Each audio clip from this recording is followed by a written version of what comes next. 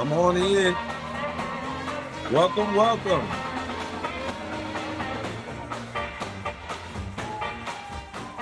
Welcome.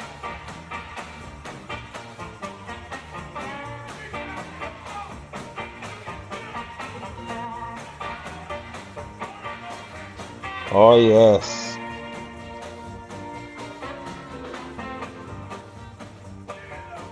Come on in.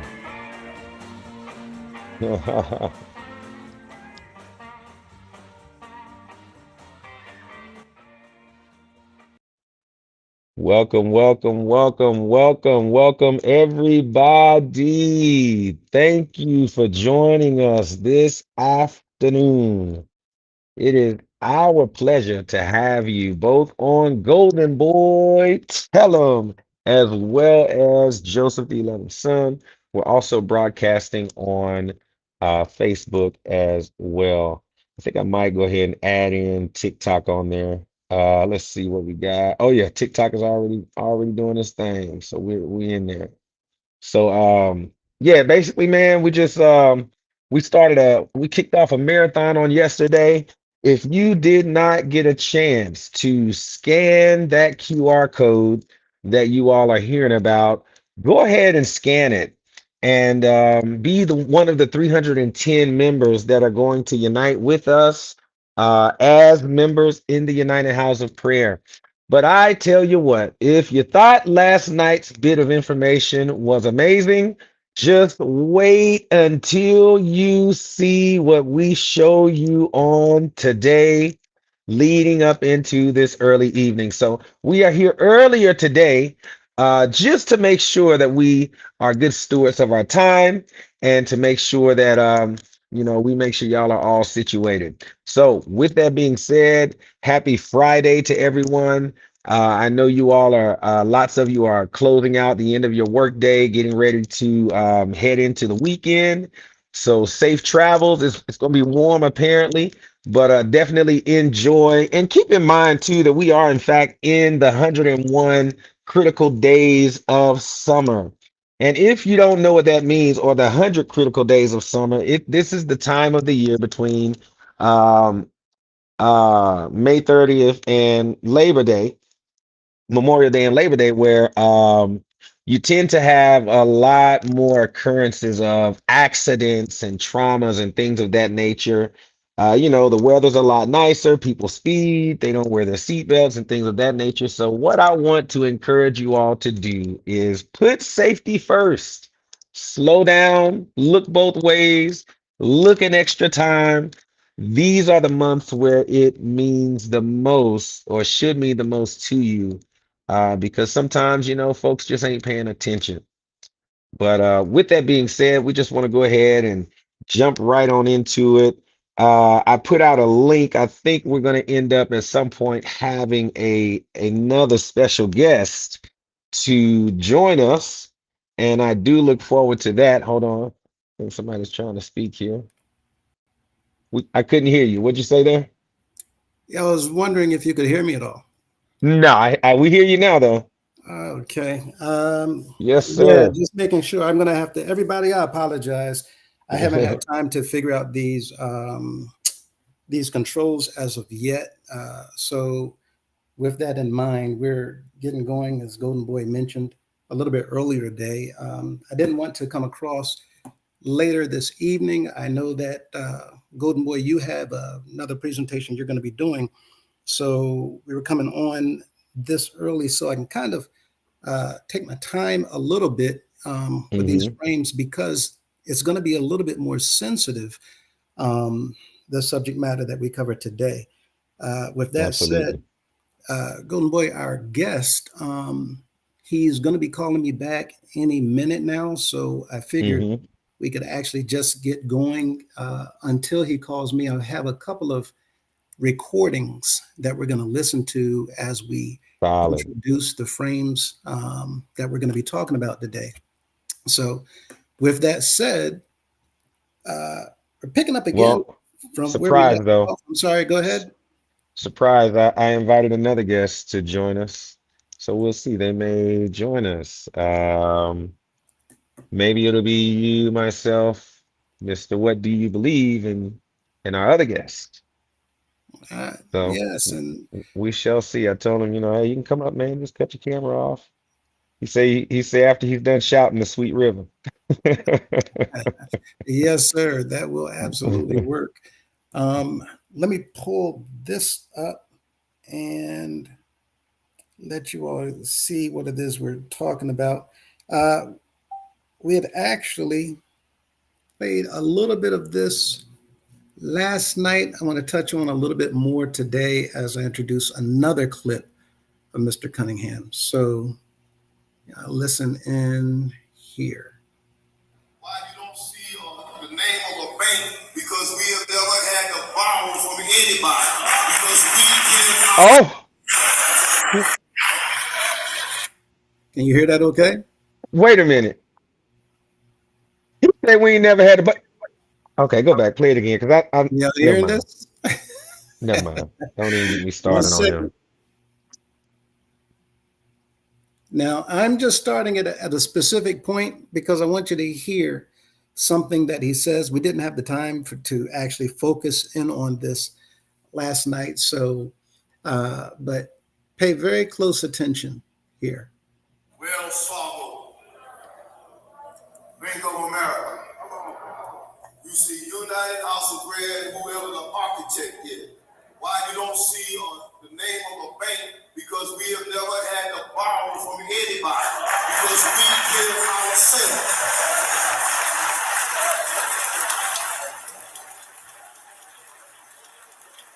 We've been talking about this and made fun of us in Daddy Grace. They didn't know what they were talking about. Mhm. Here we are. And I remember Daddy McCullough one day getting ready to break ground there for the apartments in Paradise Garden. He talked about what Daddy Grace had. He said the well so deep, he hadn't even touched what Daddy Grace had. Now, did y'all hear that statement?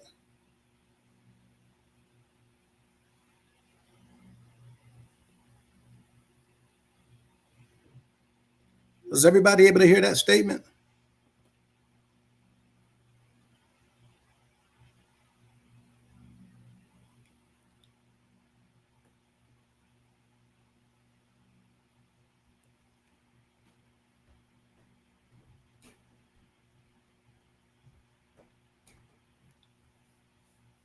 You there, Golden Boy?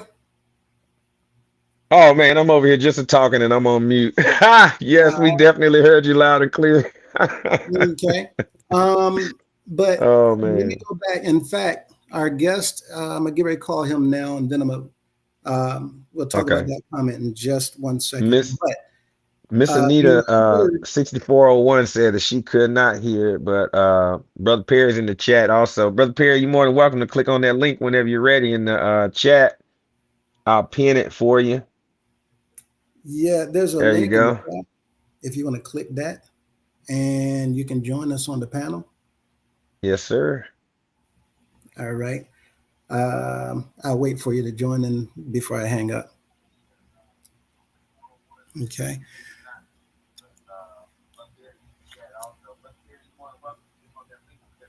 Now, for those of you who didn't hear that, I'm going to take it back.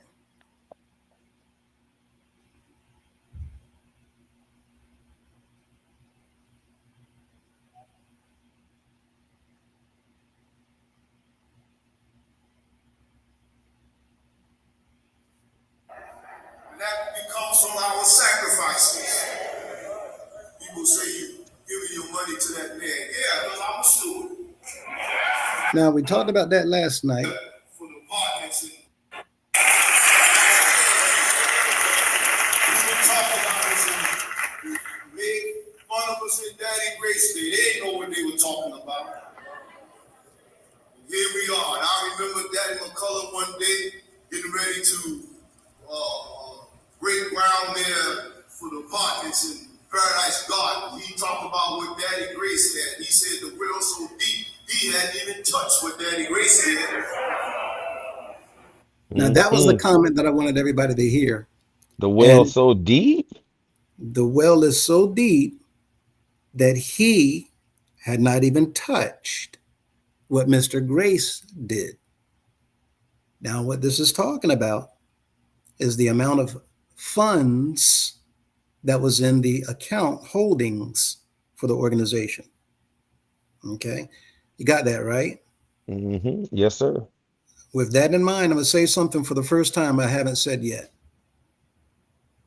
All of the money in the house of prayer, whenever y'all hear me say this belongs to us, I'm going to clarify that I think Brother Perry is coming on now. Yep. Welcome, sir. Welcome. Thank you. Okay. Yes, Loud sir. and clear, helpmate. All right. Now, we had just Indeed. played something, Brother Perry, as you were coming in, where Mr. Cunningham actually said that Mr. McCullough actually said that the well was so deep, he had not even touched what Mr. Grace did, making a reference to how much money is in the account holdings of the House of Prayer. Hold on one sec. Brother Perry, could you just turn your speakers down just a little bit? Okay, I thought so. Here. We're getting some feedback. And then also too, Brother Lewis, I think you may need to turn your volume down just a little bit on that clip. It came through a little bit staticky for some of the listeners. Okay, so let me go over it one more time.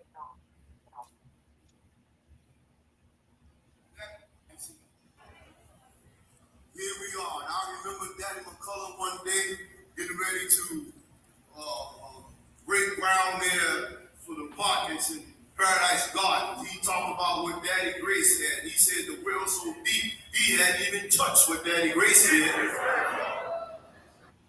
Was that clear? Oh yeah, much Right? clearer actually.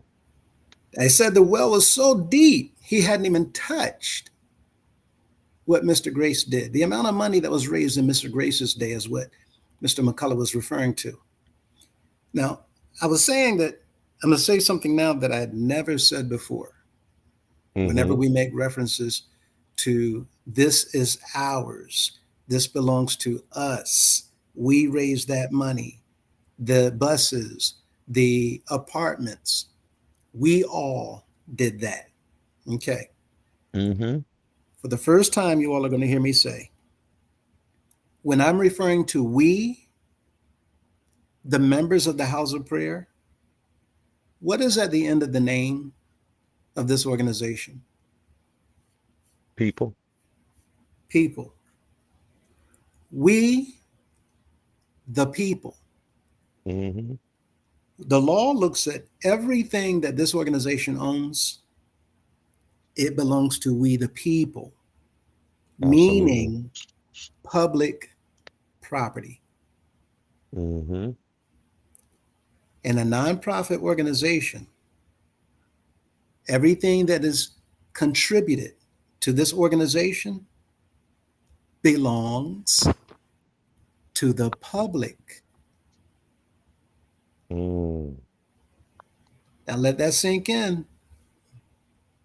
Whenever the bishops have said, this That's is mine. that's mine, this is My buses. right. Now, not so much. I think Brother Perry's having a little bit of difficulty. Okay. So he'll be back on.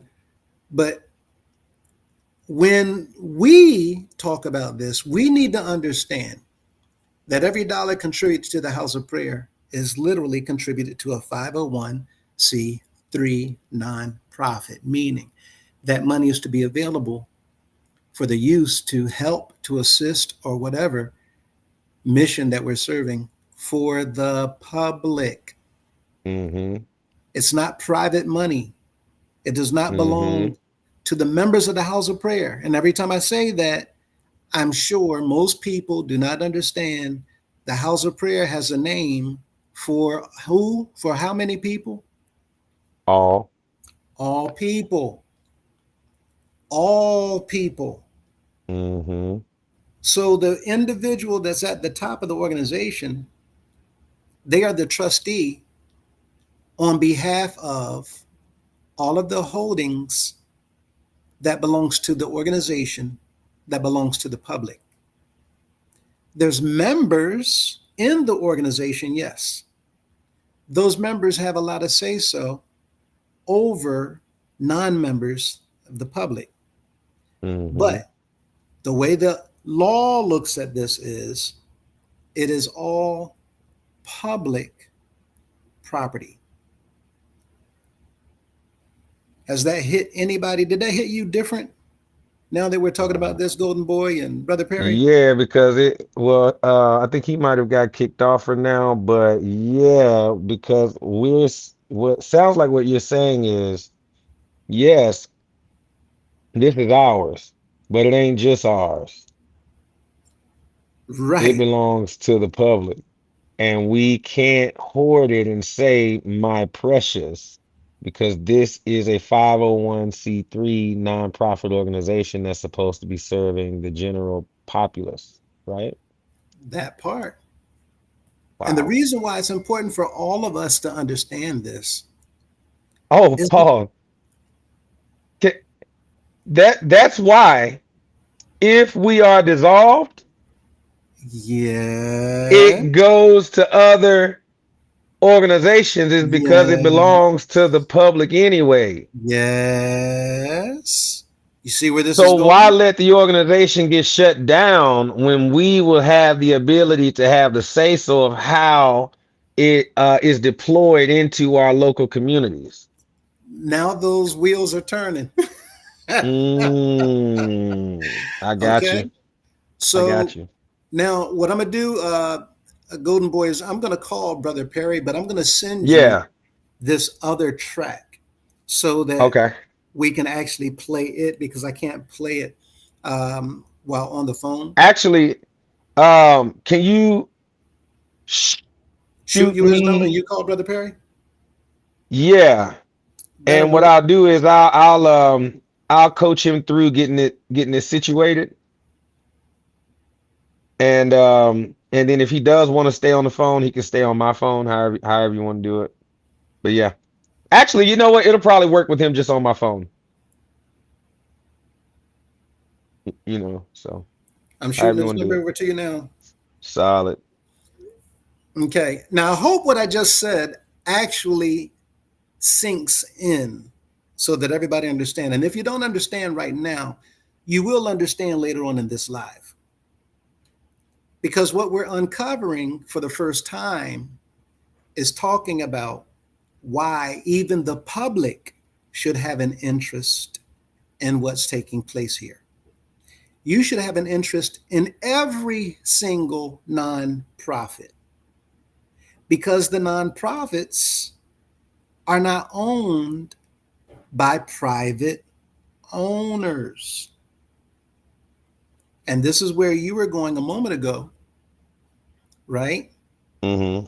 Talking about in the event of a dissolution, why the authorities come in and they take those assets and distribute it to other non-profits. Mm-hmm. It is for the Mm-hmm. purpose of seeing to it that everyone, I sent the number to the wrong one, that everyone has an opportunity to receive assistance as long as it serves that mission from that particular charity. Now, I know that's confusing right now, but as we go through again these slides, everybody should understand what we're talking about. Okay. And I'll let you call Brother Perry while I play this next soundbite. Is that good? Hold on one sec. Now, while he's getting set up, everyone, once again, my point was a nonprofit is not owned by a private entity. Nonprofits are not owned by a private owner.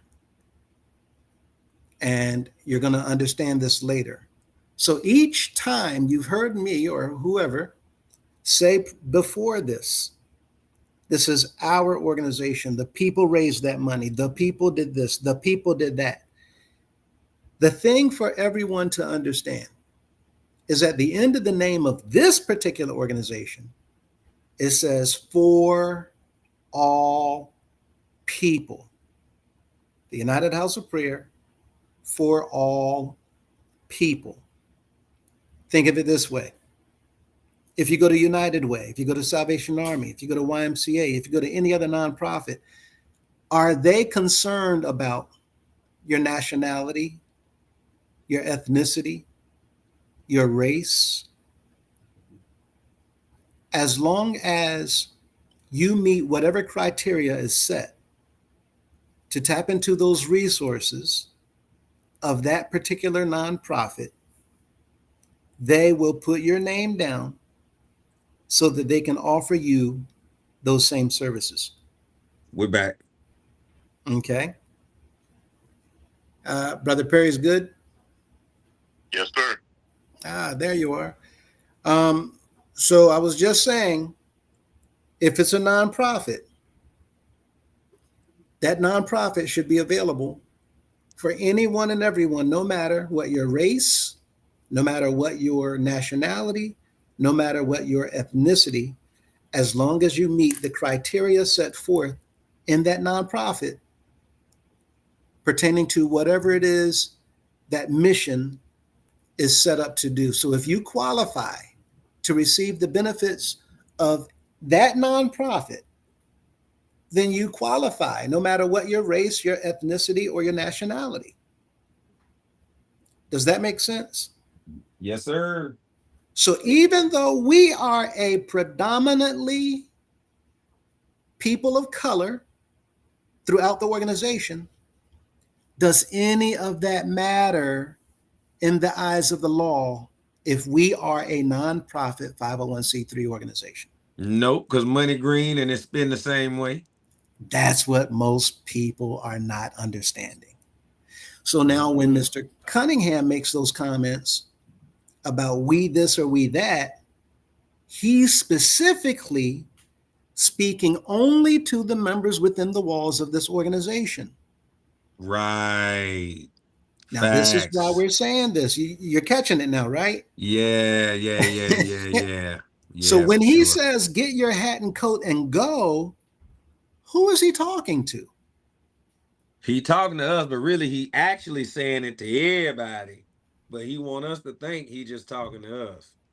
Right. And how can he legally say that if this is a nonprofit?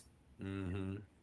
So to talk about Mr. McCullough saying that he hadn't even touched that well, the idea is the well was so deep that there's so much that I have not even touched what the members in here have raised under my administration. Mm-hmm. Now, I want y'all to think about that, because we also heard, can you confirm this from Mr. Madison, that he had not even touched the money that was raised in Mr. McCullough's day. Do you remember that? I remember us talking about it. Right? So if the well is that deep, and Mr. Madison said he had not touched it, well, what about Mr. Bailey? Did he spend everything? You hear that? Huh?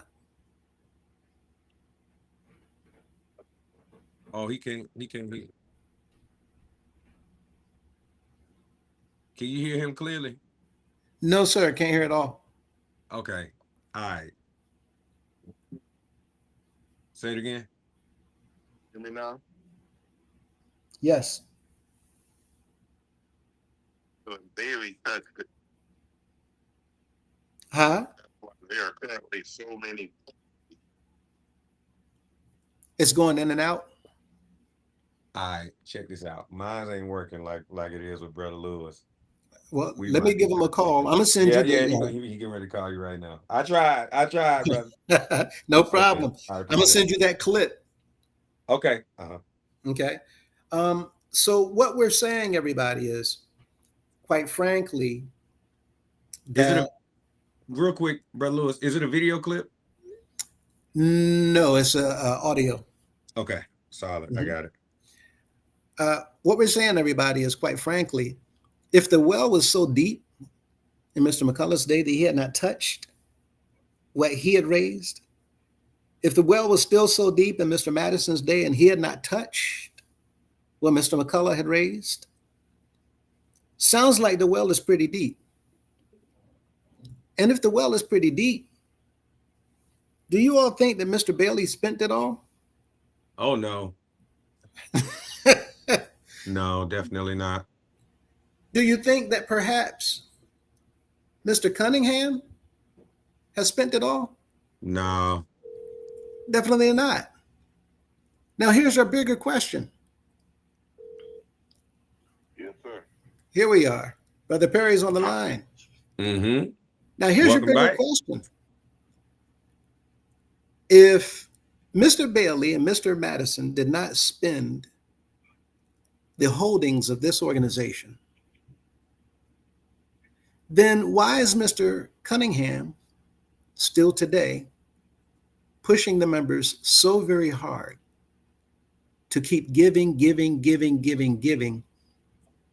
especially if past CEOs said that they had not even touched what was raised over 50 years ago? Well, can I add my theory? Yes, sir. They're not allowed to touch it because it's in the SC Madison Trustee Trust Fund, and they only gonna get what she's gonna nickel and dime them. Now, this sound That's my legal? assumption. Now, this is what we've been talking about, right? Our assumptions by looking at this information. Mm-hmm. All these documents, funny documents. But these statements that's being made, especially for him to say what he said then, and then that night, a few nights ago, he said, Miss Mintz is here. How's it going, Miss Mintz? She says she may be joining on the panel earlier today after she got off. She's probably just getting in. But if he said that we don't need a board, only one man, as vast as this organization is, I'm trying to draw the picture for everybody to understand why it's such a big problem for one man to be making all these decisions and no one has a clue what's going on in here or what the organization holds. Would you guys like to speak to that before we go to that soundbite? Yes, sir.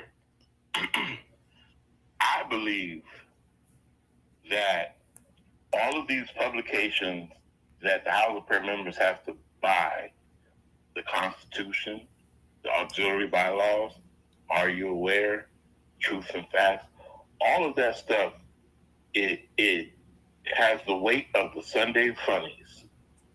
And that's why you have to buy it. Because if the government comes to the House of Prayer and says, you're a nonprofit and you're supposed to do this and that, and they say, but you have in your bylaws something other than, they could say, oh no, those are just publications that we sell. We do not give these to the members. These do not represent our organization, because those things that are written, they are written. They don't nullify, they just stand against what the government, who gave us the 501c3 qualification, have set in place. Yes, sir. And I think Golden Boy was going to say something in response to that, Brother Perry. Yeah, for me, I think they don't know what they're doing. This is the only organization, church organization I know that sells literature. Most organizations take donations for their literature because they're not allowed to make a profit selling. And by the literature, which specific literature are we speaking of? Well, I am also speaking of the governing documents, but any book. Uh-huh. You know, if the bishop writes a book and publishes it and wants to sell it on the church premises, he can't sell it. He has to accept donations and then gift the book in return. So this opens up another can of worms. And so sounds like we've been doing something else we shouldn't have been doing. Yeah, like you can't do that. You have to actually give the organization a donation, and the organization give you the literature for free. Mm-hmm. They cannot sell you any of the literature. If it's the true literature that represents the organization. Y'all understand I'm that? saying that they can't even sell you. They can't even sell you a doggone crossword puzzle that they bought to resell. They can't sell you nothing, but they can sell you a plate of food. That's it. And that's what I'm saying. These Sunday funnies are equivalent to a fish sandwich. That's why he's calling it the Sunday Funnies. Right? Y'all remember the comic section of the Sunday news? Right. Right. There's no governing policies are not written in there. Matter of fact, Mr. What Do You Believe said it also creates a false sense of pride. Yeah. Right. So when we believe we have all of this money stored up, and that's why we have quote unquote haters coming after our money. Now, the problem is you can't have it both ways, right? Right. So you're painting this picture for the members to make it look like you have all these things, the riches of Solomon. But on the other hand, all day, all night, every day, every night of the week, you're begging the people for more and more and more and more and more. But how much of this well has been utilized to assist the public in anything whatsoever? Wow. Right? Now, that said, Golden Boy, you want to play that? It's maybe 5 minutes in the beginning of this clip, right up until the time, well, you'll hear it, where he talks about our wallets. So we're going to hear a clip for the last maybe 3 days ago. This is from Mr. Cunningham. So you want me to just start it right at the top? Yes, sir. All righty.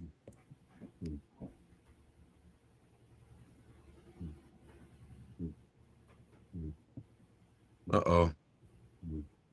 Bluetooth. Here we go. There we are. See if y'all can hear that.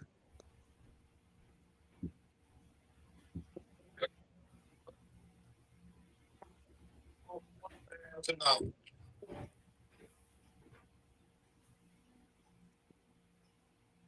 This is the place, state that prophet It's going in and out. Okay. Hold on, let me change my mic. Ah, that should do it. Can you hear that? Yes. All right, I'm gonna start it over, okay? Yep. Well, I'm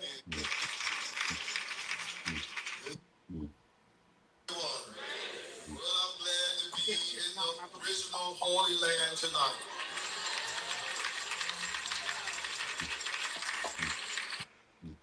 Is that better? Yes, sir. Loud and How clear. about you? How about you, Black Diamond? All right, I'm gonna continue. Y'all let me know in the comments if you can't hear. This is the place state that the prophet Daddy McCullough was born in. It became known then as Holy Land. And then God gave us another prophet from the Holy Land. Precious Daddy Madison. Oh, we thankful for those southern men.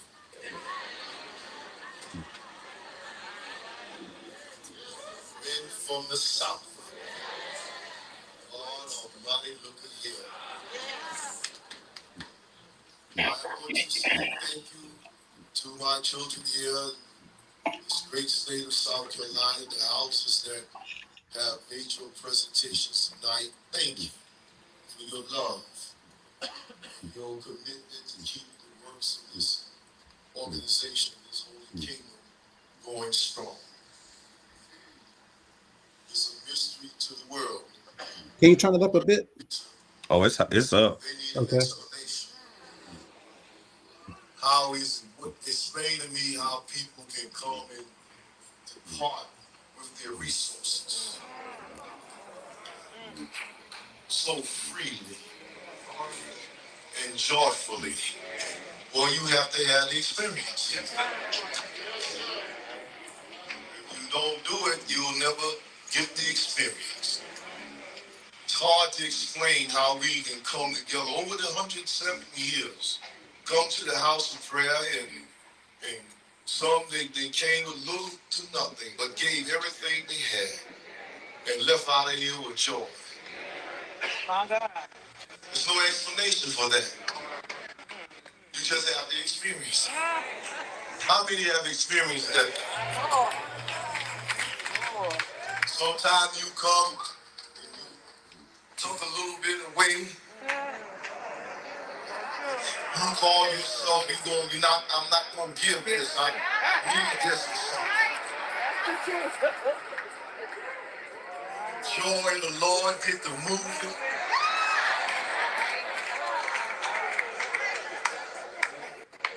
Going into your secret place.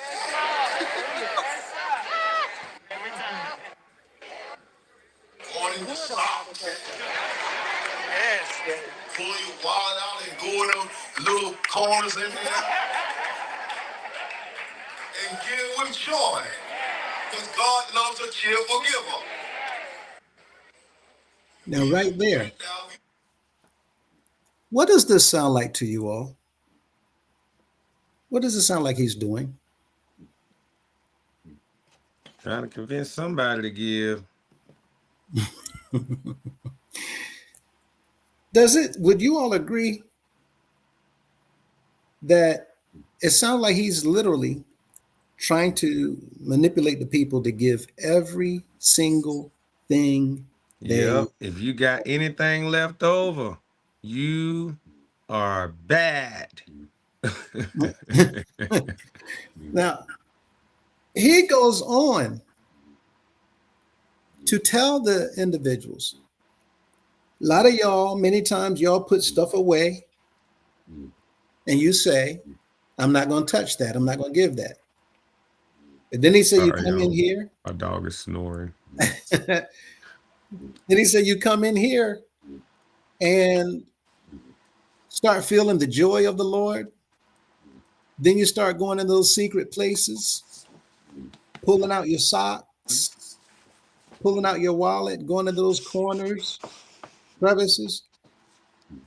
Mm-hmm. And the people getting excited because they know they've done that. Mm-hmm. They even said it. You even hear them in the background. They said, "Sure do every time." So they say every time you hear the members say, every time they come, they have to go into their secret stash to give. Yes. I think I got my speaker worked out now. I'm gonna go back 15 seconds so we can hear that. Is that all right? Absolutely. And then go beyond the scripture. We're going to talk about that scripture in a moment, but go ahead back and then we'll talk about that scripture before we proceed. Solid. Pull your wallet out and go in them little corners in there. And give with joy. Because God loves a cheerful giver. We've been doing it now. We professionals at it. Y'all hear this, right? It started with us. We just picked up where it left off. It's gotten Yes. greater because conditions are greater. But what we're doing is nothing different than our House of Prayer ancestors did. And they had far less. But they gave so much more. And it wasn't just about the dollar. They came to service. They were on their posts, carrying out their responsibilities as members of the House of Prayer. So saying that, I'll leave you with this thought. We go to, many of y'all have heard this passage of scripture for many years, over and over again. And I just want to highlight a little bit of it. Now, Hebrews 11:6. We can cut off here. Now, talking about that, he loves a cheerful giver. If you look at 2 Corinthians 9th chapter, it's the 7th verse is where he's coming out of. But that first verse talks about what Paul was talking about. That has nothing to do whatsoever with giving to the temple. It had nothing to do whatsoever with giving anything as an offering or a sacrifice. Now, if Paul's the one talking about this, Paul's certainly not telling people to give to him. But he's coming across as if he's speaking like Paul, telling you to give cheerfully to the place that, according to him, Mr. McCullough said, the well's so deep that he hadn't even touched money raised by Mr. Grace decades ago. Right? So why are you begging for these people's last? Why are you talking about the people who came before who didn't have much and they gave what they had and left with joy? Not left with anything else, but left with joy. Right? Yeah. Before I continue, any of you guys, y'all can take it and let us know what y'all think about what's going on. Is this manipulation? Is this pulling on psychological strings? All right. So Yeah. continue. Straight up lying. It is lying. But, you know, it's a very... He knows that he's already in these people's heads, you know, so he's just doubling down and really making sure that they feel it, you know, like it's guilt tripping on steroids. It is. And what were you about to say also, Brother Perry? I'm just saying, it's just straight up lying. Hmm. He will lie. I mean, we know that, and that's just what he's doing, just lying to the people to manipulate them. And the people, and he actually described it himself. You come in, you're not necessarily under the trance, but once you get into that joy of that music and the joy of the practices, and you bow down, to me, that trance, you start going into your trance. And once you start going into your trance and that, what he calls joy, that hypnotizing music, those hypnotizing words come along, then you start going into your secret places. He explained the whole thing himself. And he lied to the people as if the organization still needs their money. That part. What were you going to say, Golden Boy? No, nothing. I was just chiming in, just agreeing. Right. And that last part you said was as if the organization still needs y'all's money. Now, the point I wanted to make was, Mr. What do you believe calls a snake oil salesman? Now, the point I wanted to make was how not only we see the CEO talking about how deep the well is, but yet using none of the resources to help anybody at all inside the organization or outside the organization. And yet, with all these resources, we're at a point where he's still trying to take your last and put you in a position where now you're still in need or more need. Now, thinking about all this, this is where we wanted to start, because you all, correct me if you think I'm wrong, we've been doing this, and myself too, over 40 years because Daddy said so. Y'all want to chime in here before I go further talking about Daddy? Yeah, well, I did an interview yesterday with Lamont Tate, and he had a very interesting theory about the significance of the age 16 and the brainwashing that takes place when you are in those valuable years and being forced to be on your knees every night of the week saying daddy, daddy, daddy, daddy, daddy, daddy, daddy, and doing that every day of the week, all of your life from birth up until the age of 16. There's something that takes place, and they have solidified it in you so much up until the age of 16 that you'll probably never break away from it. On top of the fact that you're going to end up more than likely having highly indoctrinated parents that are going to hover and make sure that you don't break away. So what I expressed to him is that's crazy that you feel that way, because 16 is the age limit in the Constitution to become a delegate. And showing some pretty peculiar spiritual ties there. Mm-hmm. Right? And Mr. Perry, what were you about to say? I already said it. Now, Mr. What do you believe? So can someone ask Mr. Cunningham if there are people who don't give him, the church money, that experience joy? If they don't give to him, will that end up becoming joy? If they do give to him, is that the joy? Like, looking at this situation, matter of fact, we've been doing this for so long that most don't understand what we're looking at right now.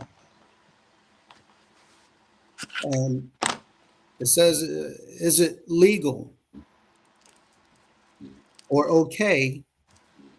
And if not, can a CEO of a nonprofit 501c3 be held responsible for teaching or encouraging the members of the organization of which he serves to call him daddy during what appears to be religious activity to cover deceptive practices in order to receive cash donations for personal benefit, or Your Honor Supreme during court-like settings where he acts as a judge to rule over the members of the organization where there's no oversight committee or board of directors to hold him accountable to any laws or regulations?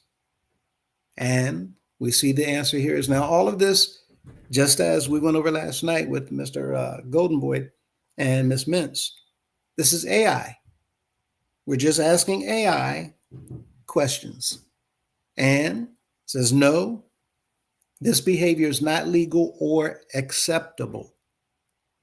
A nonprofit CEO can be held legally and financially responsible for misusing a tax-exempt organization for fraud, personal enrichment, or psychological exploitation. Operating Mm-hmm. 501c3 Make requires, me a coffee. yes, sir, requires strict adherence to federal and state laws. A lack of an internal board of directors does not exempt the leader from legal accountability. Now, how does that hit, knowing that this behavior to teach, to encourage the members, there always was a daddy, there always will be a daddy, it's okay to say daddy, I call daddy. If that's going on, this says that this practice is not legal. My goodness. What are we thinking? I'm thinking there's a whole lot of that going on. And I'm thinking we might better rethink our, but see, I think also that because of how heavily some of us are indoctrinated, we still don't believe it. If it It's wasn't one thing. legal, why all these years? Is that where you're going? Yeah, Right? yeah. Nobody said anything. No one's done anything. Or, the ones that just want to keep it simple. Why don't you just leave us alone? Right? Let us do what we do. Oh, yeah. Mm-hmm. What was that again? Yeah. We get that all the time. My cousins be telling me, Darren, if you don't like the house of prayer no more, then why don't you just leave it alone? Don't worry about it. I said, Yeah. what's the point? I love the house of prayer. None of y'all have ever done what I have done because of my belief in the house of prayer. How many times have you just gotten out and walked to your neighborhood, and when you see somebody, you tell them about the house of prayer? And y'all been in it all your lives. I've been all over the world, and I still did it. Mm-mm. But to answer the question that was asked, this ain't all of that ain't nothing but those Sunday funnies. And what can the people do? What should the people do? As we go on with that AI information that we saw last night, terminate the CEO. Terminate. This is what it is that's coming. Right? That's the only fix. Well, as we look at what we see here, with his word is my weakness. So the cheerful giver part made my stomach hurt. Literally. Right? Why? Because you're telling the people to be cheerful when you've tucked money away for a different need, but now we're tapping into that. We're trying to play you up. We're trying to get you up. We're trying to excite you so much that you dig down deep into the crevices and the corners to get whatever's left that you said that you would not give because you need it. And you're saying that that's what the scripture refers to as a cheerful giver, but you're getting nothing. Whereas Paul was talking about people in need. That first verse, talking about people who are in need, and the people who's contributing were giving towards a collection where the disciples were putting out and distributing that money to everyone in need, widows, fatherless children, poor, no matter what the case may be. That's what that fund was for. The disciples, Paul, they never took anything and called it an offering or a sacrifice, because they weren't offering it or sacrificing it. It was all going to go to the people that are in need. Now we understand all these years, by utilizing this term, daddy, that has been the manipulation all this time to get the people to do what it is that they needed the people to do. Now let's look at what this tells us. When looking at what the law says, legal issues and private annoyment, coming from the use and the practice of that title, calling the man, the CEO, daddy. By federal law, 501c3 funds must serve the public good. 50c3 funds must serve the public good. All of the money in the house of prayer, that deep, deep, deep well, everything in here must serve the members of the house of prayer, right? The public. The public. The public. They And can I add to that? Yes, sir. And I'm hoping that the listeners pay attention to this. To ask someone a sacrifice Mm-hmm. is so disrespectful to the Most High and His Son. Mm-hmm. The sacrifice was the physical life of the Son. How can you ask for any more sacrifice? What gives you the right to ask for any more sacrifice? This The part. sacrifice has been done. Yes, sir. I'll stop there. That's exactly where I was taking it. Because there is no more sacrificing. If you believe in him, Right.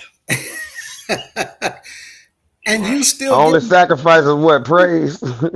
right. If you giving sacrifices, that's your own confession that you don't believe in the Son. Believe. That's right. That you don't believe. You still giving the sacrifice to get what? Forgiveness, atonement, to be forgiven for your sin.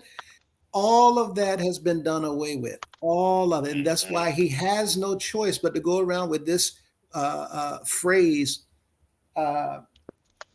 Praise, worship. There Oh, you go. Yep. praise, worship, sacrifice, and we Yes, get sir. to do this. What was that last one? we We to do it? get to do this. You have crucified the Son afresh. Yes. And brought him to an Open shame. Mm-hmm. And causing people to believe your false doctrine. Mm. It's not our Father's house. It's never been the Most High's house. The United House of Prayer for All People had nothing to do with the Most High calling someone to build him a house. Mm. He told Moses to do that, and he authorized Solomon to do that. And then Nehemiah was given the task of rebuilding.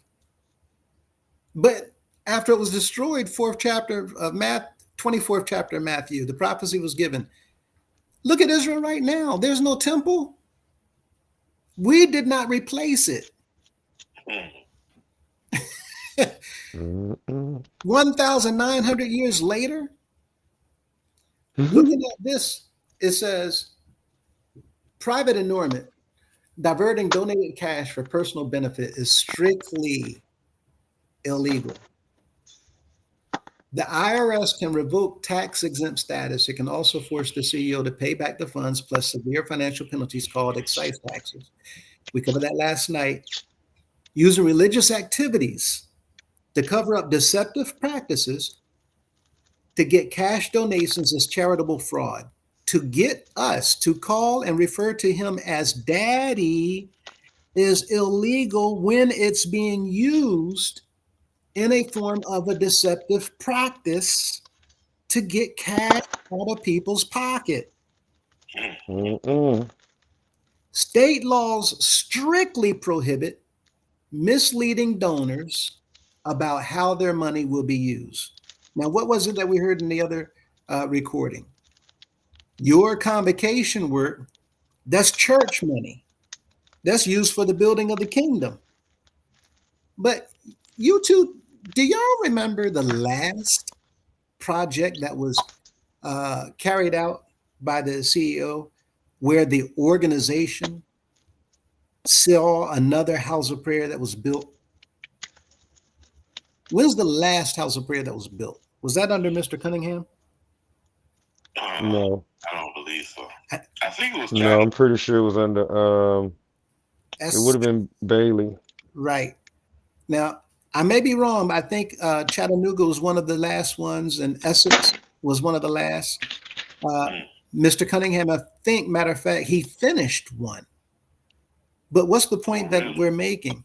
All this money is being told to the people that is going towards one thing, but is it really?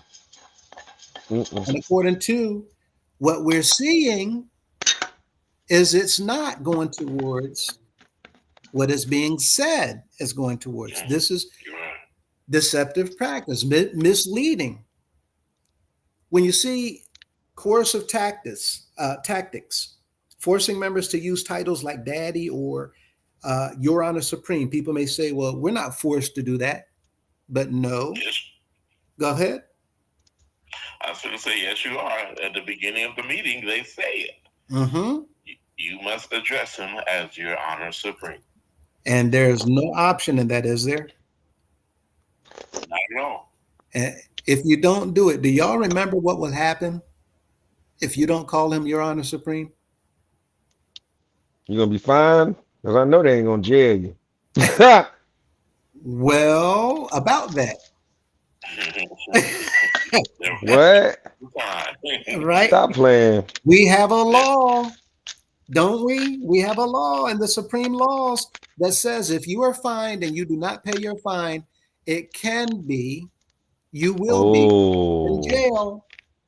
so all And they you're got to do is supposed find him and find out he ain't gonna pay it and lock him up. right? And this has happened. Now, even They did it.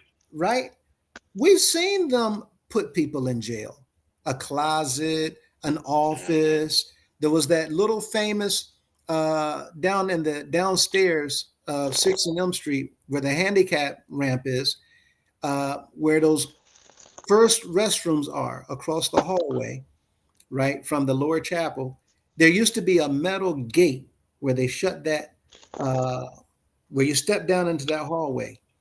They used to lock people up there and have a guard on the outside where they can't get out.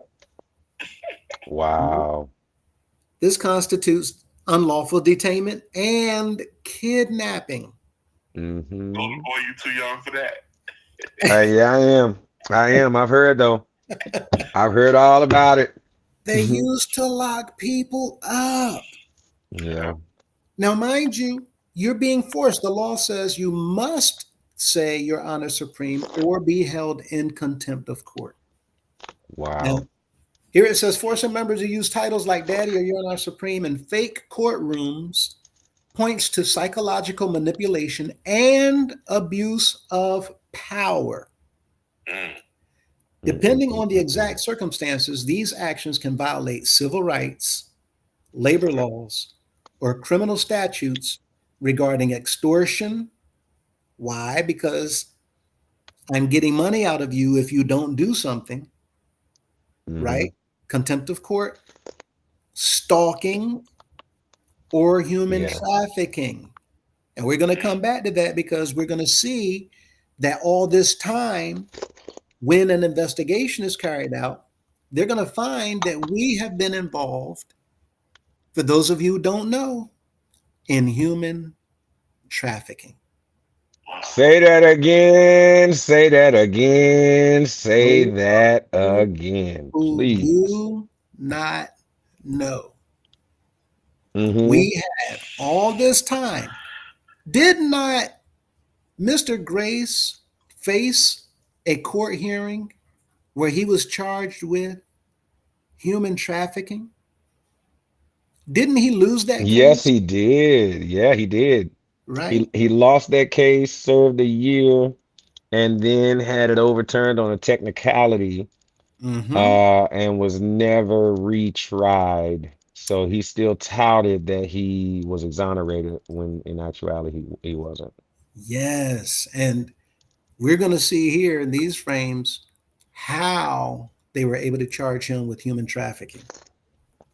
And looking at this next frame, and I'm sorry, Brother Perry, were you about to say something concerning that trafficking?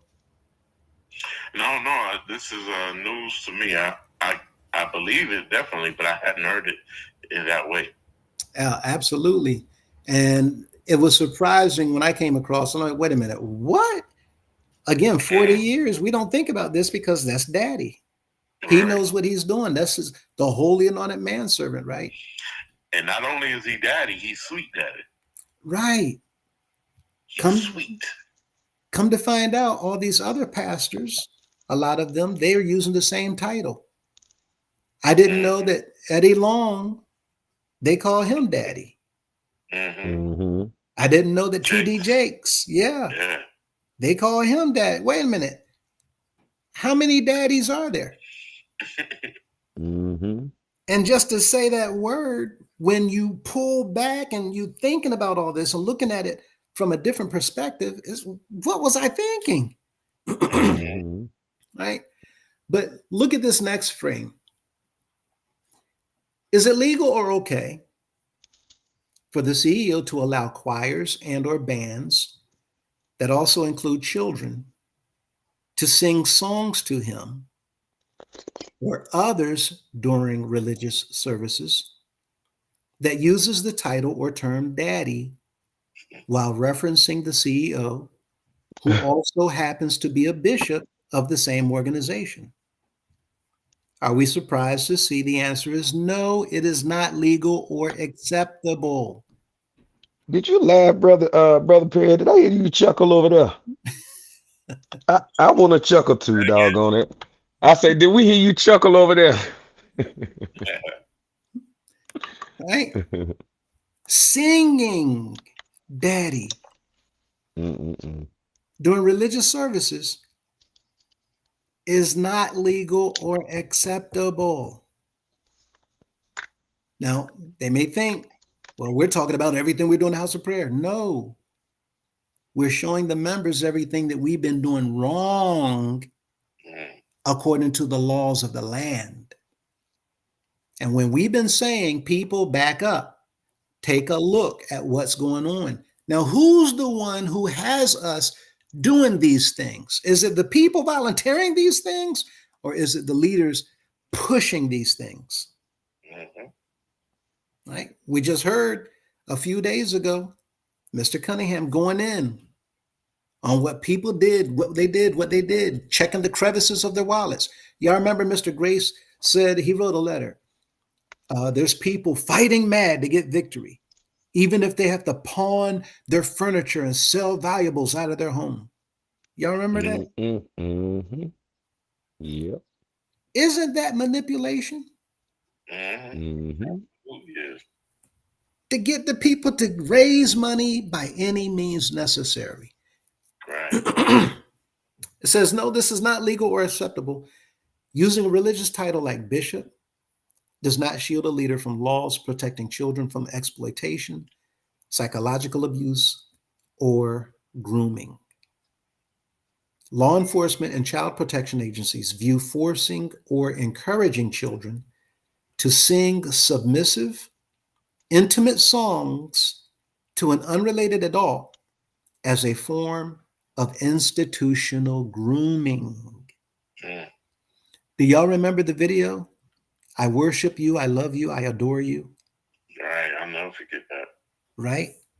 You remember how he was looking? Right. Right? Yes, sir. And called her up to the platform. Right. Now, I don't know how old that young lady was, but this is what it's talking about.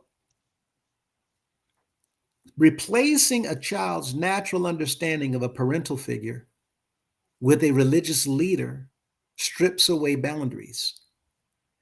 If this practice causes emotional distress, confusion, or psychological harm, the CEO, bishop, can be investigated for child endangerment or emotional abuse. Yeah. Definitely. People, we keep saying, click that link. Yep. Click that link. Oh, wait a minute. Did I put it up? Or you put it up?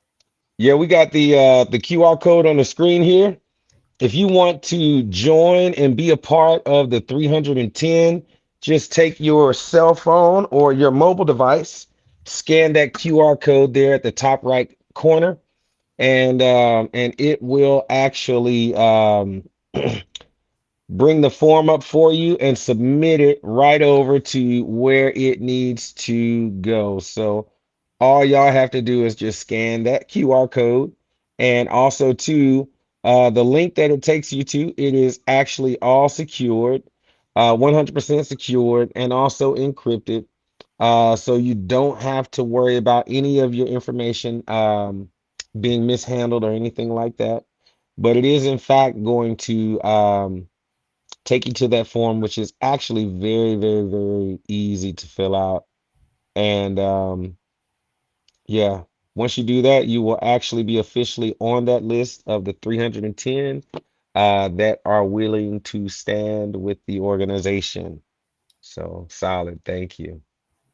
And that affords everyone the same protections we were talking about last night of given by federal government. Anybody who tries, who does, who speaks to people to get them to not speak to you, to try to get them to ignore you, whatever it is. We talked about tampering, and that's also going to come up again today, except in another way that's going to be surprising for everyone. But look at this next form. Here, we see the First Amendment protects freedom of religion, but it does not protect practices that exploit or harm children. Courts consistently rule that the government's interest in protecting children from abuse and exploitation overrides a leader's religious claims. A leader cannot use, right? A leader cannot use religious services as a legal shield to justify abusive power dynamics. Because this behavior takes place within a 501c3 nonprofit, the organization itself and the CEO face extreme legal risk. When we talk about the idea and the notion that we really need to save the organization, this is exactly what we're talking about. Things like this. The practices that we have been carrying out and conducting as ordered or approved or insinuated by our CEOs has put us in a place where we are now facing extreme legal risk.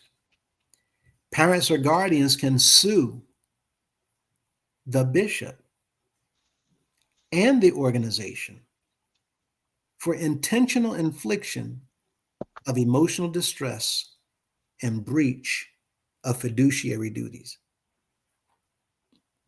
Parents or guardians can sue the bishop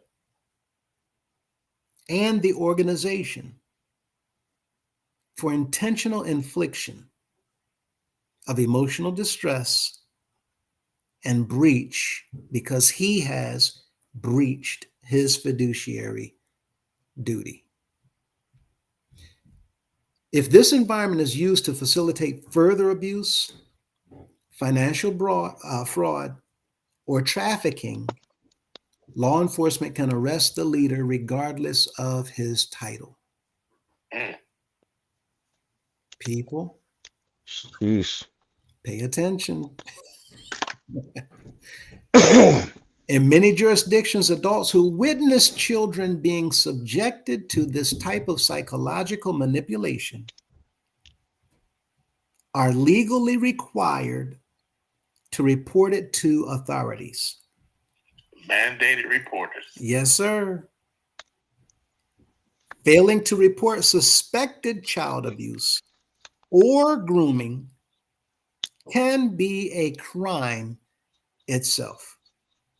Now, it would behoove everyone to check to see your jurisdiction if that is a place that requires mandatory reporting for things like this, now that we know, we can't say that we didn't know. Now, looking at this next frame, is it legal or okay for the CEO, who is also a bishop, to teach or encourage the members to use scriptural speeches to influence the members to give money to the organization, even if it's claimed to be sacrifices being offered to God, in the same organization of which he serves as the sole trustee, where there is no oversight, no accountability of the CEO's actions, no open knowledge of the bookkeeping, where he makes all financial distribution and spending decisions alone, and no financial transparency of the organization's financial holdings. No, this is not legal or acceptable. Now, we just listened to him doing exactly that, did we not? Mm-hmm. Right? Telling people to dig deep, and sometimes you go into your wallets and those corners and crevices and pull that out. But operating a 501c3 nonprofit as a sole trustee with zero financial transparency, no oversight, and exclusive control over spending to enrich oneself constitutes charitable fraud and tax evasion. Mm-hmm. Any comments? Better run. While using scripture to encourage religious tithing every single Sunday, Malachi 3:6-10, or sacrifices is generally legal under the First Amendment.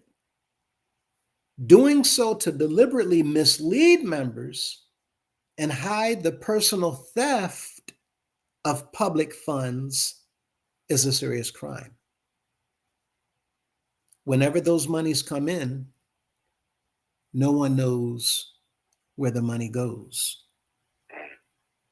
Therefore, they see this as theft. A CEO or bishop may structure an organization to eliminate internal oversight, but no nonprofit is exempt from external government law. By registering as a 501c3 tax-exempt entity, the organization agrees to strictly follow federal and state laws. The law views the nonprofit's money as what kind of trust funds?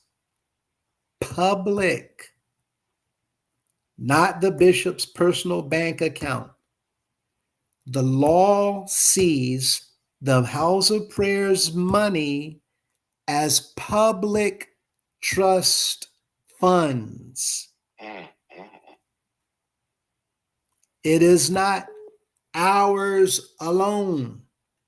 Once it is contributed, it belongs to The public. the public.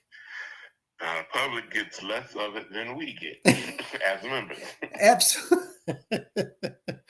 Absolutely. What have we been doing? The Internal Revenue Service has strict rules for 501c3 organizations. A sole trustee operating with total secrecy violates several core statutes. Now, we've been talking about private annulment, absolute control over spending combined with a lack of bookkeeping, and we see that is strictly illegal. The IRS can immediately revoke the organization's tax-exempt status, making all the money taxable.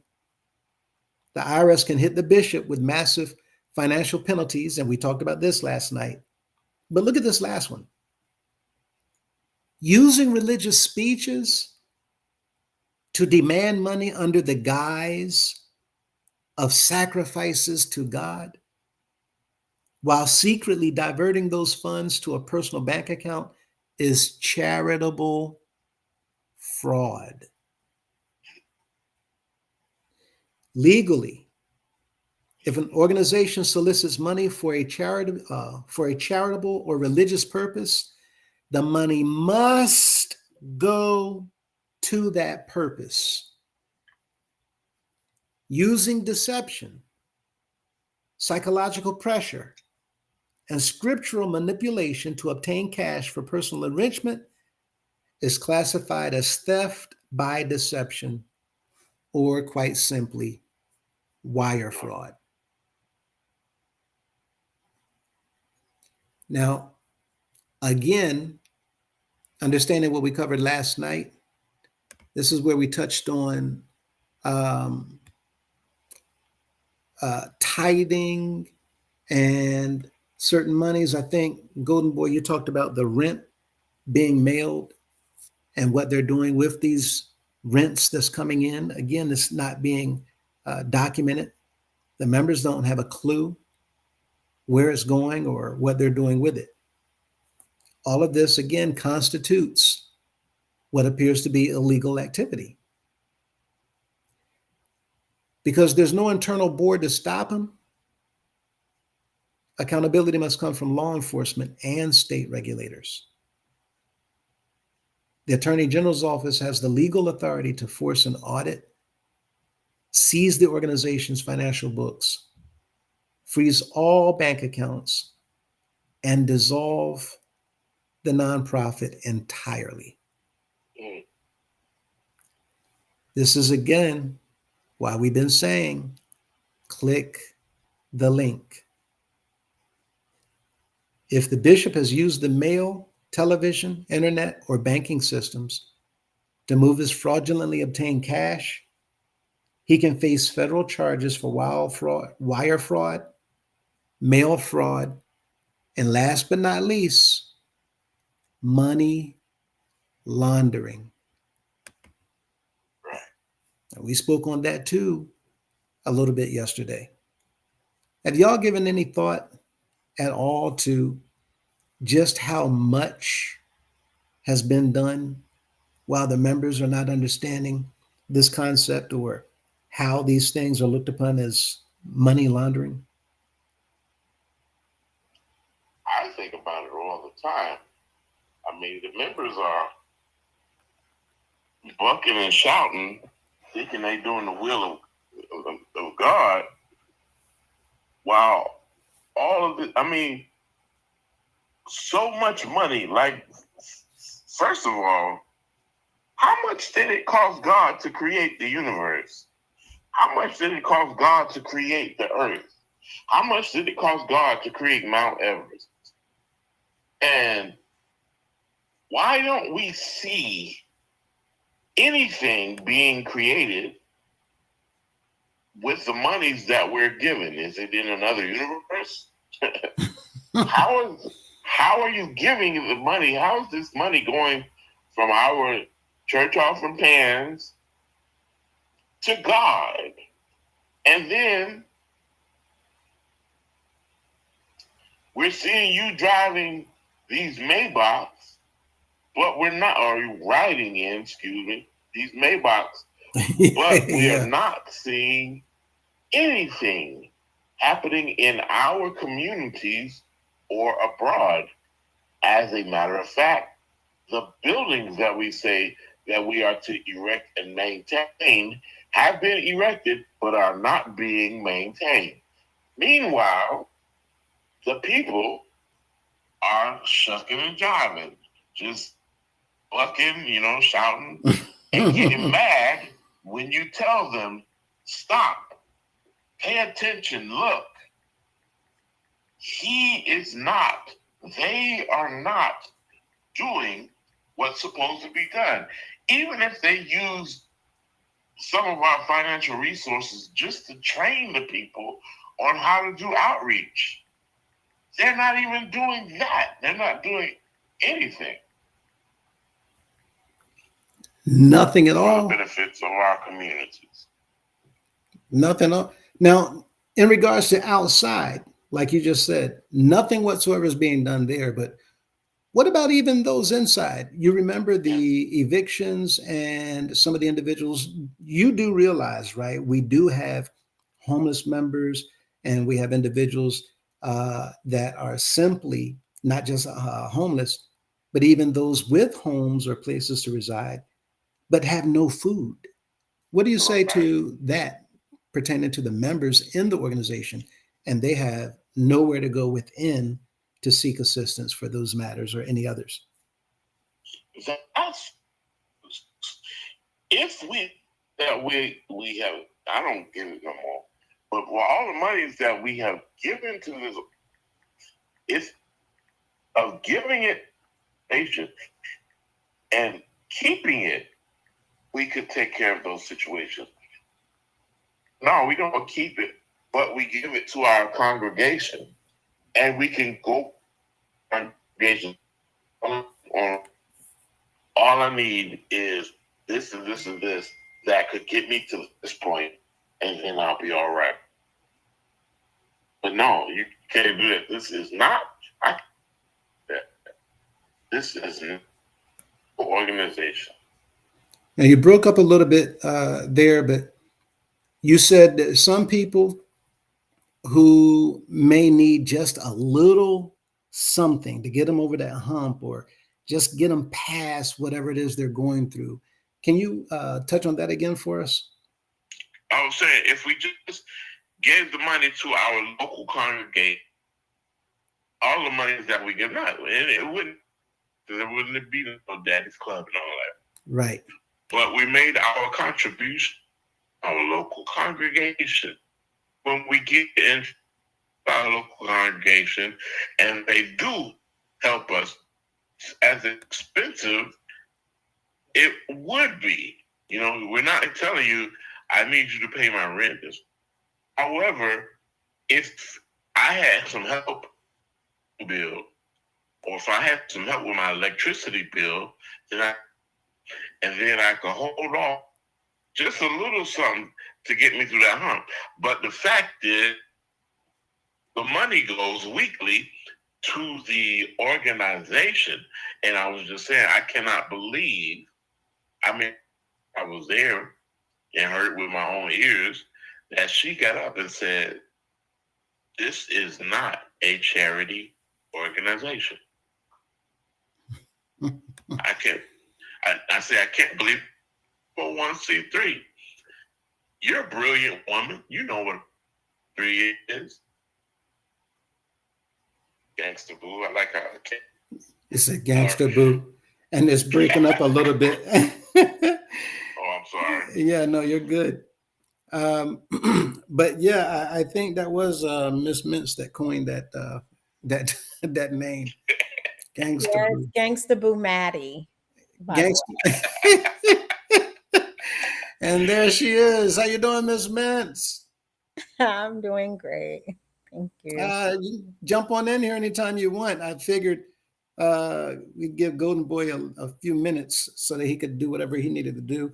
But yeah, just jump right on in. We got Brother Perry here on the line with us, and we're just jumping right in, going through these frames to make everybody aware of what we couldn't cover last night. So welcome to the platform.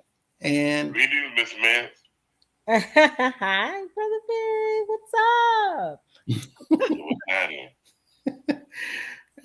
and you want to take, can you see this on your end? Can you see these frames? Not completely. No. Okay, so tell you what, I'll read through these and you guys can respond and answer and share whatever comments you have, and we'll go from there. Is that okay? Yeah, I'll do my best. All righty. Well, the next question we have is what are the penalties that the CEO and other associate ministers could be facing that cooperated with him in these practices if the organization is incorporated in Washington, D.C., and where the choirs and bands with children travel year-round to take part in these types of services across state lines in 26 states spread around the U.S.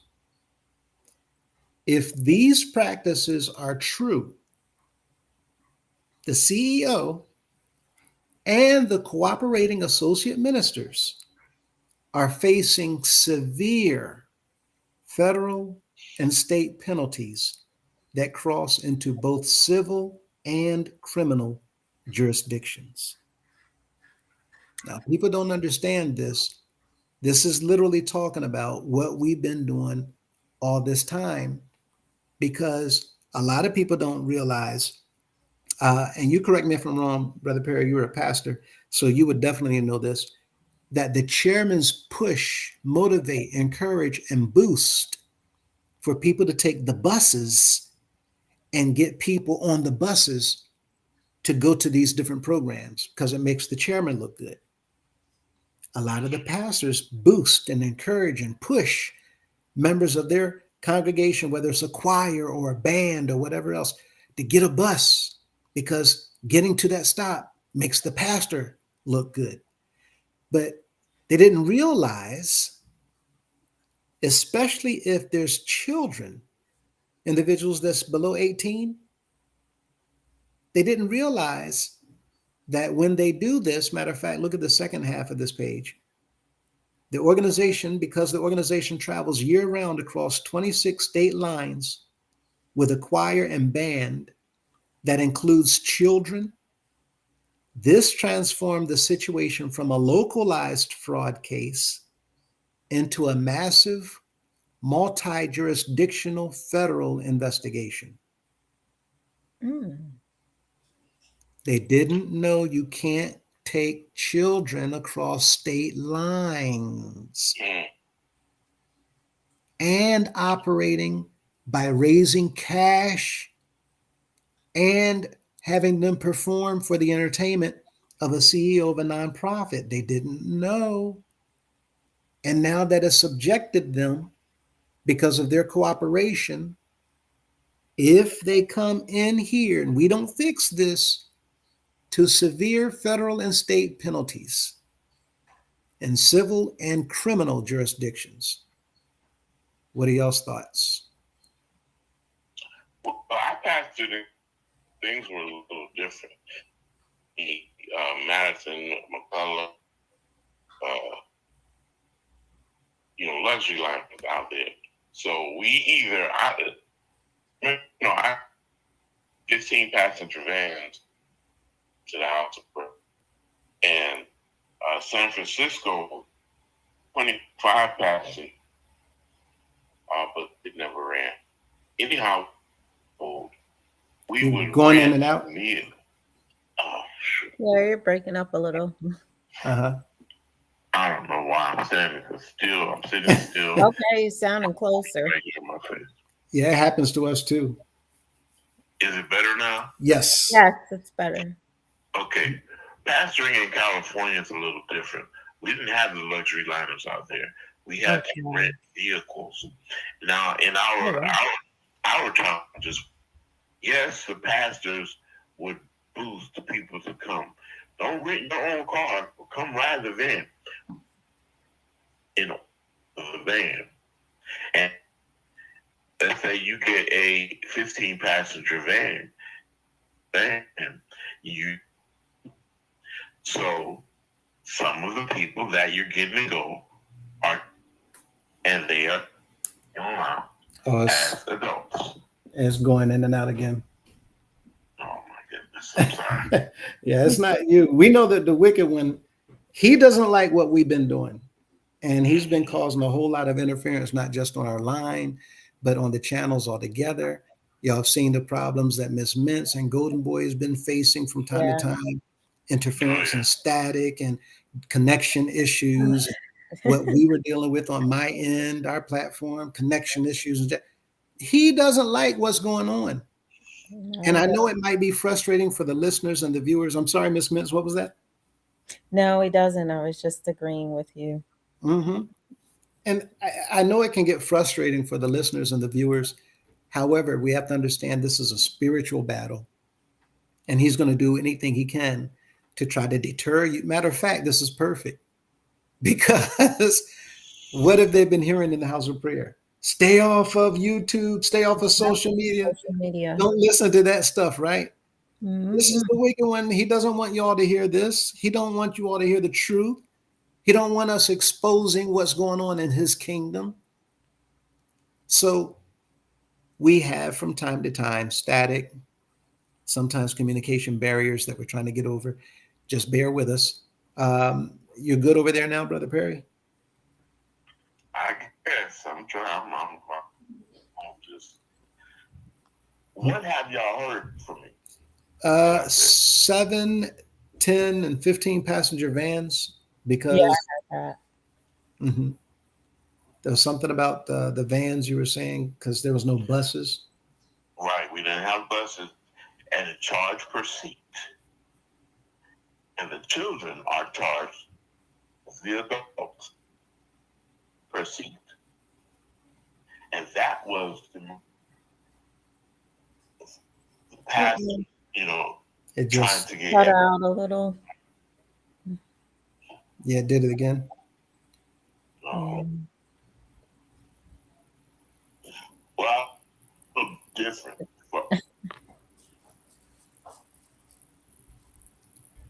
And looks like you're out now. Yeah. It was a little different for. Uh-oh. Okay. Yeah, the signal's going in and out badly. What we'll do is, Miss Mintz, did you have something you wanted to touch on with this while we check to see what's going on Brother Perry's end? No, I just jumped in here and I was reading and listening, trying to understand um exactly what practices that you were referring to. So I came in on the back end. Well, this is talking about the uh, bishops and the ministers that one encourage the people to give by using scripture Okay. to manipulate the people to give their money, right? Mhm. God loves a cheerful giver. He loves a cheerful giver. But that's not what the sermons are supposed to be about. The sermons are supposed to be about teaching the word, not trying to Mhm. get you to give money. Right. So Yeah. that's manipulation. And then when it comes to the choirs and the bands traveling with the children to take part in these types of services across state lines, where we talked about the money is being given as sacrifices, Mhm. right? And look at the announcement weekends. Look at the traveling when we go to, what do we call it, Upper Blow or Grace Going Up, It's going up, up, this, below. Yeah. right? State events where we're battling one another. All of that activity, the purpose behind it is not religious. The purpose behind it has Mhm. been, go ahead. I'm listening. Right. Behind it. Okay. The purpose behind it has been to get the people to give more money, right? To take part in that Mhm. spirit of competition. Right. And if they've been involved in these types of practices, well, then that puts them in a position where they're facing federal and state penalties, especially now that you're crossing, well, because they're crossing state lines. Sure. If they weren't crossing state lines, it would be localized, it wouldn't be federal. But Okay. since they're crossing state lines, and you're talking about 26 different states, now it becomes a federal issue. And the various states can come together to have an investigation and hold you accountable. And that's what we're looking at from a localized, it would be a Sure. localized fraud case if it was just in one isolated area. But all over, it now becomes a massive multi-jurisdictional federal investigation. Oh, wow. Yeah, not a fun party. While going into the different problems with this, Brother Perry, you still there? Yes, sir. Okay. All right. Do you want to try again? You were talking about those buses. Well, the buses the motivation for the pastors and the chairman were different. Y'all get that? Yes, sir. Got it. Because we didn't have the luxury liners, but what we would have to do is rent or charter buses and charge per seat. Y'all got that? Got it. Yep. Yeah. And the children would be charged the same amount as adults because it's the seat that they were charged for. Now, the only time we went across straight lines, because nobody ever really much often visited Portland or Seattle, Mm-hmm. would be when everybody would fly, when the Western Regional Choir, or the couple times that we had the Western Regional Marching Band, would fly to D.C. the big weekend. Those were the only time children across state line. And they were all coming out of San Francisco, Northern California. L.A., San Diego, San Francisco, Okay, because the band's Sacramento. okay coming out Well, of why was it so different in California? Why weren't you guys furnished with luxury liners, Brother Perry? Because the only house that had members that could fill up a bus was L.A. Okay. San Diego might have had 6 members. San had 40 members. Sacramento had about coming out regularly.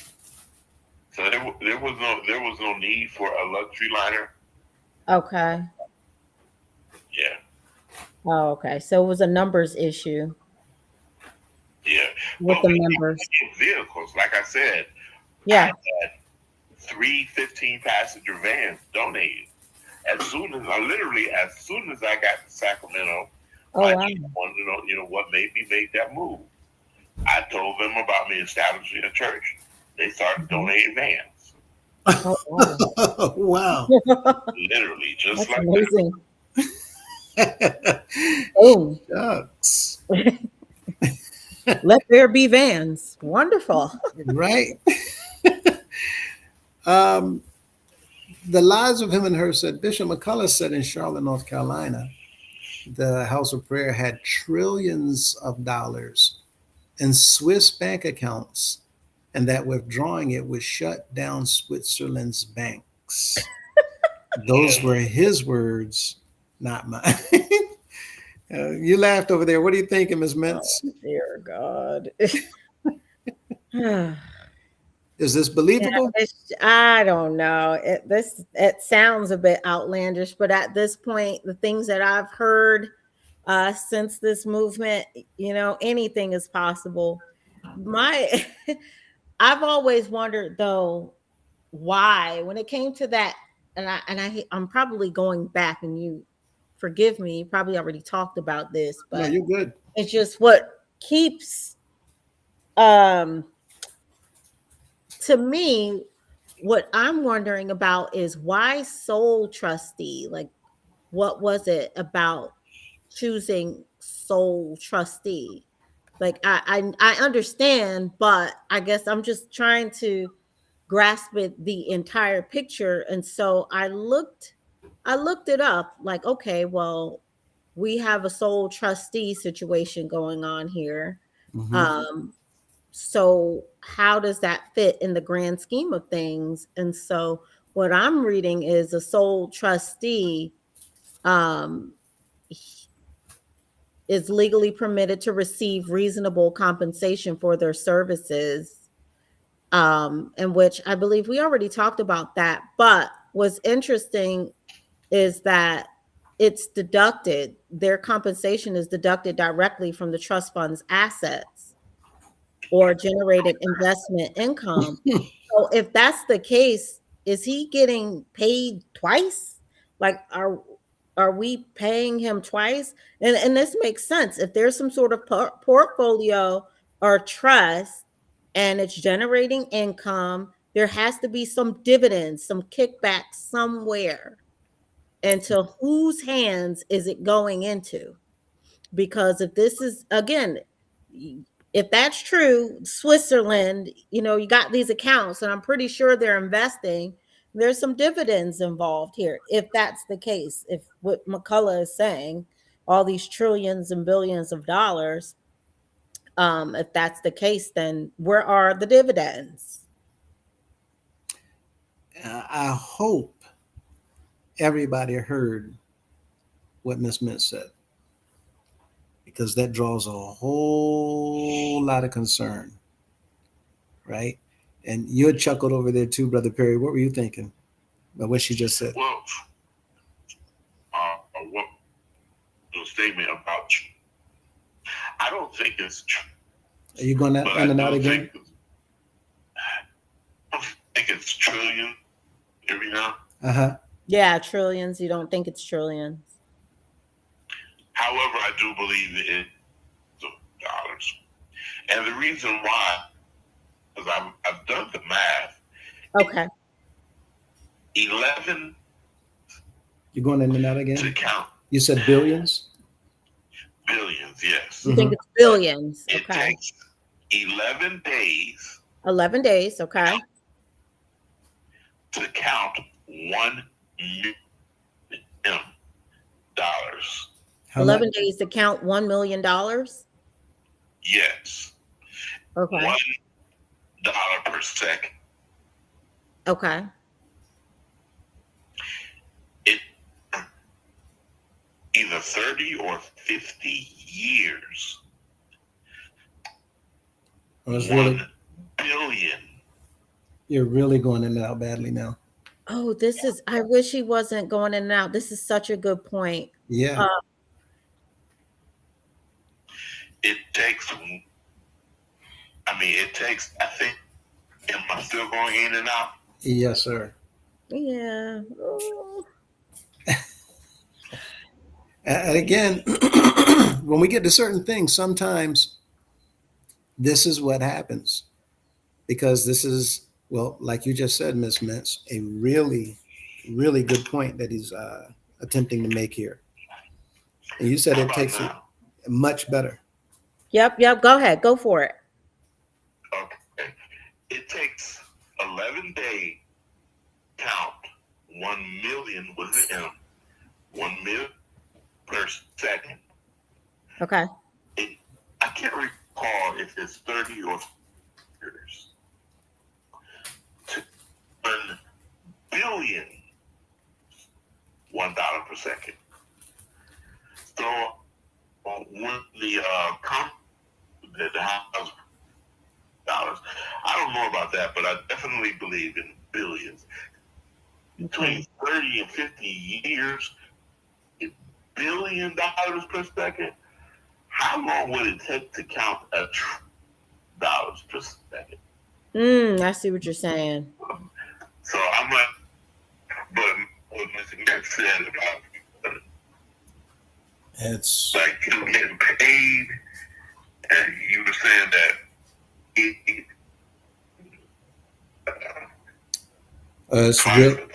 it's very, very distorted now. Oh. Yeah. But I think what he's saying is the differences between the vast amounts of 1 trillion versus 1 billion versus 1 million. 1 million. Yeah. Right. Now, anybody that doesn't understand the difference, you can actually go on YouTube and pull up a video and look at a video that shows $1 trillion in comparison to $100. And when you see how large the plot of land is, where you see truckloads of $100 bills stacked Mm-hmm. to make $1 trillion. And then there's some of them that they stack it on top of one another. And there's some that literally stack to look like the Empire State Building, right? To look at the amount of that much money. Now, my question about this particular subject is, If he said that, Mm-hmm. why and who Mm-hmm. authorized the money from the house of prayer to be put inside of a Swiss bank account? Gangsta Boo Maddie. Why not here in the States? Most people have Gotta heard. hide money. You have to hide money. You can't have too much money Yes. here in the States. What are Yes. you talking about? We would And get what are found you out. and what are you hiding it for? If everything we're doing is legit, right? So it raises a lot of red flags for me. And taxes. Absolutely. But again, here we go back to that question about one man making all these decisions and the members by himself. And the members know nothing. What you're talking about, trillions of dollars. The members don't know a thing. But see, this is why, going back to what you said earlier, Ms. Mintz, you cannot have a sole trustee. No. I know if I have too much money in my pocket, No. thinking it's hazy. Yeah. All of a sudden, I'm buying burgers and I ain't even hungry. Right. You're not hungry. Yeah. You just start spending frivolously. Well, I can pay $10 for this new gum, this special gum. What? It's gum. Because of no accountability. Right. That's right. Who's going to check me, boo? Mhm. And that's why it's against the law. You must have accountability.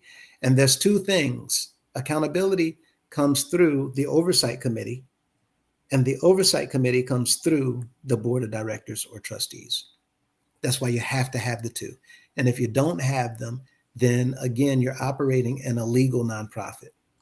And this is why we're not coming at the house of prayer.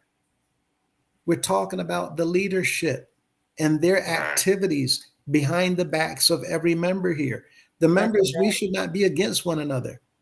We should be standing together in unison, screaming out the same message. Mr. CEO, what are you doing? Right. That's what this is about.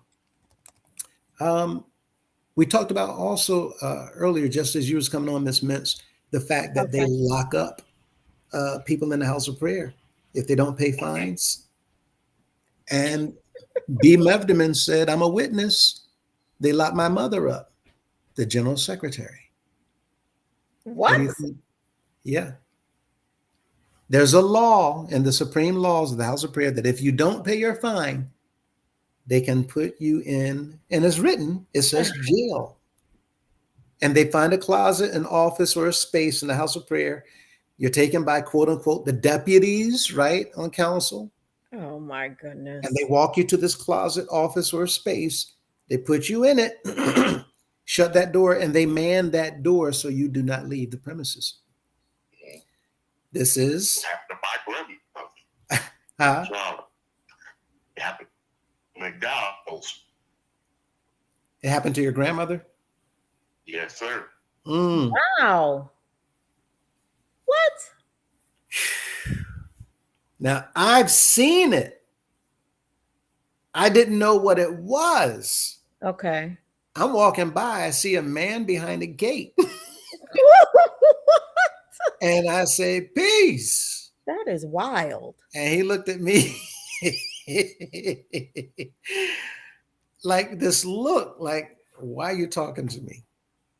And there's another young man that was on the outside kind of waving his hand, just keep going, keep moving it along. Oh my goodness. Right. And I'm like, what is this? Jail? And didn't know. Yes, it was jail. I'm in the house of prayer. Gosh. Yeah, that's what I'm talking about. Downstairs, 6 and M Street, where that Like handicap- seriously, this is real life? Yeah, you've been to 6 and M Street, right? House of prayer, right? Yes. When you come off the sidewalk, that handicap ramp right there. Oh, the rent. Okay. Yeah. Right? When you walk in, the chapel's on the right. On Mhm. the left side, there's the wall, and it has an opening. You step down 2 steps, Okay. Used to be bathrooms there, women and men's bathroom. Those steps, there was a gate there. You can shut that gate and had a padlock on it.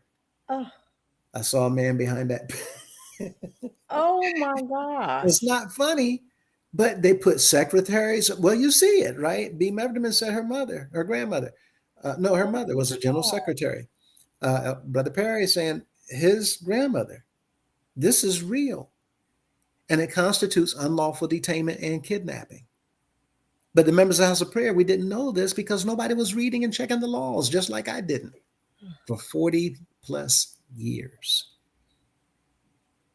And so what we're sharing with you members is click the link because we want to save the organization from the damage that's been done by our leaders. Right. Oh my goodness. That is a criminal offense, like to the highest. Yes. Wow. But it was all right with Precious. He It said, was all right with Precious daddy. it was Well, all he's a precious fool because you don't do that to people. That is illegal. illegal. That's the word of the week. Illegal. And see, here, we're talking about on this next frame exactly what Mr. What Do You Believe? And yes, his word is my weapon. Absolutely, locking people up. This is all factual. We're not making this stuff up. This is what they did in the House of Prayer. And they still have the laws written there for you to go back and check it out. Supreme Laws is right there. And in fact, if I remember, I'll come back and show it to you. This is what Golden Boy was talking about as well. Anybody who don't have a copy of the Constitution, reach out. He will shoot you a digital copy so you can see everything that we're talking about.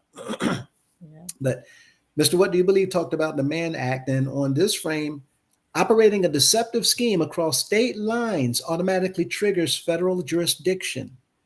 The CEO and any associate ministers who actively helped manage, transport, or fundraise using these methods could face the Mann Act and interstate child exploitation.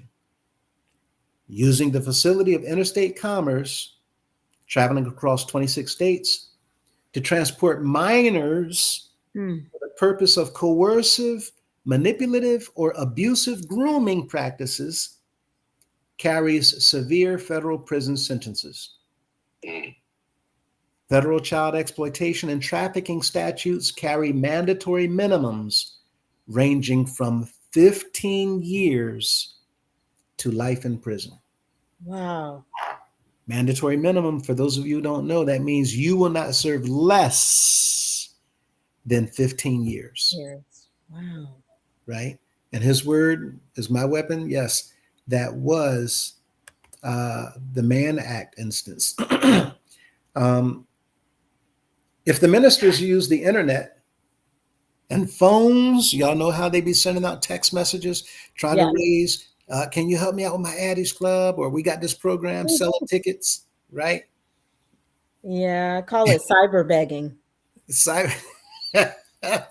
And sometimes the message is put together by, have y'all seen this? The pastors sending out messaging by text to let the members know we got this program going on, this anniversary coming up. You want to be here to support, or he's on his way. We want to get ready and finalize our reports. Yeah, I've seen various pastors. Yes. Do that.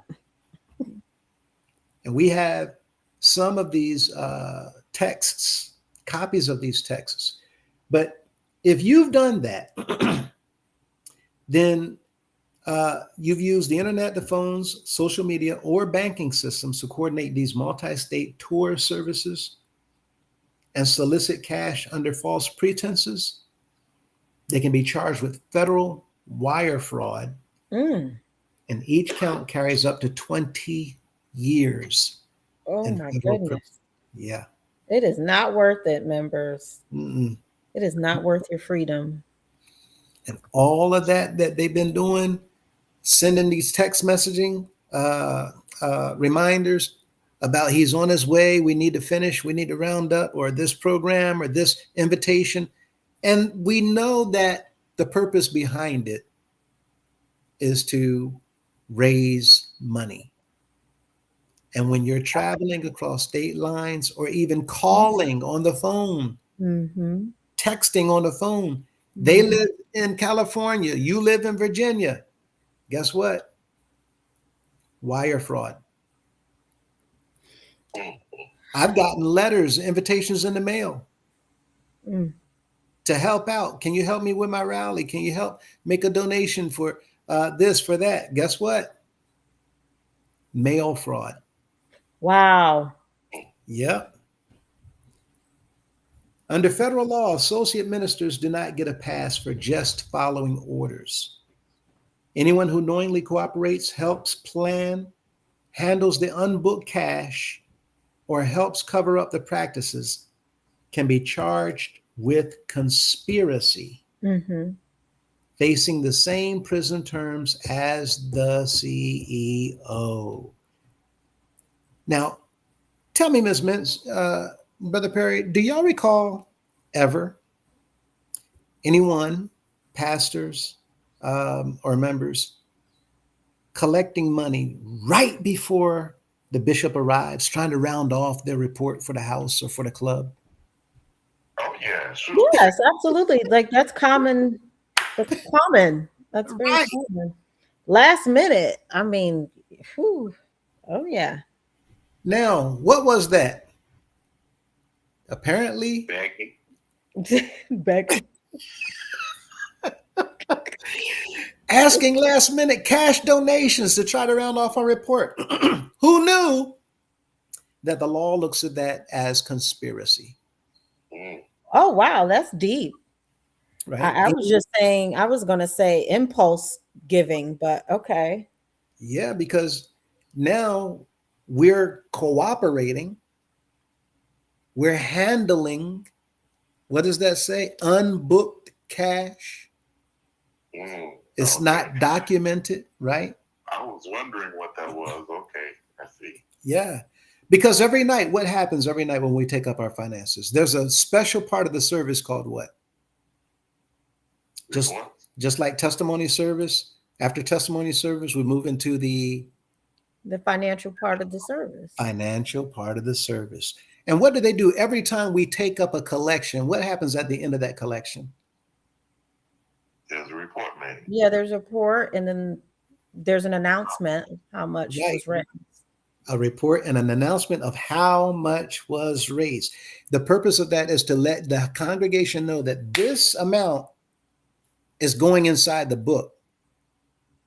Now, for those of you in the congregation, if y'all keeping notes, write down this amount, because this amount is supposed to reflect how much money was collected in this particular offering on this particular night in this particular location. That's bookkeeping, Right. right? But if you're collecting money the night that he's coming and trying to round off, well, who did you give that money to have it documented? Mm.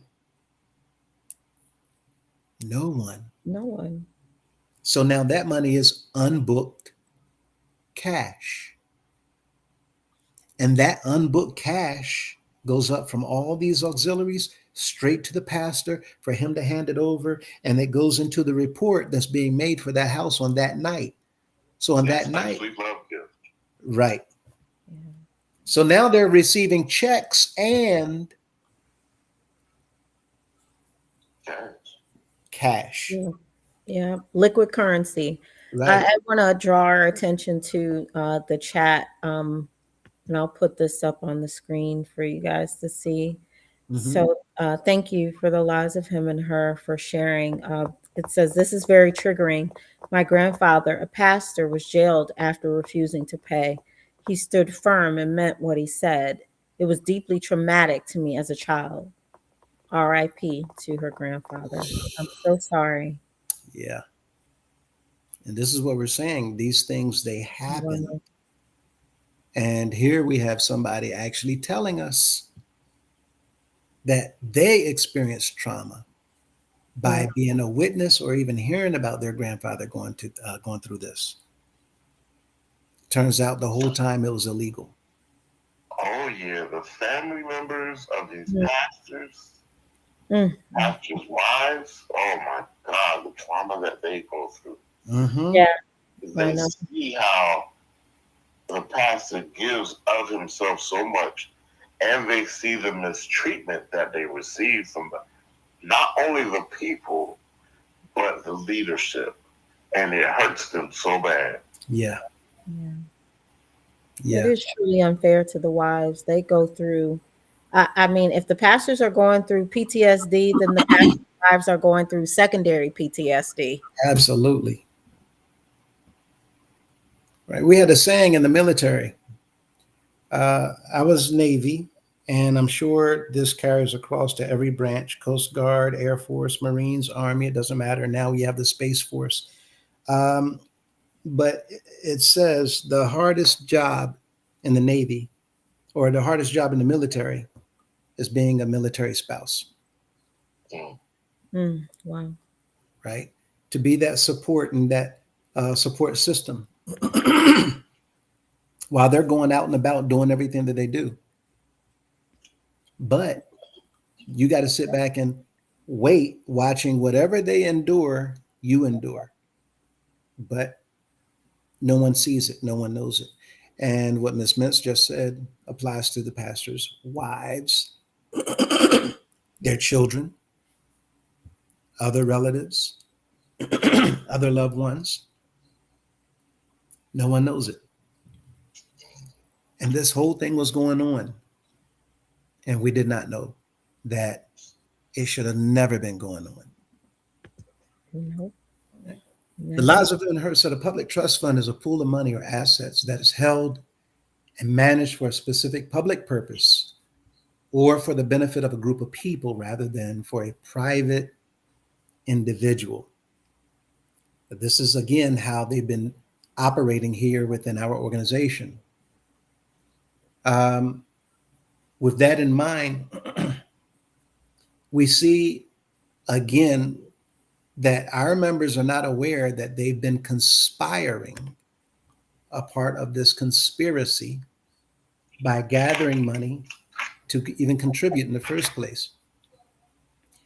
As we move forward, because the CEO acts as a sole trustee, going back to what you said again, Ms. Mintz, with total secrecy and no bookkeeping, Mm-hmm. the IRS treats all diverted money as an automatic excess benefit transaction. The penalties are financially ruinous. As a sole trustee, every single thing he's doing is looked upon as an automatic excess benefit transaction. Every single thing going on. The IRS can hit the CEO and any complicit ministers with an initial 25% personal tax on all the stolen funds. Now, you just talked about trillions and billions. Matter of fact, let's leave it at 1 billion. Okay, see, I can hear right now Golden Boy going all kinds of crazy on this subject, right? Yeah. $1 billion, if you're getting hit with 25% personal tax, Yeah. you now owe $250 million to the government.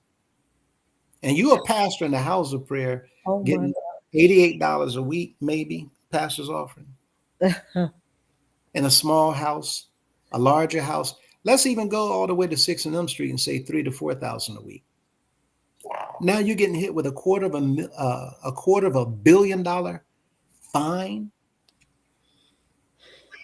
What in the world?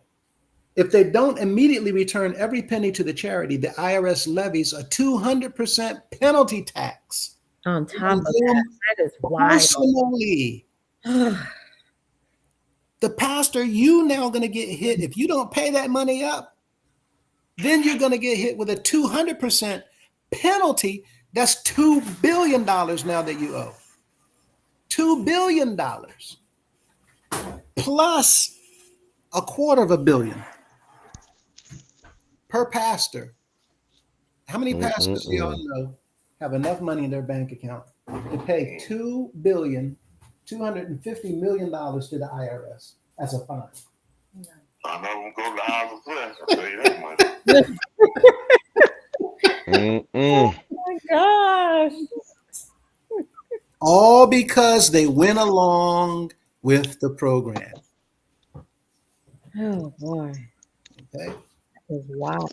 25% and 200% penalty tax. That's doubling it, right? Oh, If it's $1 billion. And the problem is you don't know how much money Mr. Cunningham, Mr. Bailey, I mean, all these different CEOs. If Mr. McCullough was saying that you got trillions over in Switzerland, at $1 trillion, you now owe $250 billion as a fine. Mm-mm-mm-mm. My good God Almighty. He's back. he's back. Lord have mercy. Man, listen here. Good It God. is on. And if you don't pay it now, you're going to owe double that, $2,250,000,000. The only one that got that kind of money would probably be Miss Madison. Yeah. Yep. Dirty Dolores. Yep. Oh, We would see signs instead of riding to the House of Prayer in a Maybach, we see Cunningham pulling up in a Toyota. right. Yep. This is insane. It is. What is that? A Prius?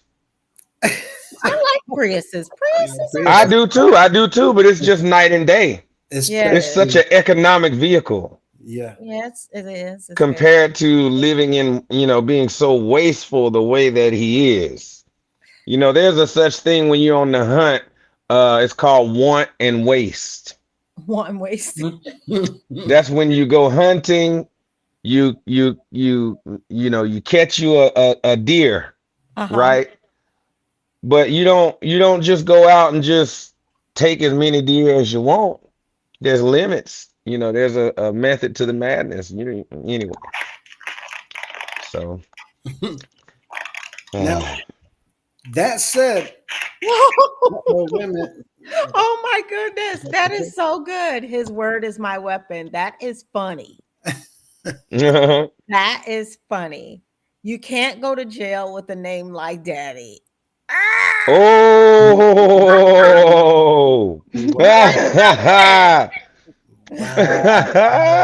You are right about that.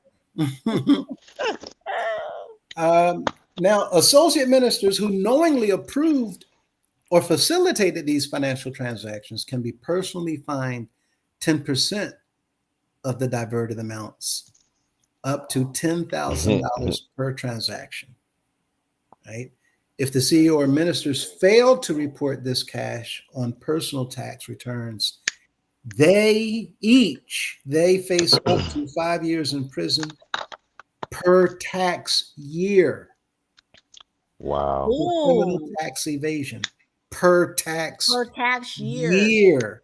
So the last 20 years, if you go back just to 2006, right, you're looking at 100 years for this issue alone. Not talking about anything else, just this issue alone. And we know that they've been doing this since well beyond 2006, right? Mm-hmm. Because the organization is incorporated in DC, the District of Columbia Office of the Attorney General has direct authority to dissolve the entity. And again, this is why we're saying click the link. Ding, ding, ding, ding, ding, ding, ding. Click the link. Click the link. The DC Attorney General aggressively prosecutes corrupt nonprofit directors. They can freeze all bank accounts, seize the organization's buildings and vehicles, and win multi-million-dollar judgments forcing the leaders to pay back the funds. The courts routinely issue permanent injunctions banning the CEO and complicit minister from ever serving as an officer, director, or trustee of any nonprofit or charity again.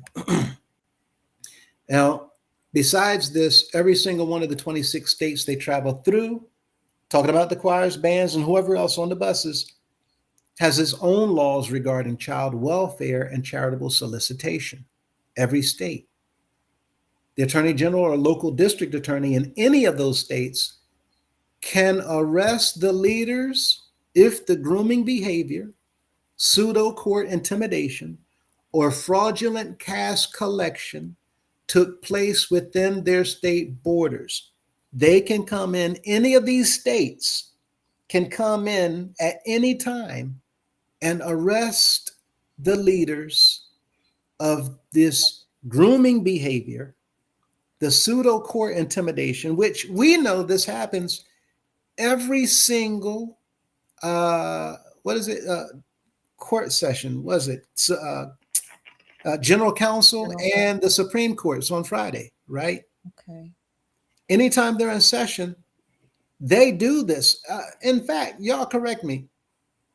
Doesn't this happen also, or didn't it before they had Supreme Court, that they would lock pastors and secretaries up just during the week? The general counsel, didn't they have the authority to do that as the judge? Right.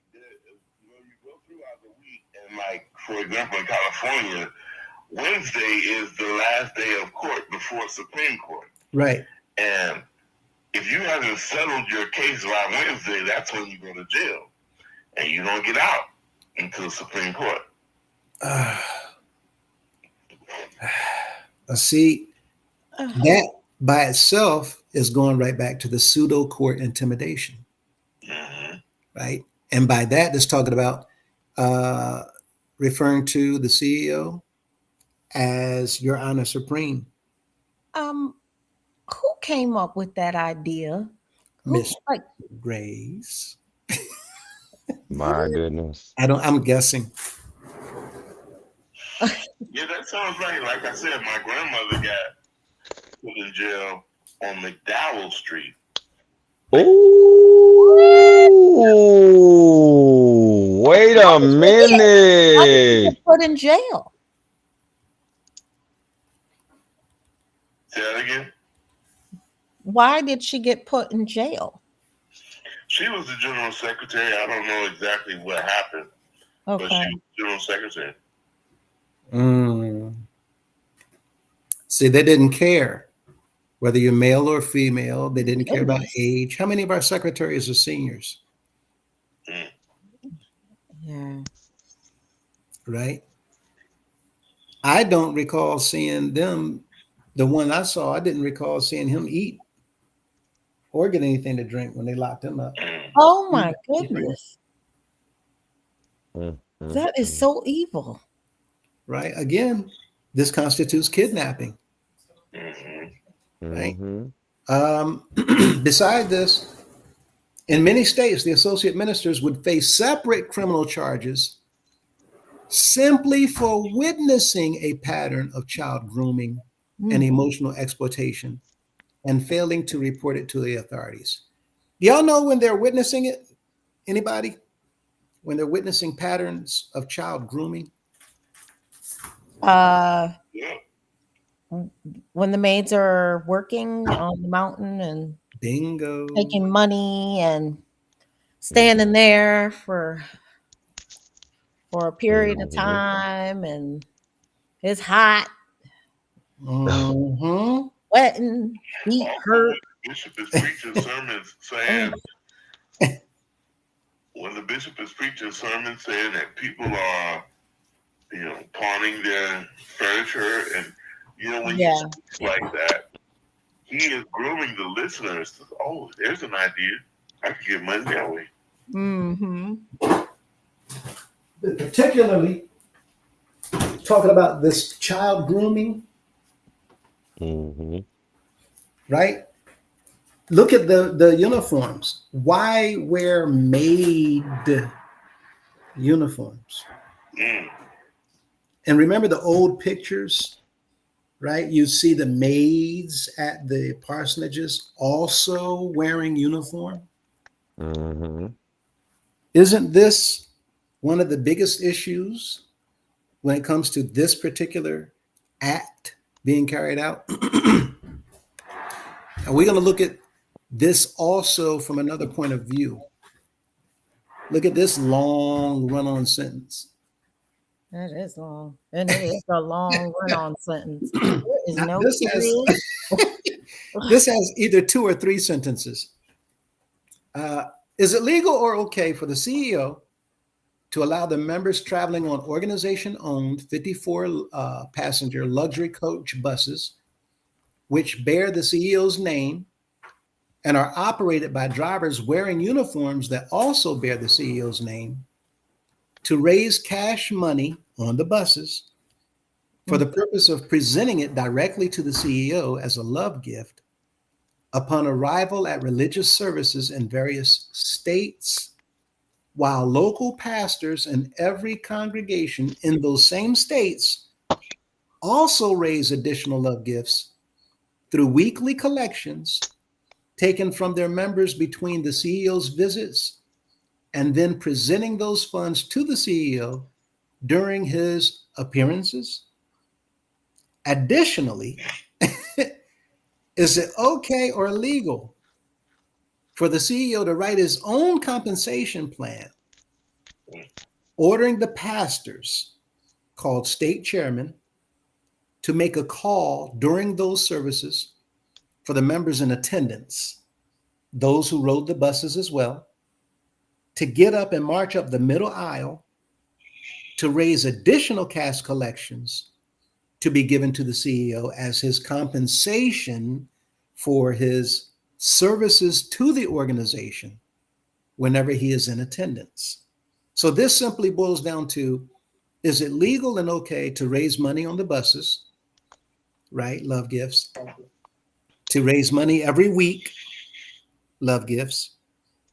And to raise money in the form of a love march. That's what this question is about. And quite simply, you see the answer: no, this is not legal or acceptable.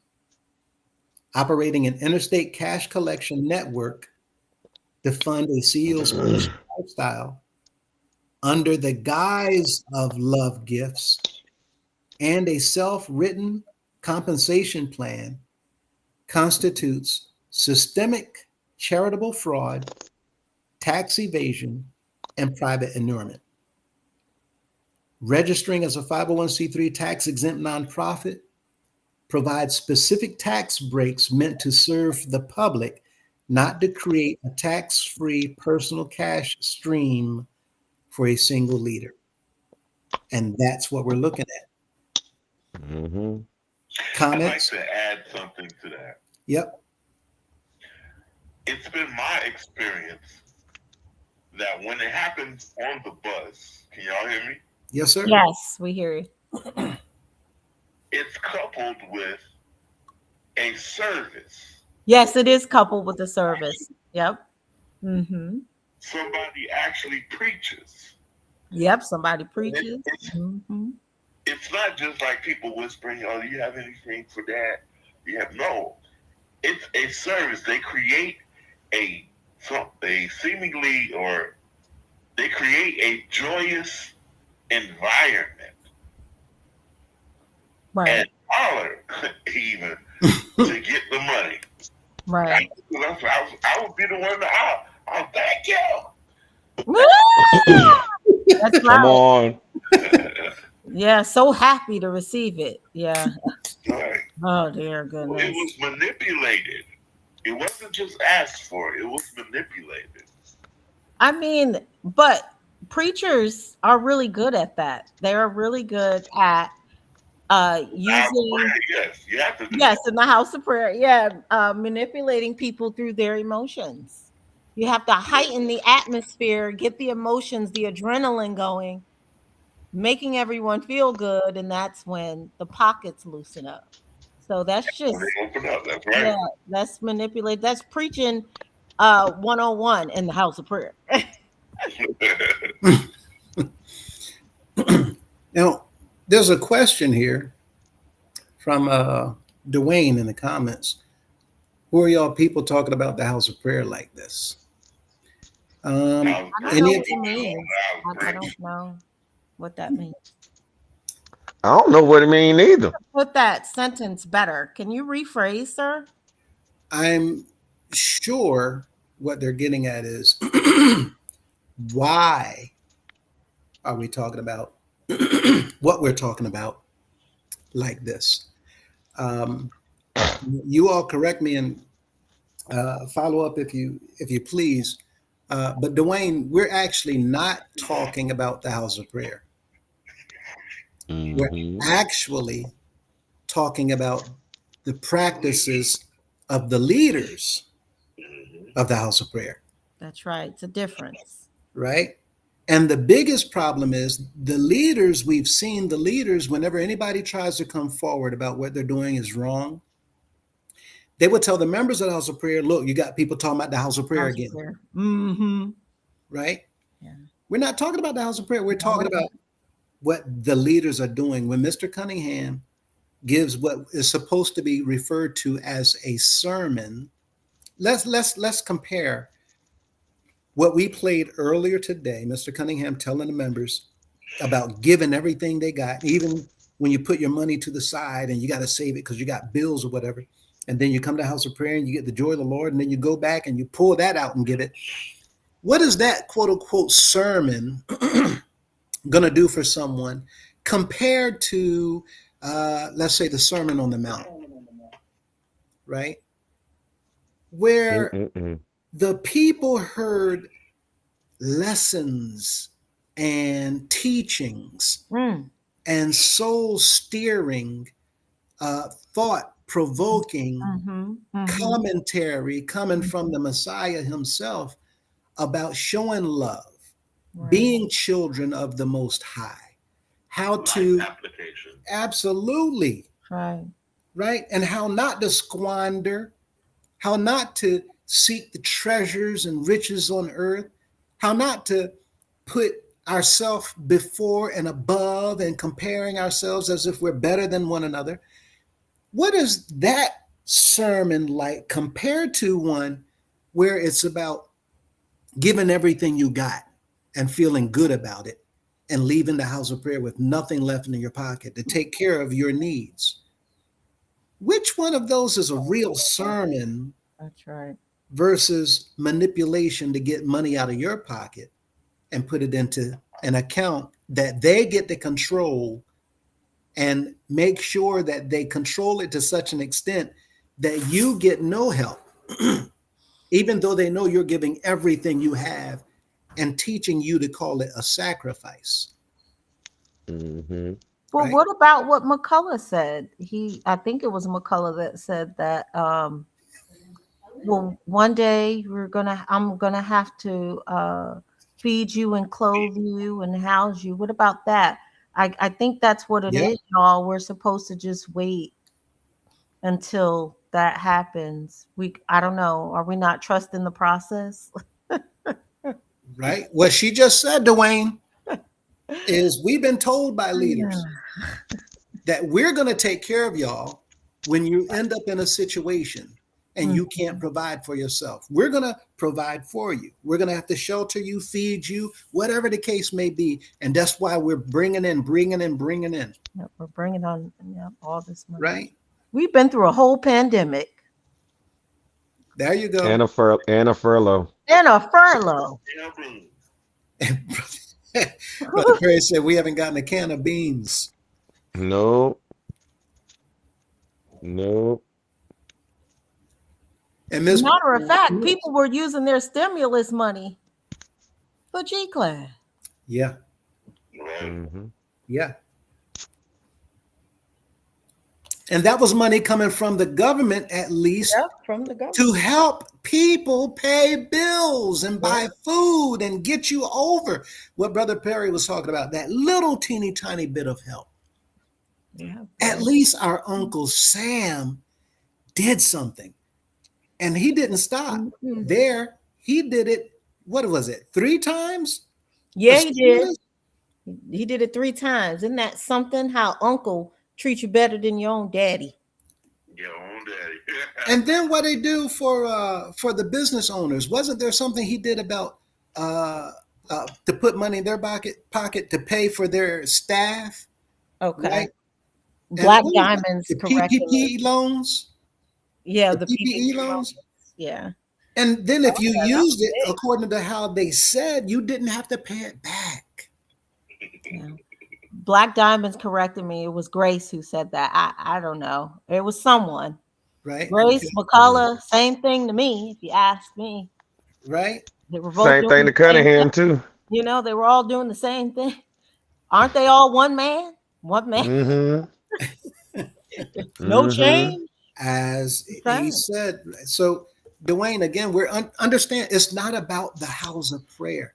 Mr. It's really Cunningham not. telling people we're talking about the house of prayer because he wants you to get upset with us so that you don't listen to us tell you to pay attention to what he's doing because he's lying. He doesn't want you to understand that what we're saying is that he is breaking the law. Mm-hmm.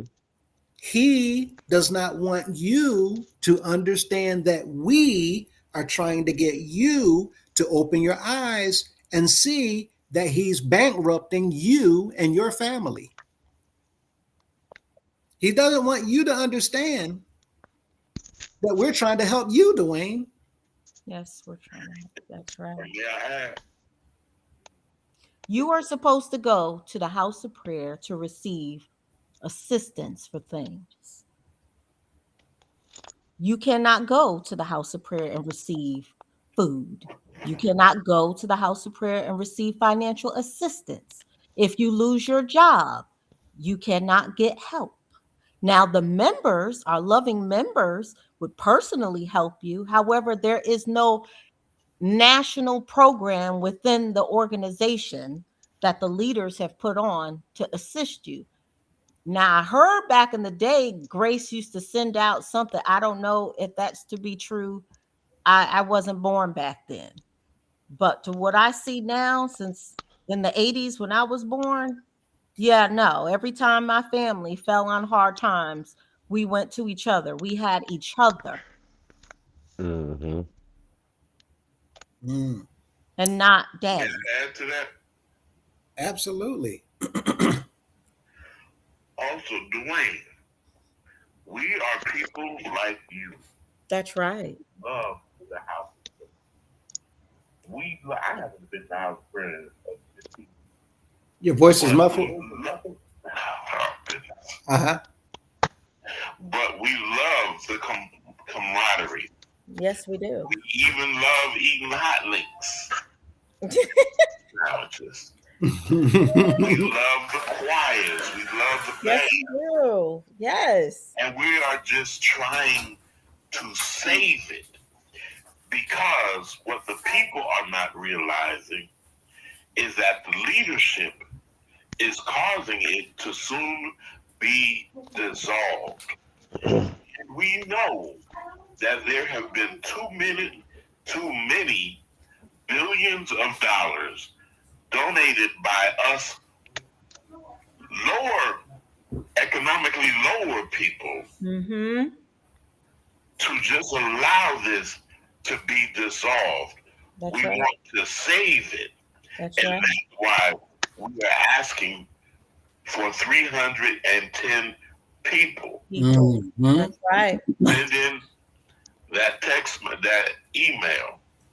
We want to save it. And the leadership that you all are following is destroying this wonderful thing. That's right. I just wanted to add that. Right. That's right. Dwayne 68. We are not here to tear the house of prayer down. We are here to save it. SAVE. Save it. We just want to make that clear. So with that in mind, we have 40 people here in the chat. Like, share, subscribe. Click on the link. Be a part of the 310. But see, the thing about it is, I'm gonna be honest with you. You know, this is how some of the members act. You just spelled it out, SAVE. Save. And some of us members will say, What is that strange word? How do you even pronounce that? It's Save? Save? What does Save mean? Mhm. Does anybody know what Save means? You ever heard that word? No? No. We trying to save. Save. Yeah, we SAVAH. save. There you Seva. go. Save. The Yep. leaders are trying to Save. shut it down. Mhm. Yep. That's We're so not true. trying to shut it down. Yep. Click on the link. Be a part of the 310. You don't like your pastor? Click on the link. No help on Yep. your bills? Click on the link. You're told to Scan give it. but never receive? Click on the link. You feel guilty Mhm. for asking questions? Click on the link. You're scared? Click on the link. You feel controlled instead of supported? Click on the link. You're tired of being manipulated and emotionally drained? Click on the link. You're pressured to give money you don't have? Click on the link. You're told daddy said more than Jesus said? Click on the link. Absolutely. And if you think that the house of prayer is perfect and everything is a-okay, that's all right with me, but scan the link.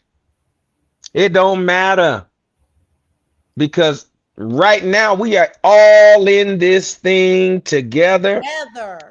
And whether members right now realize it or not, this is a campaign that you are seeing today like never before, where we are pleading with the people to wake up and see, open your eyes and understand, see what is right in front of you. That's right. We have made this thing so plain and so clear for all of us to understand in a way where we can actually consume it in bite-sized pieces because it's a lot here. That's right. But unless we buckle down and get serious about this instead of just trying to muddy the water with comments like, well, I'm not even talking about this comment because there are actually other comments that are way like beneath this comment here. So I don't want to make it seem like Brother Dwayne, I'm talking about your comment particularly because I'm not. I'm actually talking about the ones that say stuff like, Miss Mintz, what are some of the comments that we see um about us being members or who? Oh, someone told me Y'all not really um members. not only, yeah, y'all not really members.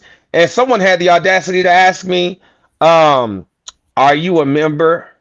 And by that I mean, are you an active member and what auxiliary are you on? You said they told you that you're not a member. Uh-huh. Yeah, they told us that we're not members. But then other comments they say, okay, so if you a member, are you a member, active member who is actively participating in an Oh, auxiliary? you know what? Those are too many words. Right. But Am I on see, an auxiliary? this is the whole problem right here, right? Because by being on an auxiliary, you don't realize that you are now engaged in a criminal activity. Absolutely. This is why we're doing what we're doing. And we, members of the House of Prayer, love the organization so much Yes, we do. that we're out here doing what we're doing to make everybody else aware of the fact That's right. that the leaders are involved in criminal activity, Yep. involving you in criminal activity. That's right. Mm-hmm. And we're showing you not just facts and figures and documents. We're now showing you the laws that says that raising money on the buses for Love Gift is illegal. Illegal. That when you march down the aisle and give Love March money is Illegal. illegal. When you collect money before he arrives to give to him as he walk in the door, Illegal. Hey, listen, when you raise money every week as Love Gift by the Again, illegal. illegal. Here, when you sing a song with Daddy in it, That is illegal. Illegal. To call Again. Well- him daddy is illegal. Go Well, ahead, check this out. Yeah. Uh-huh. Check this out. I got this message a little while back. A little while back, I didn't get a chance to read it. Okay. It says, even though they have a 501c3, Mhm. if they sell literature or any other product, then they have to pay taxes on that. Mm. And then it goes on to say,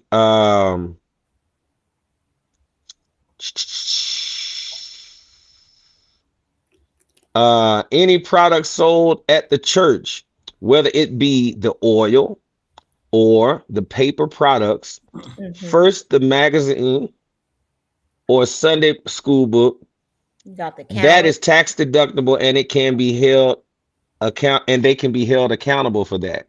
Okay. Then it goes on to say, That's actually there's some stipulations there. Now y'all remember Mhm. I talked about how I was trained in taxes, right? Yeah. mhm. Yes, sir. Remember we talked about the documents where the House of Prayer owed money and taxes. And Right. then you were trying to bring that to someone's attention. Well, yes, but remember we talked about how is it possible for a nonprofit to owe money on tax? Right. Yeah. Yeah. Taxes. Well, the back attack. Back the attack. Well, Yeah, they back. Yeah. That's a different program. That was put Mhm. together by Mr. McCullough for the members to raise an additional offering called Back the Attack. And the purpose of that was for the people to put money in like house offering, except that money supposedly was not going to be touched unless people took the organization to court. And now you as a member, you can help the leader, the bishop, fight whoever is taking the House of Prayer to court, because now you're backing the attack, Back. Yeah. right? But the back taxes on some of the properties, when we're looking at a 501c3 tax exemption, Mhm. that's federal. So the federal government is not taxing you. However, there are some states, Mhm. because they have the right and the authority to make their own laws, that Mhm. do tax you a state tax. So anytime you see a House of Prayer that has a tax that they're in debt because they have not paid it, that's not a federal tax. That's the tax exemption from the IRS as a 501c3. But the state is the one incurring that tax. Some states don't apply a tax, like in the state of Delaware. So Wilmington House of Prayer, Wilmington, Delaware, would not have any taxes incurred against them for these types of sales. But they're right. In other houses of prayers like Georgia, South Carolina, North Carolina, Florida, Mm-hmm. Virginia, there's supposed to be a tax on top of the sale of those products. But here again is another criminal act, right? Because Mhm. not only is there no tax, but those products are not supposed to be sold, for the most part, the way they're being sold in the House of Prayer. Y'all remember the olive oil bottles that the sticker was coming off? Mhm. You Mhm. saw that it was Mhm. Pompeii olive oil, Mm-hmm. right? Wow. We are not supposed, these are marketing laws that were being broken. These are commercial laws that are being broken. For us to be selling some of the products that we're selling the way that we're selling it, and then slap a label on it and call it special blessed by this man or that man. It's like getting a box of Snickers, right? A great big bulk box. But Yeah. on the side, it says this item cannot be individually sold. You can't go and buy a box of Snickers at a unit price per box and then take it out and sell them individually commercially, right? Right. In other words, we've been breaking all of these different laws all over the place and Dwayne and other individuals that don't understand what we're doing, we're trying to save the organization by bringing awareness to the members so that y'all will know that our leaders are not doing their job. Because what leader, a CEO, is going to sit back while the organization that they're the CEO of has all of these violations of non-compliance to the law? So since he obviously does not care, and we're looking at now a law saying, several laws rather, saying that this organization has been involved in systemic charitable fraud for all these years, that you on an auxiliary are contributing to. Raising Love Gift on an auxiliary Mhm. is illegal. Raising G-Class as you sell tickets and give away Daddy's Club, that's illegal. You can't give away a Daddy's Club as a prize because you're not giving away anything. You're not giving away anything. Yeah. But our members do not know. So by us coming together the way that we are, having guests come on along with us to hear your views and your perceptions, to actually confirm what we're saying. And we have former pastors like Elder Perry showing us his experiences as a pastor to confirm what they do. I'm a former pastor. My wife she said she couldn't get her nails done. Didn't have money to get her nails done. You know what I mean? When we were affiliated and active in the House of Prayer. Because all of our extra money was going in the House of Prayer. But we had joy. We had joy. That's what Mr. Cunningham was saying. Yeah. And we I would got be joy, joy, joy, joy down in my heart. Down in my heart. Down in my heart. Joy, joy, joy, With joy. that said, look at what the lives of him and her said. Yeah. The House of Prayer could live off the interest alone and not raise another dime, building Not a on the one. funds he claimed were in Swiss accounts. And this was in the 80s. I remember this. But if that's true, why are the members not benefiting? Mhm. That's right. Yep. What do you believe? What he just said is interesting. He said I've that. grown up hearing that too. I've heard about Swiss accounts all of my life.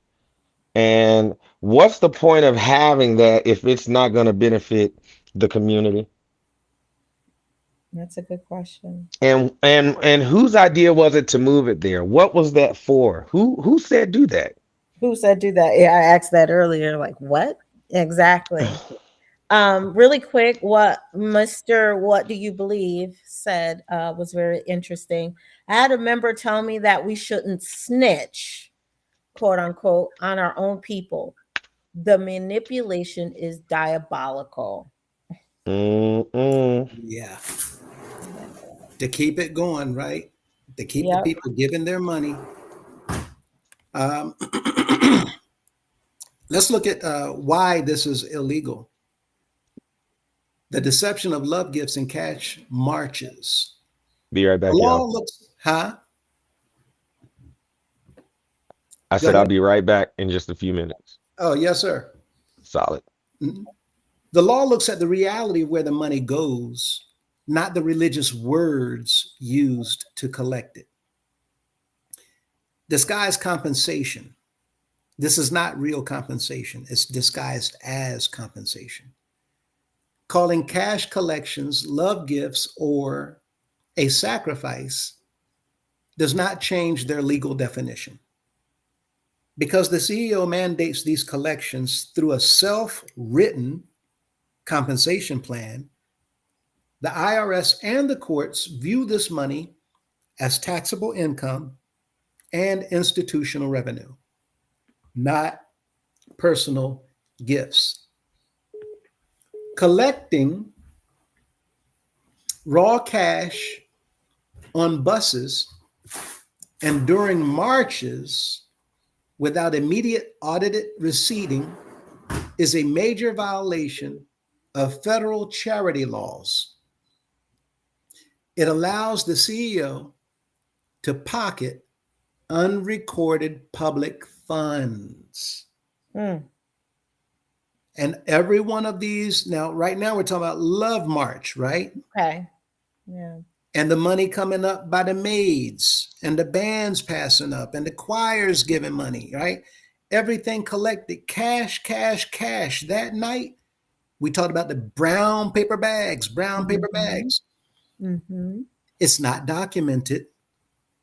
When they walk out that door, if it's not documented, then how can it be legal? It's not recorded.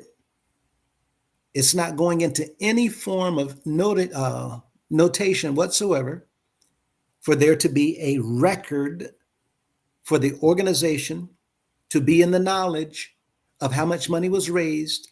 The same way they make announcements in the local houses, right? Sunday morning service. At this time, we're going to hear the announcements coming from our secretary, Announcement secretary. financial report. Mm-hmm. Why do we not hear that amount when he's in town? That would be interesting. Right? Before you leave, this time we're going to have the financial report coming from our secretary for tonight's collections, love gift.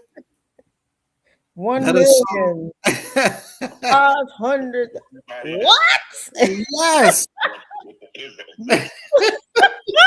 We want to thank each and every one. Each and every one. We exceeded our goals.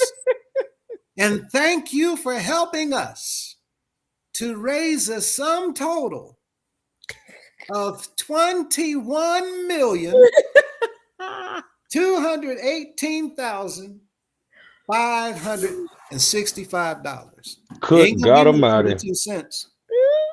Mm. They're not taking coins. Mm-mm. You go up that Love March if you want to at 4 quarters. But Would it turn you around? this is, Don't pennies make dollars, massa? It do. I mean, they prefer the money the currency that folds and not the ones that jiggle. Indeed. right. That's what Mr. McDowell's daughter said, right? At Yep, that that's rally. what she said. We prefer it to fold. And it's funny to us because we used to do it. We're not making fun. We're not poking fun. We used to do all of this. What were you about to say, Brother Perry? And then the same people leave, the service is over, and gotta go home and gotta stop by the gas station, but can't put number $6 in the tank. Right. The same people that raised those $21 million in the sanctuary can't put number $6 in the tank. Yes, sir. Oh wow! Look at this comment. What is this? By Lady Tiffany. I once did a report on Mr. Grace in the Hop, and it made me look at things different. It reminds me of Scarface when they was bringing all that money into the bank. Ooh. Mm-hmm. Yeah. Cash upon cash upon cash. Cash upon cash, yeah. I've had a maid tell me that they did not believe when they walked in for the first time as a housemaid, when they walked in and they saw the tremendous pile of cash on the floor as they were counting it when they went back to one of the hotels. They didn't believe it. They knew the money was coming up. They could see it in the bags as they're handling it, but you don't see all of it. But when they got back to, they counted up, divide, however they're going to do it, they just couldn't believe it. So, and I'm asking, what do you mean? Was it that bad? I mean, isn't it just little bags? No. You would not believe. You would not believe. But we see just the people. And this is why the government has laws set up, because they know that people have intricate ways of getting over on people to take their money. Right. Yeah. And you cannot disguise criminal activities by saying, I'm going to set up a nonprofit. The people who's involved, you can't get mad at us for telling you that we've been duped. We're telling you, keep your money in your pocket. That's right. Stop going without. I remember I had to stretch $11 for 2 weeks. Oh my goodness. The last 2 days, I had $1.25, and I bought Debbie's snack cakes, 25 cents each. Mm. That was my breakfast, lunch, and dinner for 2 days. The last day, I saved a Nutty Buddy bar. I had one in the morning. Oh my goodness. And one in the afternoon. I am completely serious. A member of the House of Prayer. And people, you would tell me I was blessed because I gave all I had. No, that's not blessings. It's not blessings. It was manipulation. This says collecting raw cash on buses and during marches without immediate audited receipting is a major violation of federal charity laws. It allows the CEO to pocket unrecorded public funds. Under Section 501c3, an organization's earnings, once again, we keep on reading that, right? The sole trustee, because the CEO writes his own compensation plan without an independent, disinterested board of directors to approve it, the entire compensation plan is legally invalid. It's not compensation according to the laws of the government. It is a scam. To call a love march his compensation is illegal. It is in a great big way. Said, Illegal. daddy, go home. And stay there. Right? We've been duped. We've been hoodwinked. Bamboozled. My goodness. Yep. Right? The IRS treats compensation set by a disqualified insider without independent board approval as an excess benefit transaction. Mm. The CEO can be forced to return 100% of the cash, forced to return 100% of the cash, 100% of the cash, and face a 200% personal penalty tax. Wow. So if I stole $1 million, what that mean? I got to pay back 2 million? You know, you Oh. got to return that first million, Uh-huh. and then you got to pay 2 million. Oh, I got you. So grand total of 3 million. 3 million. Mhm. Now look at what else we've been doing. And again, Dwayne, I'm glad you're here, because what we're looking at are the basic, normal, everyday activities of our organization.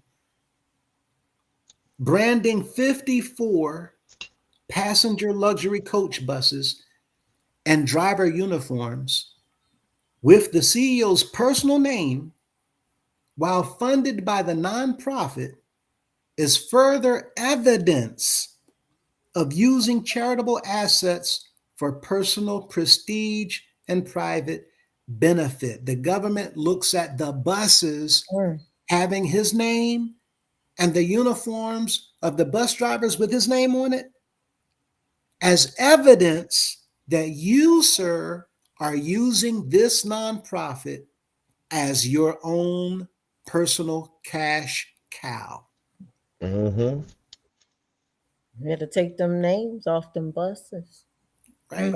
Well, it's too late now, but You can't commercialize yourself. And if you think about this, why is it every time we buy buses, whoever the bishop is, their name goes on the bus? Yep. That's self-marketing. You're not marketing. Yes, it is. You're marketing your own self. The properties with their names on it.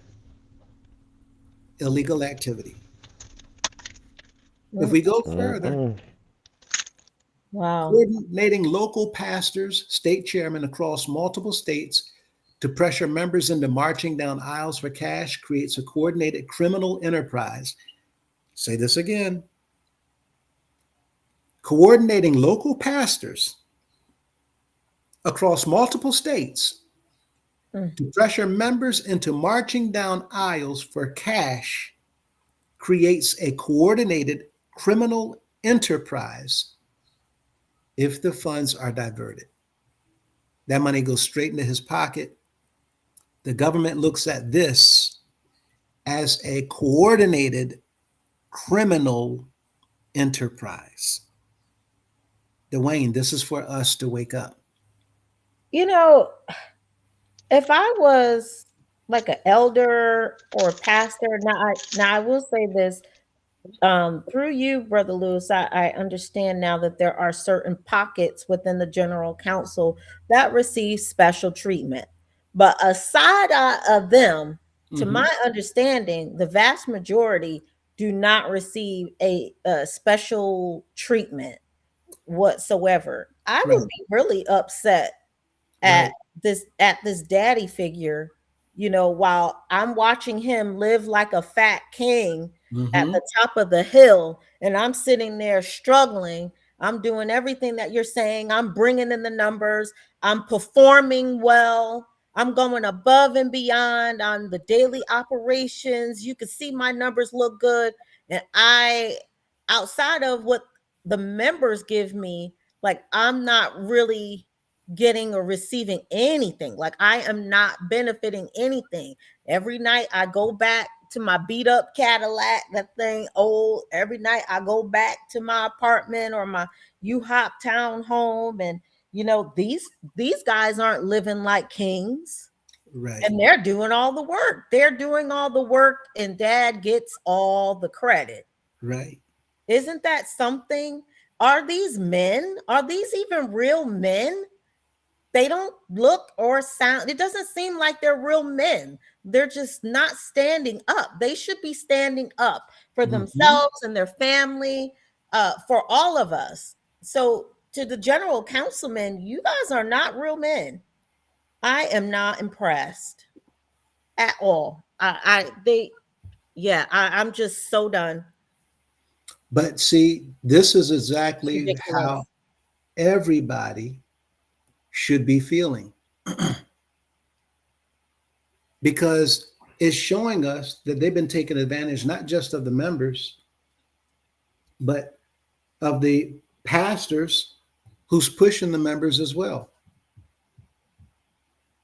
Right now, a question was just asked, and I've said this before, but I forgot to mention it here. But someone just texted me the question: why do you think they turn off the videos, the cameras during Love March whenever the people are marching on the aisles? Because they Right. don't want the people. Go ahead. That's right. They put a picture up. They turn the thing. While they were doing it. They go out their way and do that, right? Right. Yeah. Cut. No, turn that off. Turn that off. Right. And all you hear is, and you're just looking at a picture Yep, you just because yep. they don't want you to see Yeah, they don't want you to see that. all It's a that reason. money. And it's telling you, I mean, if you think about it, people, from the moment he arrives until the moment service is nearly over, they're only taking money. And That's we're right. distracted. Mhm. Go ahead.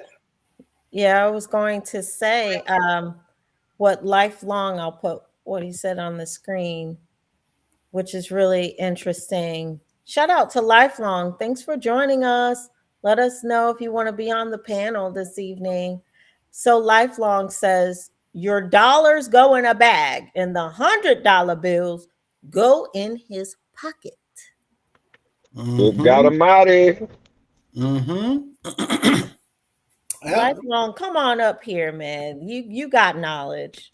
Yes, sir. Look, let's reshare the link here in the comment section. Here we go. Click on the link, members. Click on the link. We have 41 folks in here. Let us know in the chat where you are viewing from. We encourage you to click on the link, be a part of the 310. If you had a relative who got jailed in the UHA, click on the link. If your pastor or if you have been punished for asking questions, click on the link. If you were scared to leave, click on the link. If you were told God would get you for leaving the house of prayer, click on the link. If you were ever sat down for speaking up, click on the link. And lastly, if you were ever humiliated publicly in the house of prayer, which many of you were, click Let me on tell the you, link. let me tell you a story about humiliation in the house of prayer. Oh, Because my God. my grandfather purchased land and entrusted it to the United House of Prayer. But when he spoke up and spoke out, and because Daddy Madison despised him and was so jealous of him, because he spoke out, do y'all know Daddy Madison made him get down on his knees and bark like a dog and crawl in front of the mountain and in front of those people begging for forgiveness while they laughed and taunted and humiliated Apostle Randolph Greer, who bought property and entrusted it to the house of prayer? Do you know how disrespectful this organization has been to people who have done the work? To people that have laid down the foundation? So I have no respect for these leaders. And that's why I name call them the way that I do. Because y'all so gutter that you'll make a man who walked upright get on his knees in front of thousands of people My God. and beg for forgiveness because he believes in this lie called daddy. And see, people, again, we say as a result of so many things that many of the members know nothing about, many people are left with not what Mr. Cunningham called joy, but many people are left with anger. Many people are left with resentment. Many people are left with frustration. And many people are left with disappointment, especially after putting their hope and their trust in these leaders. But it looks like the leaders have completely lied to and deceived the followers, especially when they say, we're going to have to take care of you one day. We're going to have to take care of you one day. And each time the opportunity comes up to take care of the people who are, by the way, taking care of you, the leader, you keep failing to take care of us. the people. Yep. Right? It's just more and more game being played. Now, eventually, you will understand as we continue reading through these that we're talking about these laws being broken all over the organization by things that we do and have been doing all the time. So when you look further, you see that legally, donors must be told exactly how their money is used. Now, have y'all seen any of the leaders, the bishops, tell the members exactly how the money is being used in the house of prayer? No. Right? We have not seen it. We haven't heard it. I've never seen that. Only dreamt of it. Right? Never happened. Again, Oh, That- they say that's daddy's business. We're not supposed to get in his business. Right? Say that Mhm. again. That's dad's business. We not supposed to get in his business. And that's a common thought. In fact, I'm waiting for someone to send me the recording where Mr. Bailey actually said to stay out of his business. Y'all don't worry about where the money goes. That's my business. And we actually, Mr. Cunningham That say, sounds like something he would have said. y'all give the money to me. And God tells me what to do with it. Just the lies, the lies, the lies. So Right. understanding that is where the government is saying all of this activity, Mm. all of it is illegal. Can you turn it down just a bit for me? I got you. But it's all illegal. So if you look a little bit further, we see that if members are told they're giving to the organization or the church, but the money goes directly into the CEO's pocket or personal accounts, it is fraud. Yes, sir. Without a doubt. Now, we've been talking about the tithes, right? Does any of us know where the tithes is going? We've been saying it's going to the bishop, It's going in the trust, right? right? Well, do we know how it's being spent? Absolutely not. Absolutely not. What about the G class? I just know it goes to the building. Well, that's what I was told. It goes to the building fund. No. Correction. I'm gonna tell you what we know. I'm gonna tell you what you know and I know. Crazy enough, right? What we know is to trust daddy. Yeah. Right? That part. Yep. Ask no questions. Trust daddy. It's trust. That's right. Now, see, Brother Perry, like myself, and there's a couple of others who went to territory where there was no house of prayer. And the individuals that worked with them, they saw no help whatsoever. But go ahead, no help at all. And so the people, when they, Golden Boy, can you turn it down a little bit for me? Yeah, I got you. Sorry. So the people, so the people seeing all of these things taking place, but no help coming from the organization, not just for the people, Mm-hmm. but not even for a pastor who's trying to establish another congregation for the organization. And believe it or not, some of those pastors actually went homeless. We've had Mm. of house Wow. prayers that That's were crazy. already established, also homeless, and no help from the organization. If I a was one. say again, I was one. And when I was homeless, I started staying in my office. Got a call from the family who heard I was staying in my office and had to get out. Mm-mm. hearing this, and we know of another 1, 2, 3 elders that were pastors, went homeless, and the bishop had the chairman call them to put them out. Yep. That's exactly how it happened for me. Right?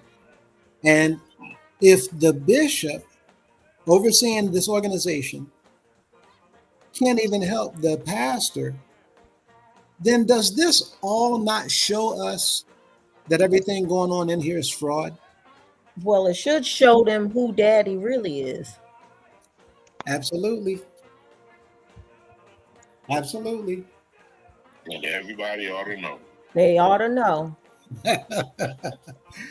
The local pastors and state chairman who enforced this self-written compensation plan and oversee the cash collections charged as co-conspirators in a federal tax and fraud scheme.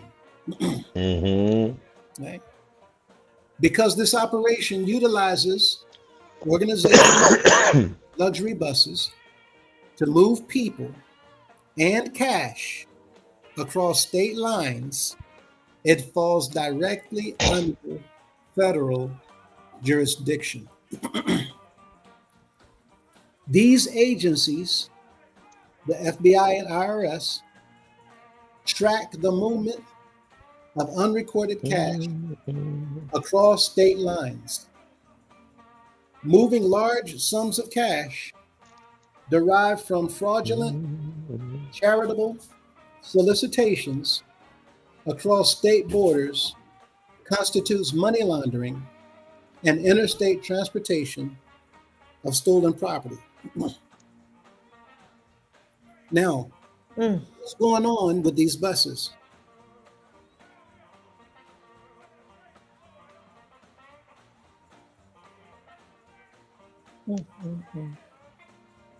Mm-mm. What's going on with these buses? It ain't just luggage under those buses. It ain't just drums and horns under those buses. It's for bags under those buses in crates. Y'all hearing this? Oh yeah. Wow. See, people don't understand. Everything moving is not moving legally. And if it's not just with the services, right? The people are taking up collections on the buses also for love gift. That too is illegal. Now, so far, we've been talking about from last night into even today, all these different things that Mr. Cunningham still has going on, but the law says we shouldn't be having it at all. Where does that leave the members of the House of Prayer? Should we be in support? Should we ignore whatever Mr. Cunningham says or does?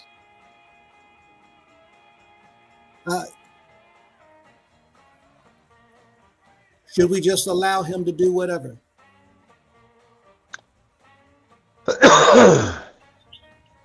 Where does that leave the people? We should all send an email and be part of the 310. That part. Now, this is getting ready to turn a bit sensitive. It's going to turn up a little bit more.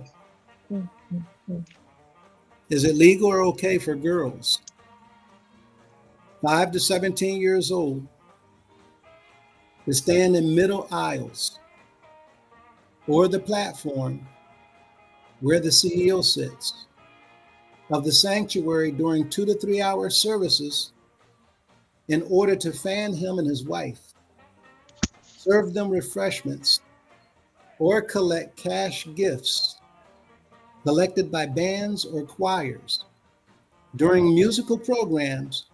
And is it okay or legal for these girls to do this during ceremonies or other special occasions carried out during religious services of the organization?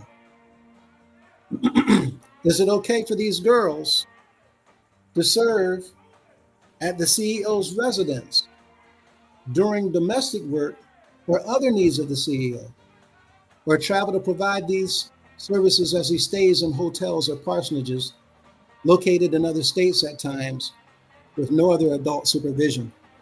Hey, Golden Boy, can you turn that down for me again? Yep. There's no, this is completely Oh, illegal. sorry. Shoot. There we go. No, thank you, sir. Mm-hmm.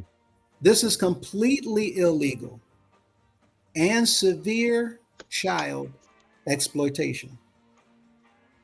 Using minors, especially young girls between the ages of 5 and 17, to perform subservient domestic labor, transport cash, and travel across state lines to serve an adult male in hotels without parental supervision violates multiple federal criminal statutes. Not one, but multiple. Not one, but multiple Mm, federal criminal that's an statutes, interesting point. right? Interesting point.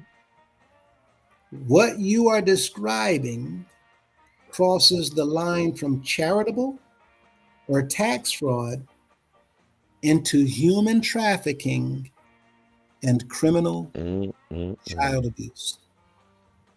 We've been telling you, parents, get your children off the maids. Man, up off of there. What else is it? What is it? Altar boys? Same thing. I think somebody asked about grooming. Yes, that covers them. They're being groomed as well. Ooh, If you think about that's it, other huge. denominations where altar boys have been victims, right? Mhm, And what's the other mhm. one? The shoe shine boys, Yes, shoe shine boys. Yeah. right? All of these Yep. issues. But who knew amongst the entire organization that this is exactly what Mr. Grace had been taken to court for? And it tells us right here, this is human trafficking and criminal child abuse. Any comments?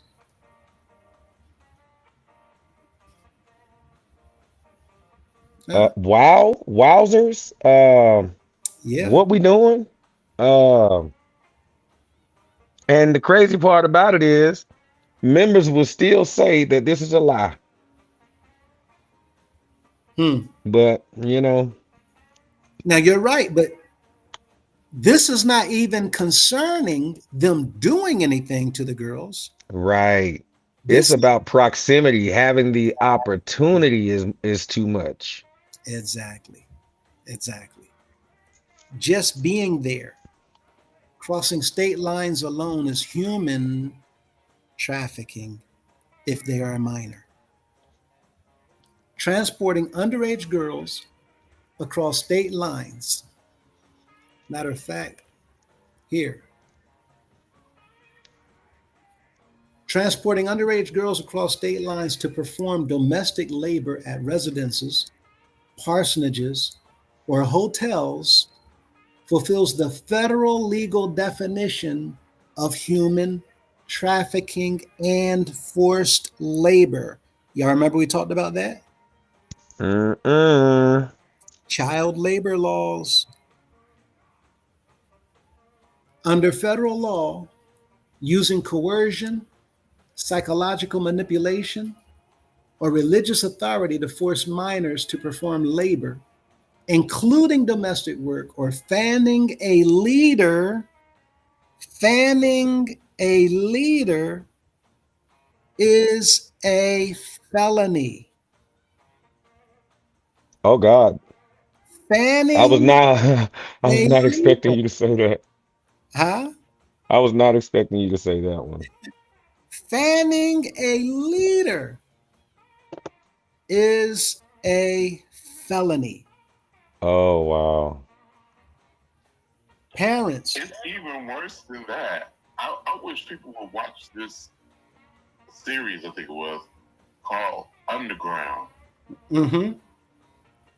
In that series, I think it's the first episode, they show a little boy, actually, in a box hanging from the ceiling while these masters are having a party.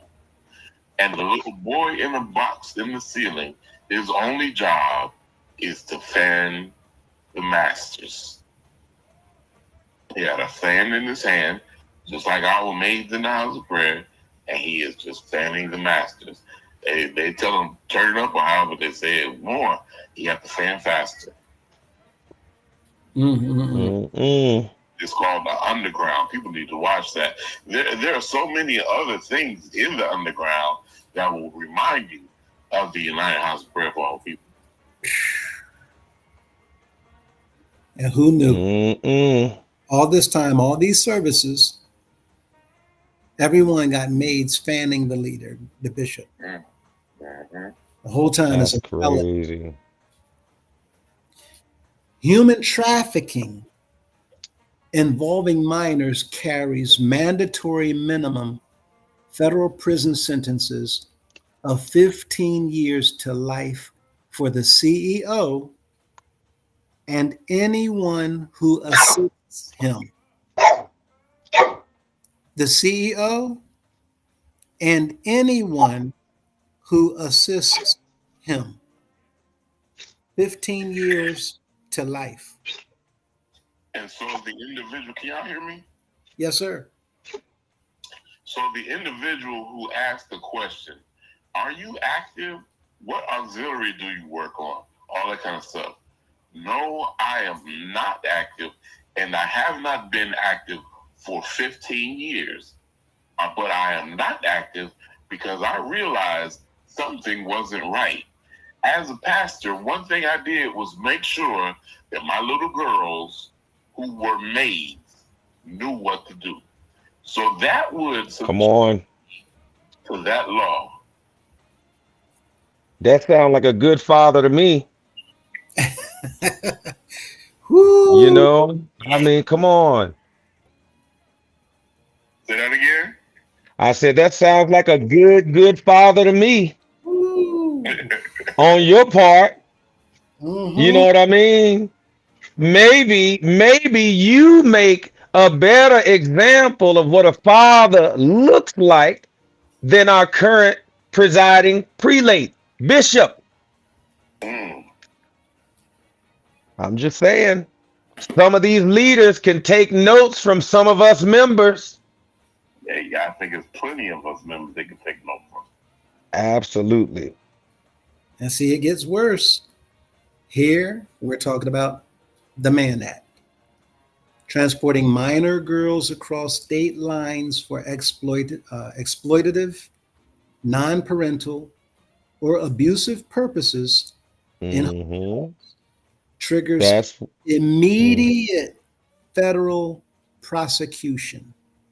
Immediate federal prosecution. man, listen, what we did after after that technicality and Daddy Grace's conviction was overturned on this charge, we became more reclusive.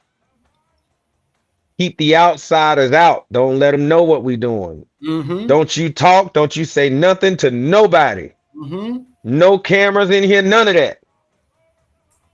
You know, so now they've figured out we can keep this going because we have the people so indoctrinated that they're going to do what we say anyway. So all we got to do is tell them to zip it and they will. And they did. And that's why it was able and still has been able to perpetuate for so long. The action was never changed. If I pulled up right now and showed you the videos of those maids fanning in black and white film back in the day, it's the exact same motion. It's the exact same. It has not changed since the days of Bishop Grace. Yep. Still here. Hmm. And how many videos have we seen online of the maids fanning the bishops? Right. Not knowing.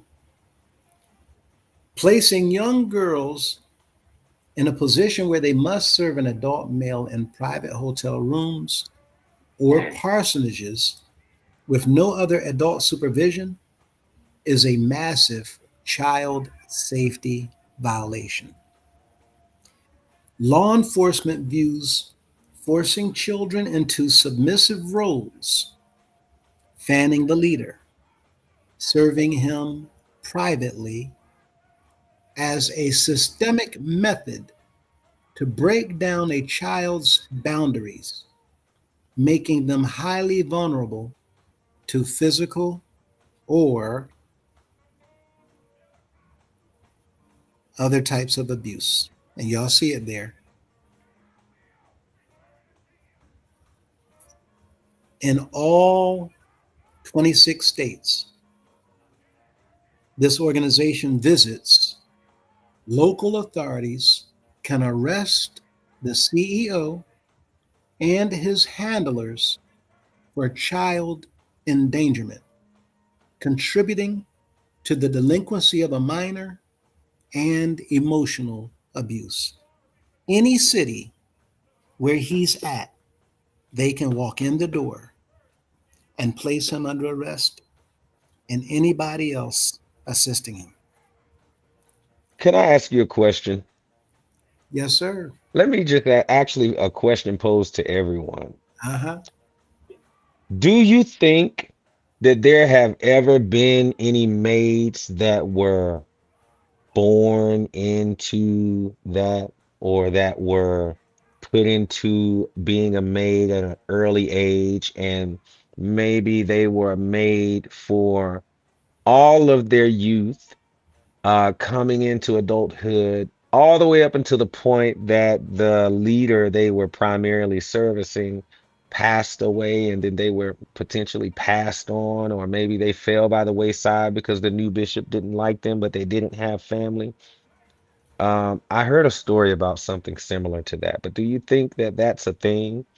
Like, is that not keeping someone against their will, even though they might be willing to be there because they don't know anything else? But is that not uh enslaving someone, or is that not trafficking them across state lines because they have nowhere else to go or be and all they know is servitude? What is that? Go ahead, Brother Perry. Well, just in a kind of extension on your question, big girls, they might have started out small, but once they became girls, they would often be excused, dismissed, or set aside as well. Wow. There was a time they didn't let big girls on the mound. Mm-mm. Yeah, didn't we show one of the forms, Miss? I know you've seen this, and you too, Golden Boy, about the rules of the maids. Wasn't there a weight limit? Ooh, I don't recall. I Yeah, don't recall. I think it was 150 pounds or something. But anyway, Brother Why, Perry, why, why do you need that stipulation if it's not for, if it's not just to call out what the bishop uh, prefers to see? right? He like small, petite women that's gonna be able to fit in his grasp a certain way is what it sounds like to me. If you look into it, if you look, that's what I would instantly think is that he likes the way his hands fit around the waist of a woman approximately a Ah, hundred and ah, ah, ah, ah. oh, okay. I'm Descriptive, sorry. descriptive. Yep. Sorry, my mind went down a rabbit hole. My apologies. I'm I know. I'm a man. I know how men think. What's happening? Yeah. Excuse me. My apologies. No, it's all good. But and that's the thing, because we want our younger audience to also hear and pay attention Understood. Sorry, to. my apologies. No, Mhm. you're good. You're good. You're good. But this is why we say all of these Hmm. things, they contribute to all of these things. And people get angry and mad, and rightfully so. Mhm. So it's okay to express anger. It's okay to be angry.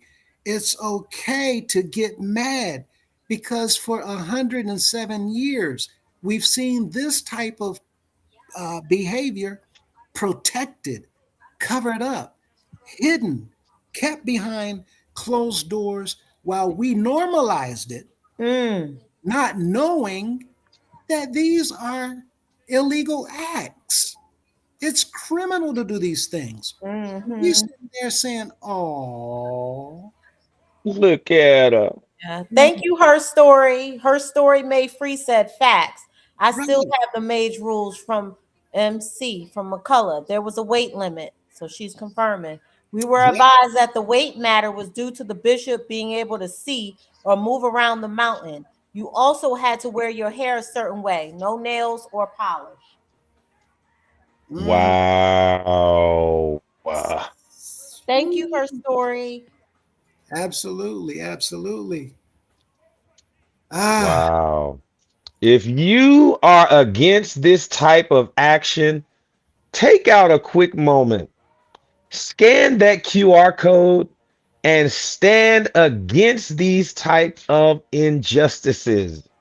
We need you as members to unite with us as members so that we can ensure that our children that are to come behind us, the youth, the future of this organization, so that we can ensure they never, ever are subject to these types of conditions.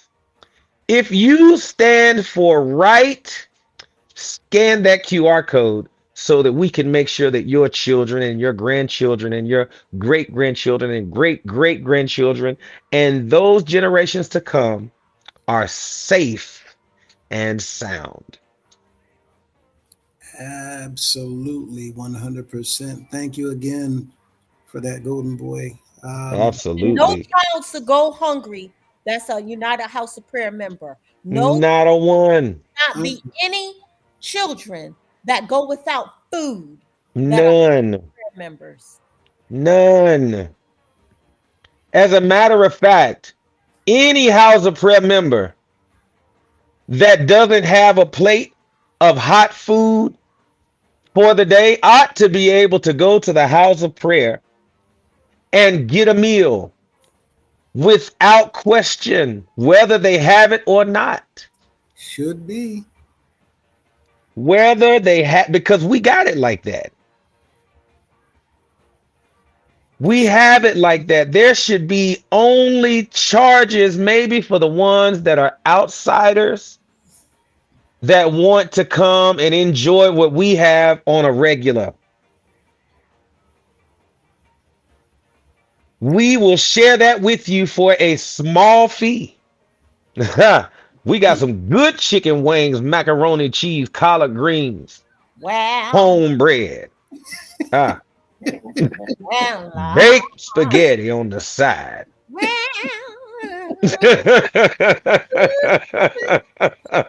Good God Almighty. Oh my gosh. Mm. Look, this says forcing children to stand in aisles for hours to collect raw cash gifts from the audience is a form of economic exploitation.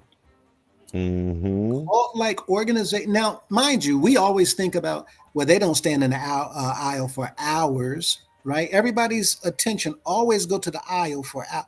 But what about the ones up on the platform? They're standing there the whole night. They take shifts to perhaps sit down, but they're standing. yeah, I was amazed. We would stand all night long. Did your back hurt? My back hurt, my head hurt, my scalp hurt, my hands hurt, Okay. my legs, my calves hurt. I was hungry, I was thirsty.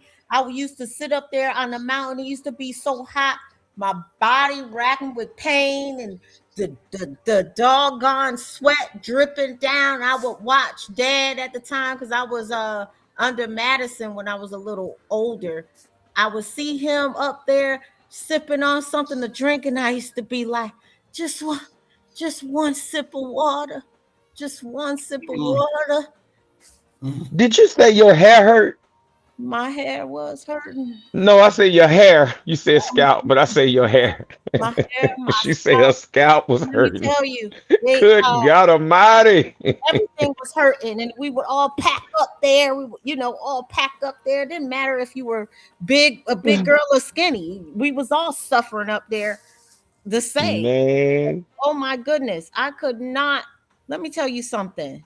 To the maids that are up there fanning, first of all, you are using your whole body to fan. You would fan. Listen, you be fanning so hard. You want to do so good for Dad. Your whole body would shake. Wow. Shake while you're fanning. Whew. And then you go up. whew, I mean, seriously, by the time that you are done, you are ready to just pass out. That was some work. Okay. No, that's to help develop your upper body strength. It's good for you. Amazing. Make you strong like a young lad. My whole face would shake. My Oh, entire face Jesus. was shaking. mm. Fanning. Wow. I got a fan where I got that. He got to feel it. If we wanted to be proud, we were proud in that.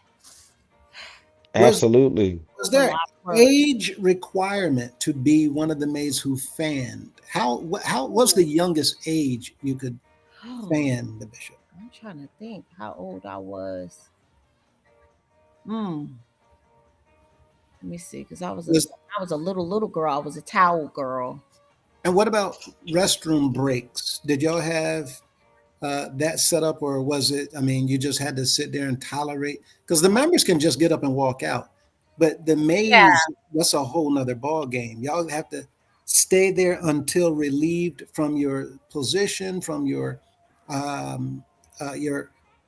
post, or how does that actually work? Yeah, God, I was a maid years ago, and maybe her story. If you're in there, if you're still in the chat, if you can help me out, sister friend. But what I remember, yeah, if you needed to use the restroom, then yeah, one of the other girls would take over,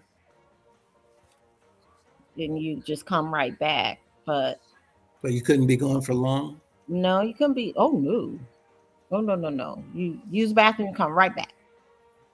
Mm. Okay, Brianna said you have to be like 14 and no, you can go to the bathroom. Yeah, I remember going to the bathroom. But ultimately, you are there all night, however long the service is, correct? All night long, all night. Yes. I remember some of our services back then, even today, but back then going up to 4 hours, sometimes a little bit more than that on a Sunday. During the night, on the weekend, it might be 3 hours. But I also remember we would get there about 9 o'clock. Mhm. And do y'all remember those services where Mr. McCullough might not arrive until 11:30? Oh my goodness. Yes. Hours, those 3 and 4 hours. Oh man. That's regular. Those are times you're supposed to be in the bed. But we would In be the bed. Mhm. It would be, I remember going to school. I remember getting home from the house of prayer when McCullough came into town, and like an hour later, it was time to go to school. Mhm. I was falling asleep in school on my Do desk. y'all know? Do y'all know a lot of times, according to some elders in my family, do y'all know down here in Charlotte, a lot of times the reason why Daddy McCullough was late coming to service was because he was at my granddaddy's house watching the game. wow. Oh my goodness.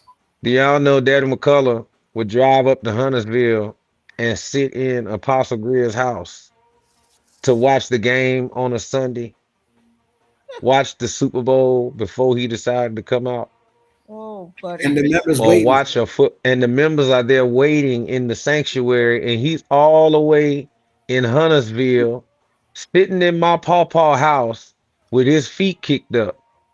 Now, my grandpa, my pawpaw, sitting in my pawpaw's house, the illiterate gentleman who he has now taken the land and Huntersville House of Prayer from. See, you got to learn, people who are really smart, they keep their enemies real close. Yes. And if you ask me, Daddy McCullough wanted to make sure that he never found out what he actually had him to sign.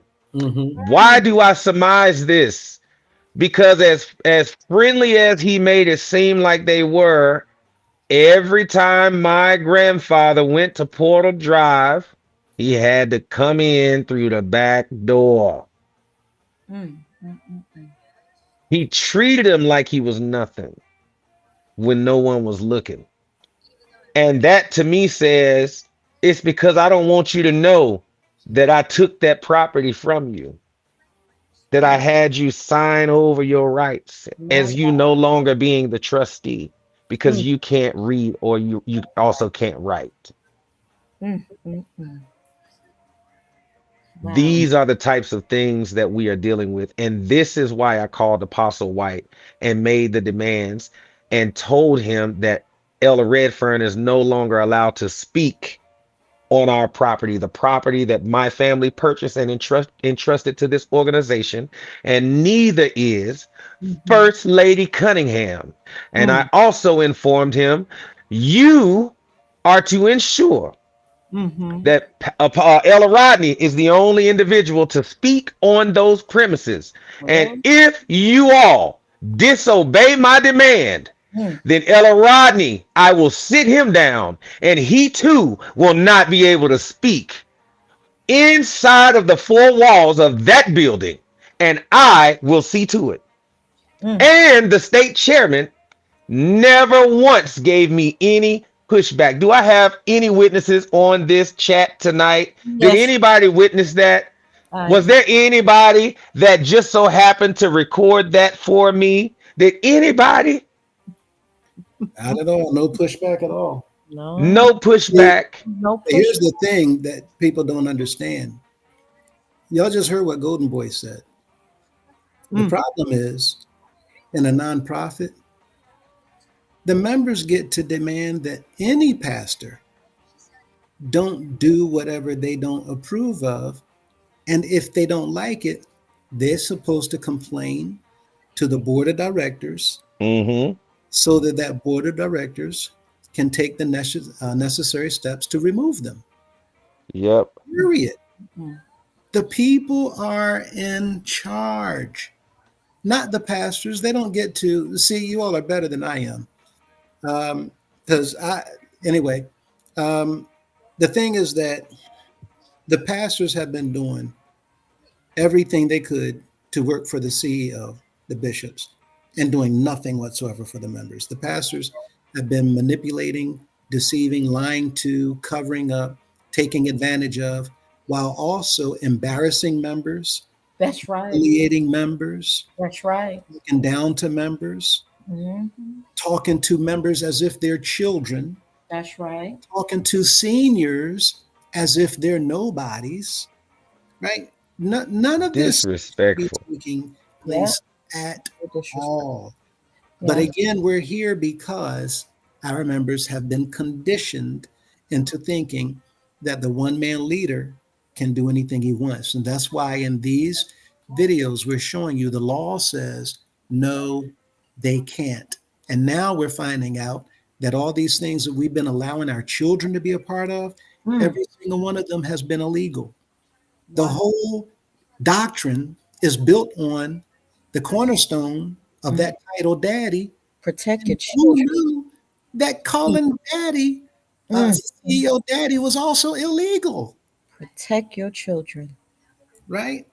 So look at this where it says a little shielding criminal assets. Cult-like organizations frequently use children to physically hold or move cash because they believe law enforcement is less likely to search or suspect minors. Forcing children to work 2 to 3 hour high pressure services as cash collectors, state and federal child labor laws. Yeah. Uh-oh. Yeah. Thank you. Her story answered my question. No specific age requirement. It was based on ability. You would switch out if you needed to. 14 was not a standing age requirement. It was ability based. We now have Fanner that are even younger. We have Fanners that are. Wow. Thank you. Her story. Can you imagine how much pain they're enduring and they can't show nobody that they're hurting? A 10-year-old, an 11-year-old, or whatever, little girls fanning. And do y'all remember sometimes they would be told to fan faster because it would be hot? Right? Again, These things, looking at these, just the maids are violating state and federal child labor laws. And I remember looking at some of those videos. I remember some of the maids looking like they were 4 years old, walking up and down that aisle. Mm. Yeah. The CEO is not the only one facing prison time. My God.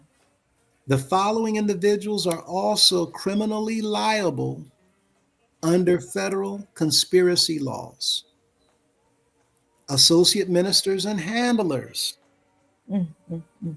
I refer to the one up there sitting beside the CEO and his wife. I refer to her as a handler. Yeah. Other aides refer to her as a handler. Now, that term goes into a whole lot of dark stories that we're not going to go into yet or here. But any adult who coordinates the travel, manages the girls, assigns them to hotel rooms, or forces them onto the stage or platform can be charged as a co-conspirator to human trafficking. A co-conspirator. My God. Whoever coordinates the travel for the maids, Help us, Lord. Help us. whoever's managing the maids while they're traveling, Mm. oversees the maids, supervising the maids, whoever's assigning them to hotel rooms, My God. whoever's escorting them up on that platform to work, to serve, to get drinks, to get that little hot plate, hot towel plate, that tray, Mm. Yeah. to carry his hat, It is not worth it. and all of those things, you are a co-conspirator to human trafficking. It is not worth it. It is not worth it.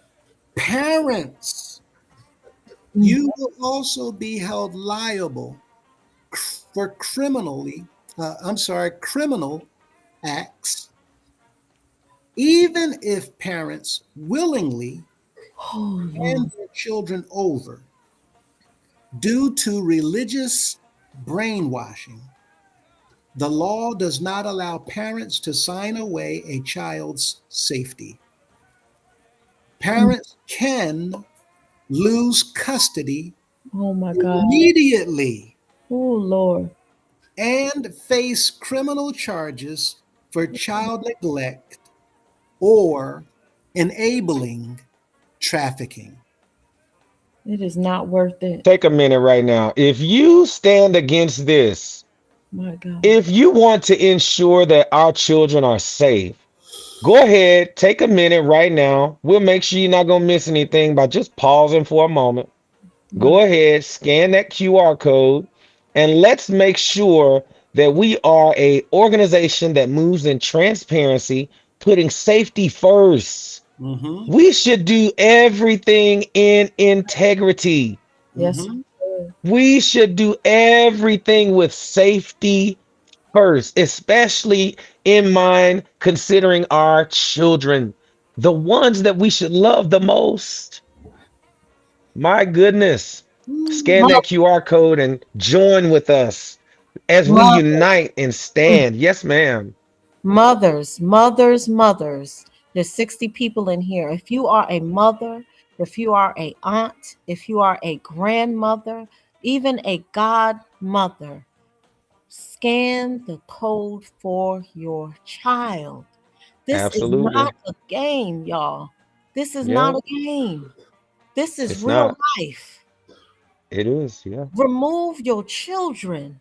I thank God. I thank God that my husband, my late husband, told me, my daughter's father, before he deceased, before he died, he said, do not put my child on the maids. Wow. Mm-mm-mm. Wow. He made that very clear to me.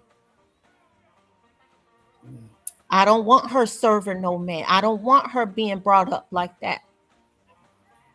Wow. Mothers, protect your children. Absolutely.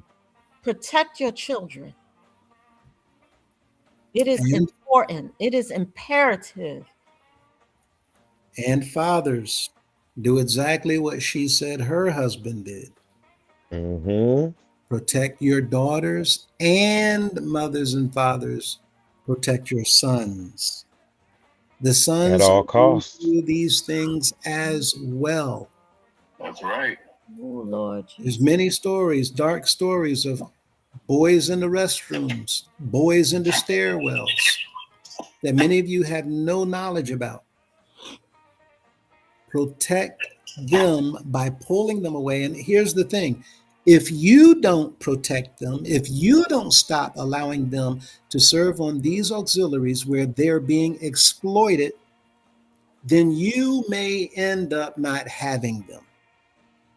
They Mm-hmm. can and will be taken from you. And if it is Mm-hmm. proven, if they come in and bring social services with them, which I'm more than certain they will, you may also ultimately end up serving time for neglect Oh, God. and for enabling Oh, human trafficking and being a co-conspirator. All of those charges add up into more and more years. Yeah. So, question.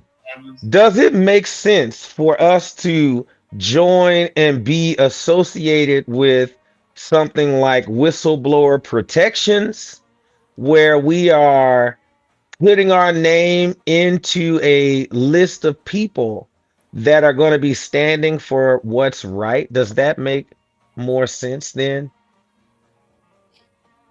Just out of curiosity, Mhm. right. What were you you saying, brother? know? I'm sorry, go Oh, ahead. I'm sorry. If I cut you off, I'm sorry. I didn't realize it. No, I wanted you to finish your thought. Oh no, it was just if I'm posing a question, Right. is that better? Is it better for us to want to be associated with whistleblower protections by scanning this QR code so that we are protected in the event that these outside agencies come in?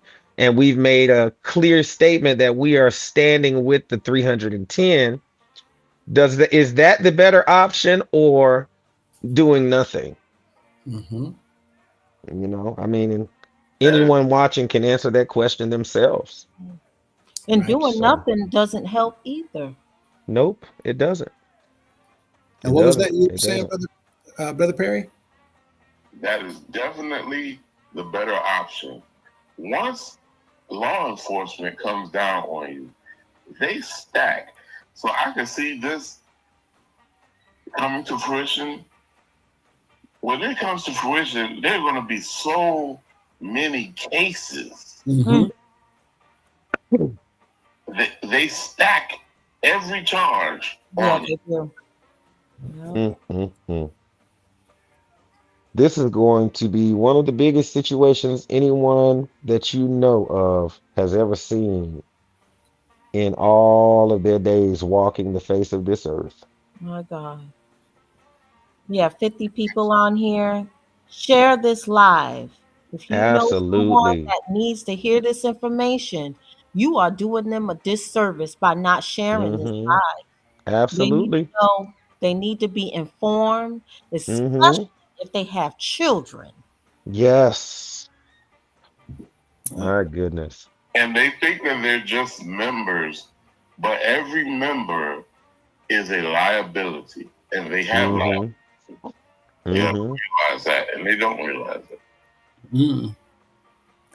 Mm, mm, mm. Hmm. Now, going to the next frame, look at the next question. Is it legal or okay for the CEO to insert into the Constitution any clause that states that his decision is final in any dispute or ruling pertaining to anything he makes a decision on within the organization, or to insert into the Constitution that the members of the General Assembly nor the members of the congregations have any power to judge or condemn him, or to insert wording that says he's only to be judged by God? The answer, No. no. Inserting these clauses into a constitution does not make his actions legal, nor does it shield him from the law. Mm-hmm. Mm-hmm. While a religious organization has the right under the First Amendment to decide its own internal spiritual beliefs, no internal corporate document or religious text can strip away the jurisdiction of the United States government, criminal court, Oh, or federal law. ho. Wait a minute. Go for it. I know that's a lie. That can't be true. What? That's not true. No, that's a lie. That's a lie right there, straight from the pits of hell. Right? Because our Constitution says that the Supreme answers to no one, and no one can question his vision. Oh yeah, it did say Not that. so. What? No. Daddy Cunningham, I know for a fact, is above the law. Nope. Mr. Gub, Supreme. Mr. Gub Mint Mm-hmm. says Government. Mm-hmm. no internal corporate document or religious text can strip away the jurisdiction of the United States government. But that's what I'm saying. That has to be a lie, Absolutely. because Daddy Cunningham can't lie. Something wrong. That's Sunday funny. Right? Sunday funnies. Something wrong somewhere. Well, Daddy Cunningham can't lie, but maybe AD Cunningham lies. Oh, got you. Okay, I forget that these folks, they multifaceted. They wear like multiple hats. So you know what? That right there, Oh, you that know, makes sense, Miss Me. I know that's what it is right there. when it That's it. exchange- Yeah. That's it right there. You really have to try to remember that Mr. Grace had problems with the law. Mm-hmm. They didn't let him tell them what to do. Mm-hmm. They told him. Yeah. Right. You know what else they told him? Uh-huh. They told him what time breakfast was. They told him what time lunch was. Mhm. And they told him what time dinner was. Mhm. And given the times, I'm sure some days he probably only ate bread and porridge. And they told him one time lights out. Miss you so They told him what time lights out was. Oh, Lord. Ooh, child. Let me A drink some water. CEO, the legal reality of soul power, not soul, not that soul power. Soul, SOLE, soul trustee power, the legal reality. A CEO or bishop can write whatever rules he wants into an organization's bylaws or constitution. But those rules are only binding inside the church walls, meaning if you're indoctrinated. Clauses stating that a leader is only to be judged by God have zero legal weight in a court of law. If a leader commits fraud, tax evasion, child exploitation, or human trafficking, the government will judge and prosecute him regardless of what the organization's constitution says. Mm-mm-mm. A leader cannot use a corporate constitution to force members to sign away their basic legal rights. If a crime is committed against a member or a child, any clause banning members from condemning or reporting the leader is completely illegal and void. Illegal. There is no such law that does not allow a member to report the bishop. There is no, I have the final say. There is no man can judge or condemn him. It's all a fraud.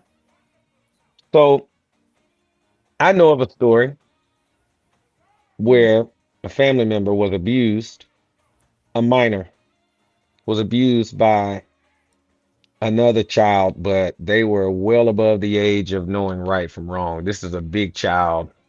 Um, soon, in a couple years after, a couple years later would have been an adult. But instead of allowing the mother to press charges, House of Prayer leaders um, pretty much ensured that she never pressed charges on the mother of this child or the child for what happened, and for the mother attempting to cover it up on behalf of her child. Um, it was one of those situations where the pastor, one of the state chairmen at that time, uh, which would have been, I believe, Apostle Howell, talks them out of doing their due diligence or being that true protector of their child. And that is what is so heart-wrenching, is that our leaders will rather have us cover these things up rather than, bring this to the forefront. We want to sweep it under the rug because we know that there are so many leaders that have done things that if one person starts talking, then there would be not an influx, but an outflux of people willing to tell their story because so many people have never been heard. So if you stand against these types of atrocities, please just take out a moment and scan that QR code. Scanning that QR code ensures that moving forward, we will be able to do so with integrity. My 3 core values are very simple. Integrity first, service before self, and excellence in all that I do. If that is something that you stand for, please scan that QR code and show the world that we are willing to do the work. Thank you, sir, as always, again. And we're going to keep on saying that over and over and over because, matter of fact, you will see by the end of the videos that, or this video that we're presenting tonight, what's the best decision for every member in here. And this is what Ms. Mintz, Golden Boy, and Brother Perry is trying to assist us tonight and bring it to everybody, not only here online right now, but those who listen to the recording even later. This is the best bet. This is a last ditch effort. This is the one thing going for you to help save our organization. Yes. Right. We are doing the work. We are providing avenues. This is the way out. This is the way of escape.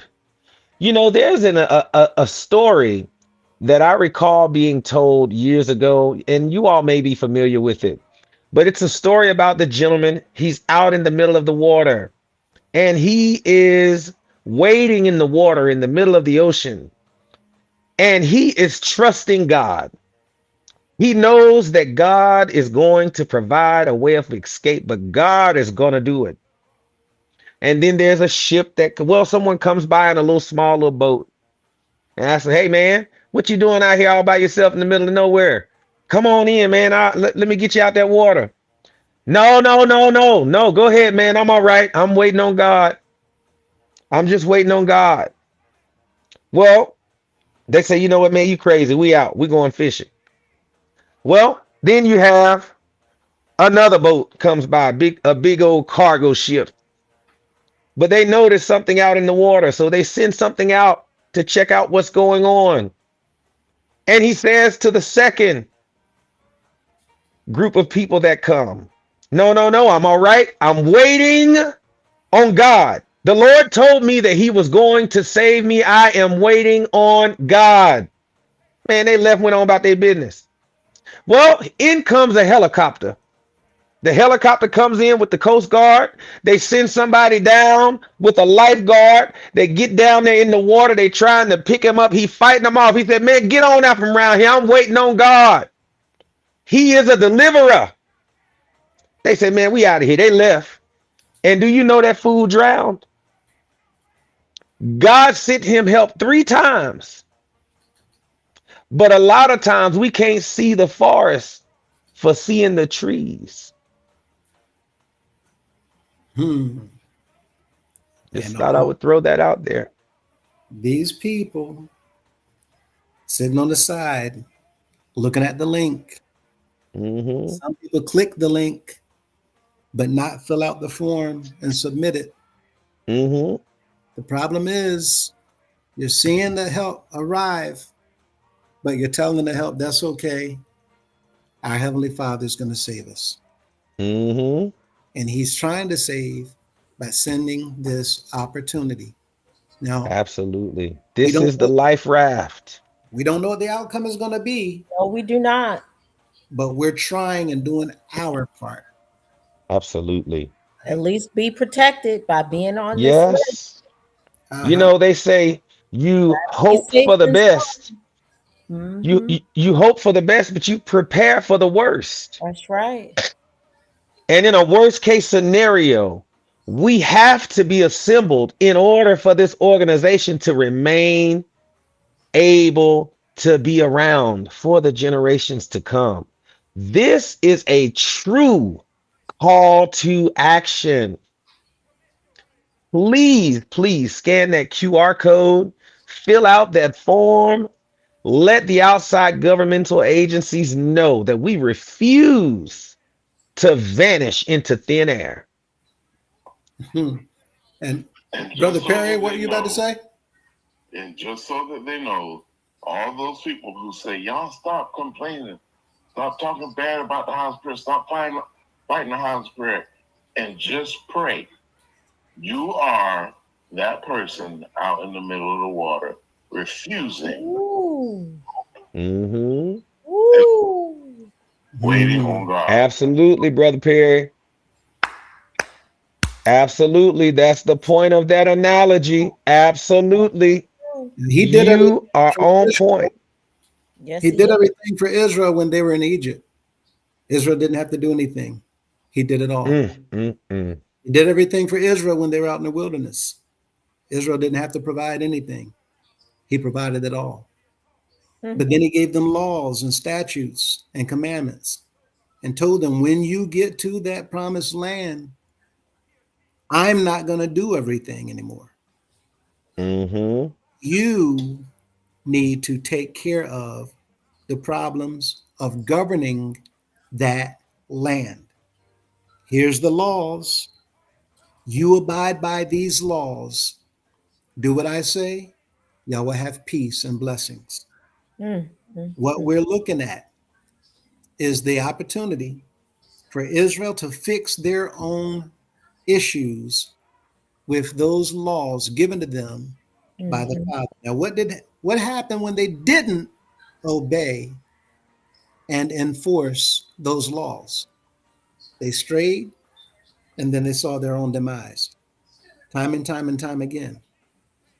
He's already done what it is that they needed. They needed to get up and do what he told them. We're looking at now laws of our land. This is not Israel, and that's why there cannot be a house of prayer over here in the United States that he actually accepts as his house. The house over in Israel was his. He destroyed it. So there is no more house of prayer for all people. And this is why we're looking at more evidence of financial fraud and intent by talking about these types of things right here. In fact, look at where else this leads us. In a federal investigation, inserting clauses that claim his decision is final, that he cannot be judged, and that there is no oversight actually hurts the CEO. Mm.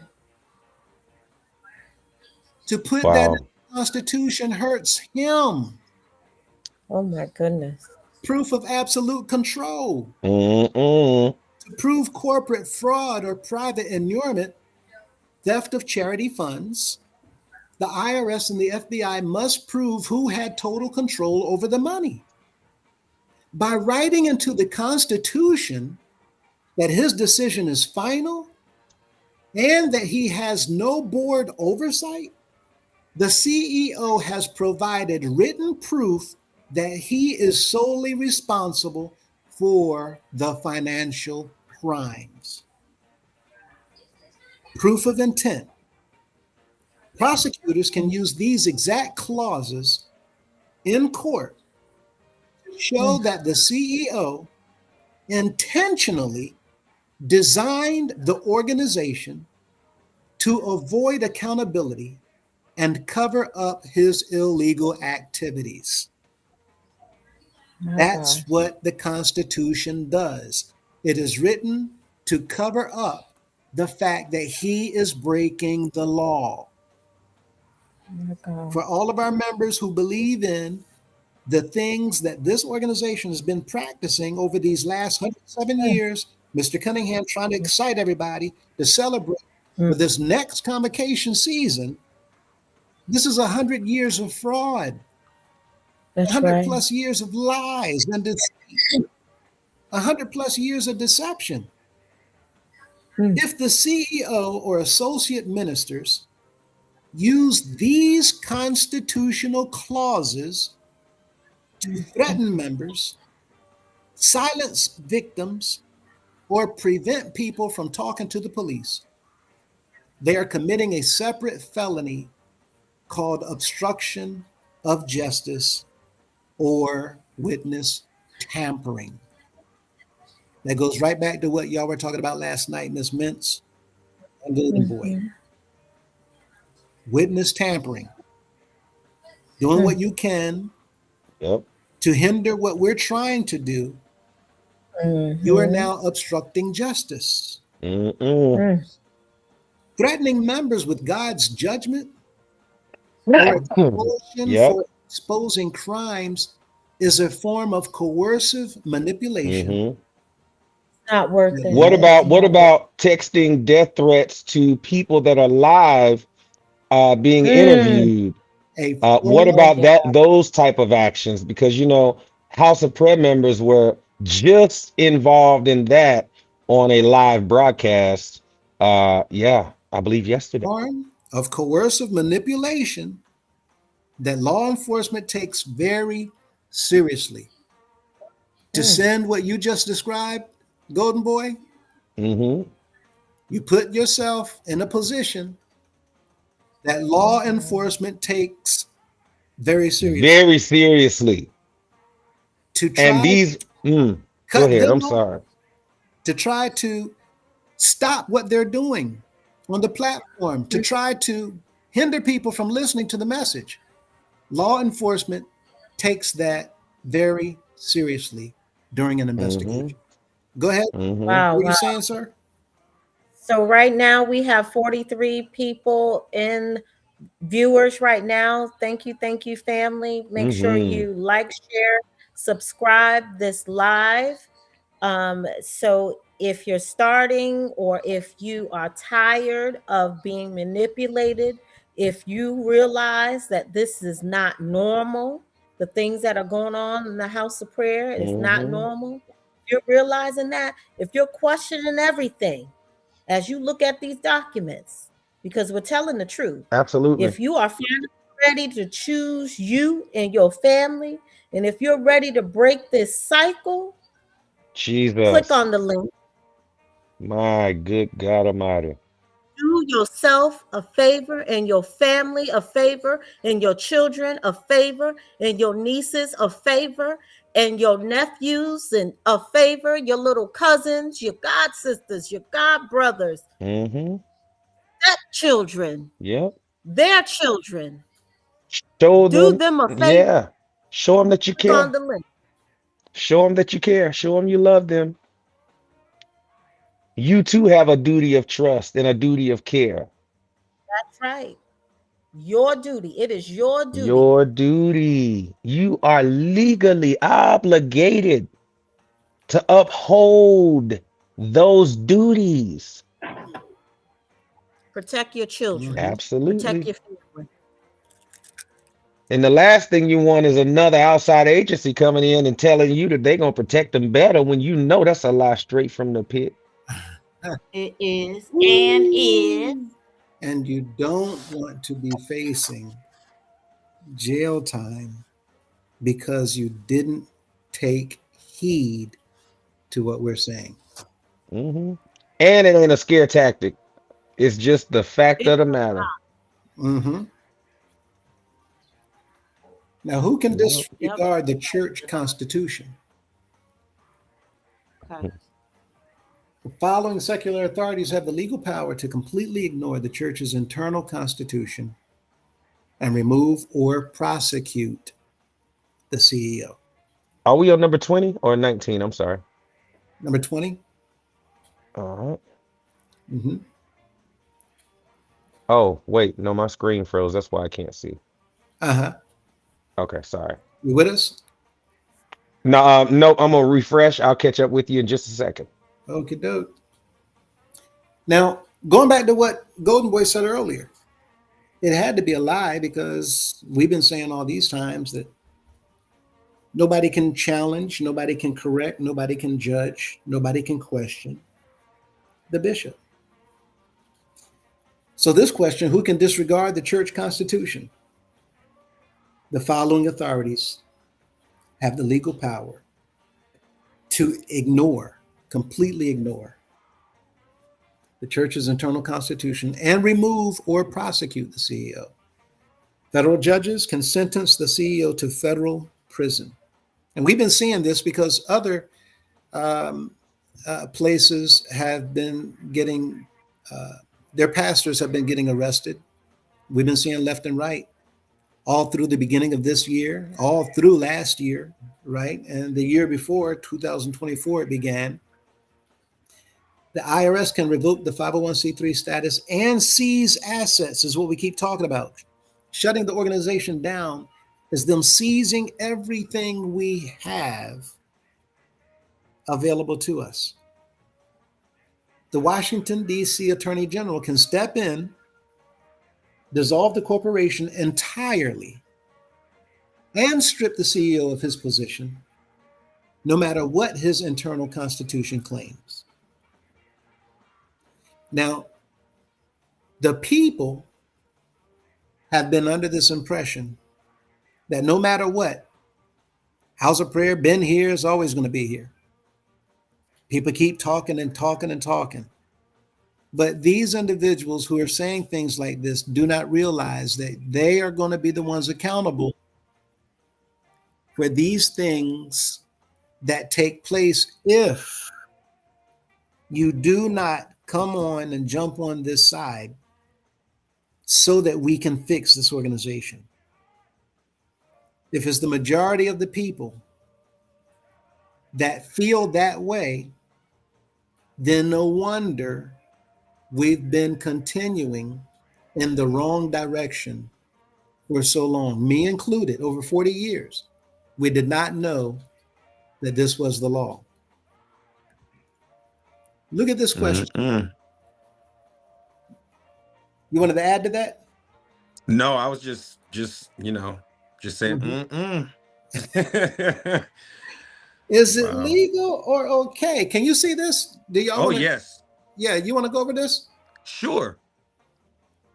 Is it legal or okay, according to the laws of 501c3, for a CEO of a nonprofit of the General Assembly or the congregations that make up the organization to insert a constitution that members have no authority over him whatsoever?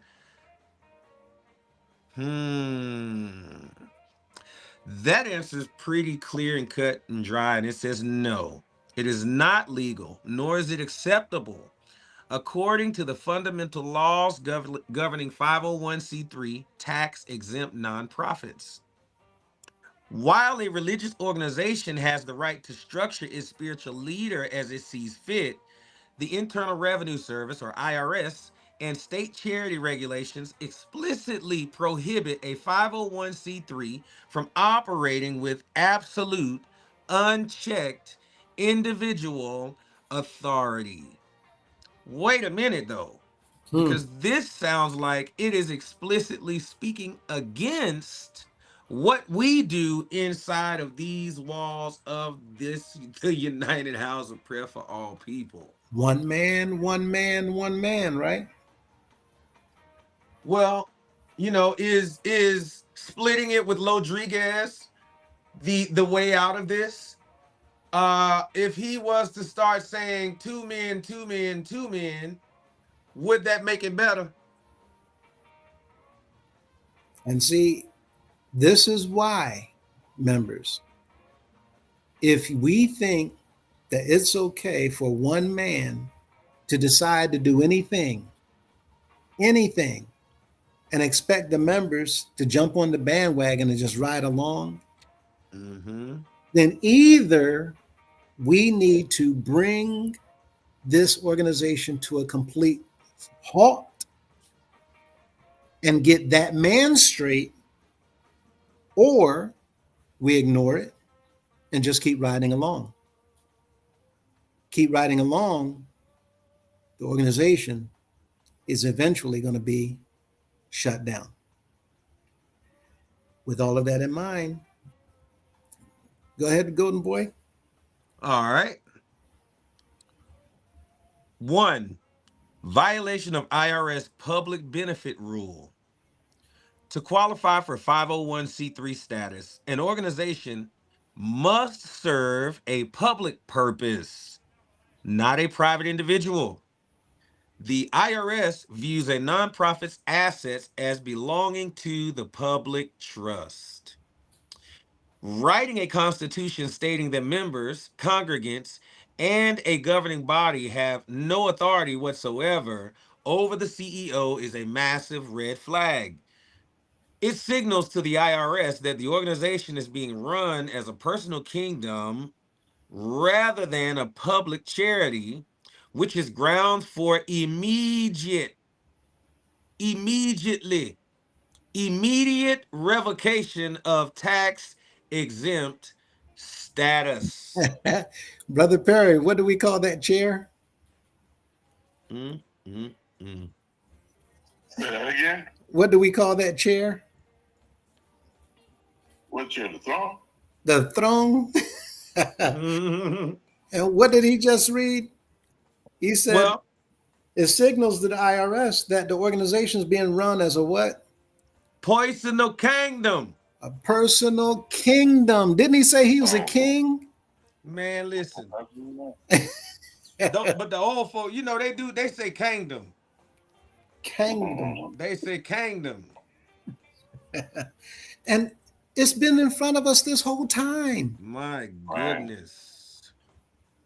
This If you're understanding that this is wrong, what we do in the United House of Prayer for All People, after seeing this, do yourself, your children, do us and you a favor and scan that QR code there. Scan that QR code so that we can make sure that we are moving forward in transparency and that we are in alignment, that we are in alignment with the public trust, that we are making sure that our assets don't belong to one man, but that they belong to the public.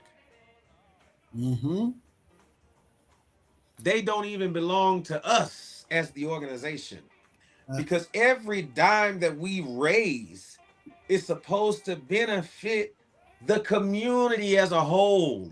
I'll tell you about a ministry in Charlotte, North Carolina. It is called Unity Charlotte International. And Unity, especially around the holidays, they sponsor families. They ensure families have food to eat for Thanksgiving and things of that nature. And then they start a whole toy drive. Man, I mean, they pack the house out with everything anybody could need for a full Christmas, from bicycles to toys. Oh, man. Do you know that they give those things and items away, not just to the members of their church? They buy enough for the members of their church, and then they go out and they find people who are walking, people with children who were unsuspecting. Hey, it's the holidays. Come in and get whatever you need for your children. You don't even have to be a member. As a matter of fact, some of the Spanish-speaking people that walk around that area, you know, a lot of us dark-skinned folk may overlook them and say, oh, no, this is for us. No, it's not. It's for them too. Mhm. Do you know it does not matter to them what color you are? They don't care who you are, what you look like, or what your walk of life is. If there is a need and they are able to meet that need, they will do their best. And I am the first to tell you, they are not the only, but they are one ministry that has been a tremendous blessing to me. I have walked into church and been expecting nothing. I donated, I sowed, and the Lord laid on the leader's heart that they didn't know what I gave or if I had given anything.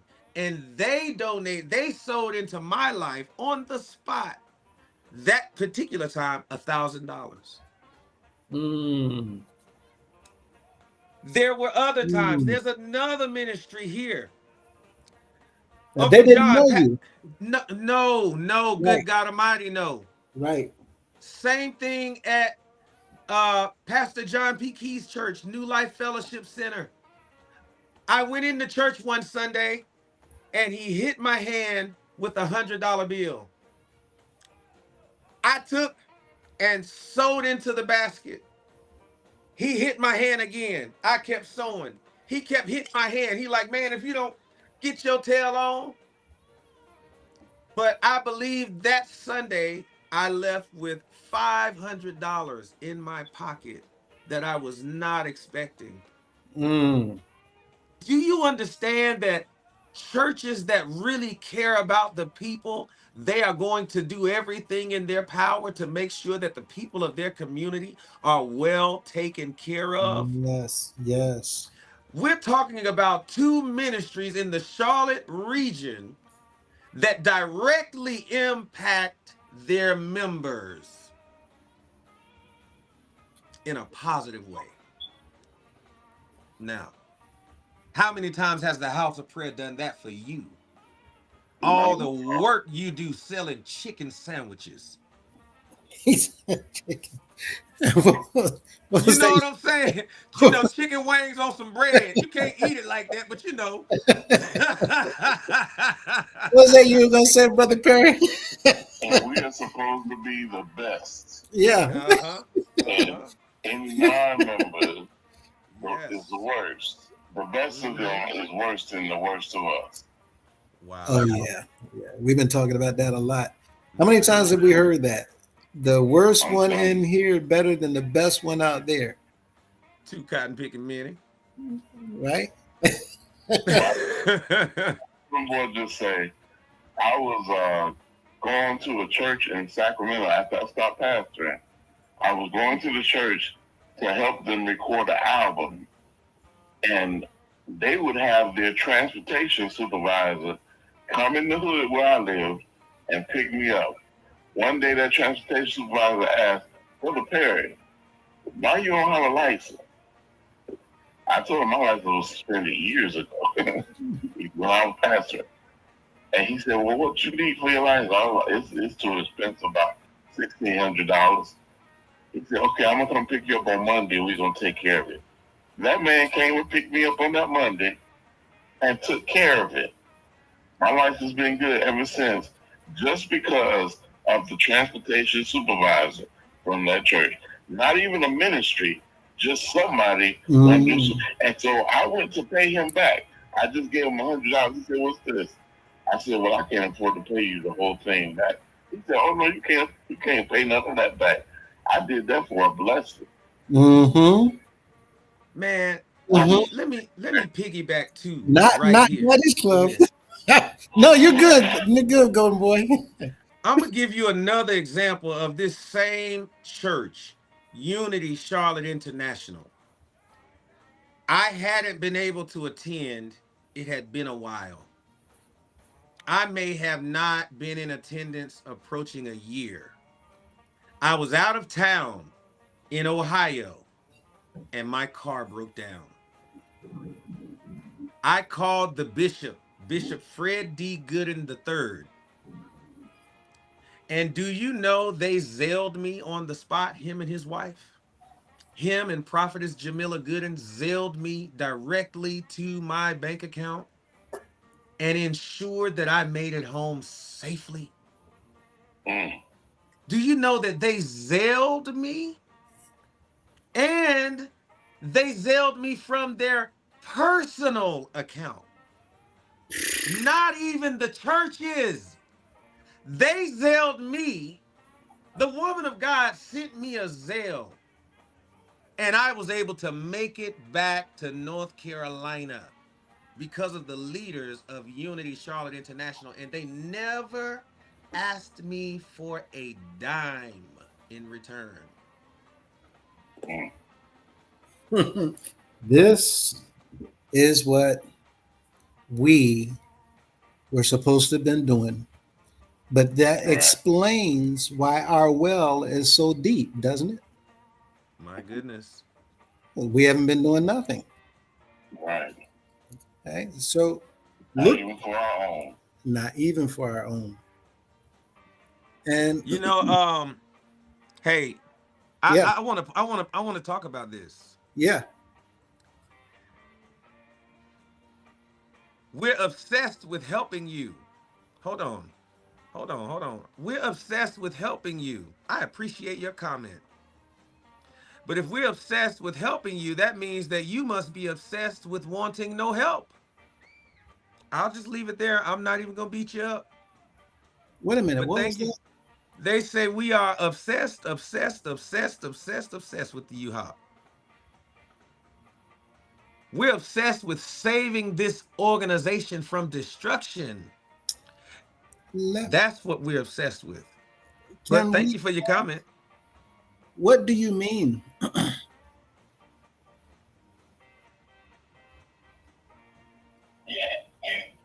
What do you mean? Right. She's upset. She's just trolling. She'll be all right. We ain't got to entertain her. I saw something. They've done it several times for me. Let me touch on that. We have a organization because we're members, which is a nonprofit. Mm-hmm.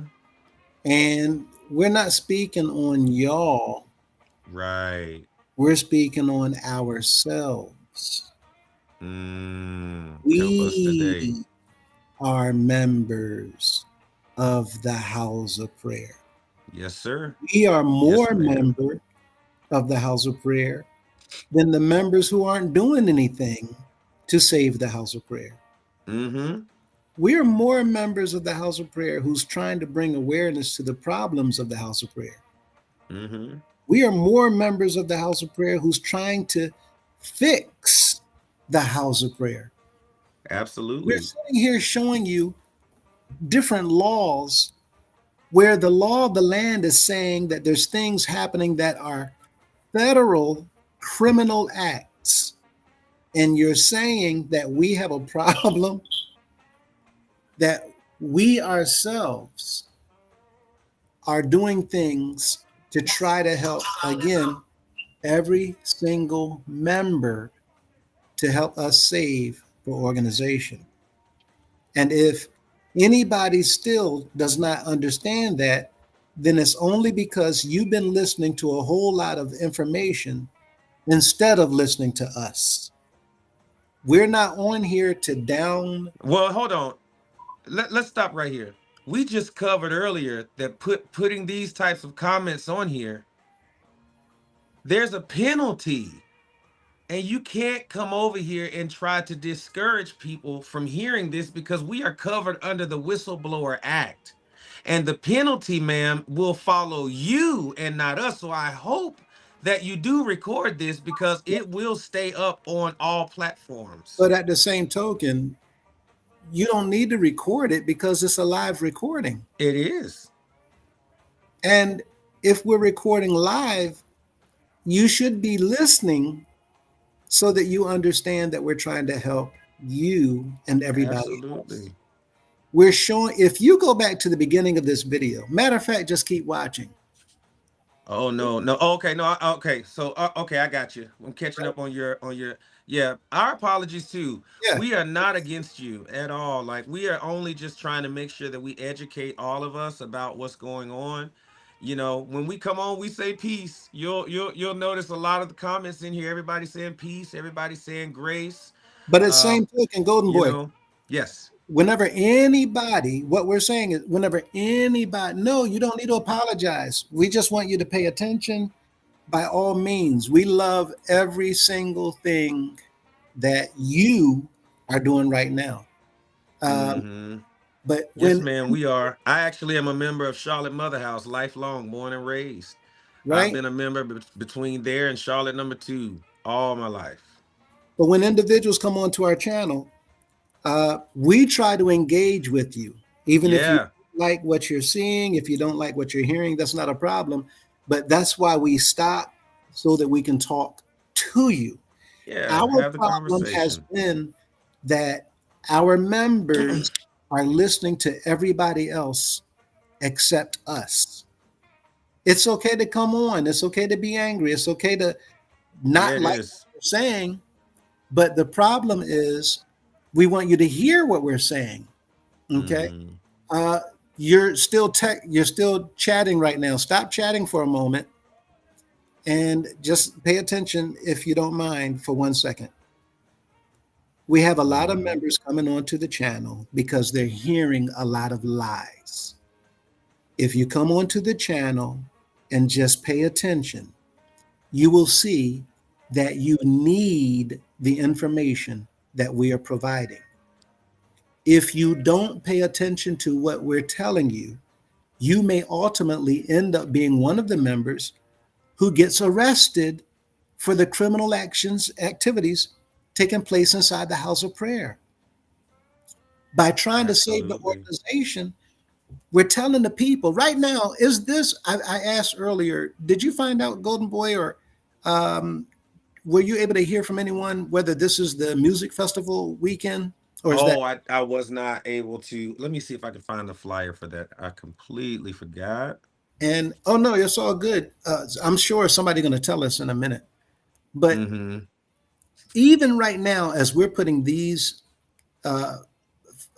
screens up, these shots to show you all what the law says, right now, I wonder how many of our members are getting ready to go out to services and take their children and do every single one of these things that we're talking about right now, putting themselves at further risk of enabling whatever to happen to their children.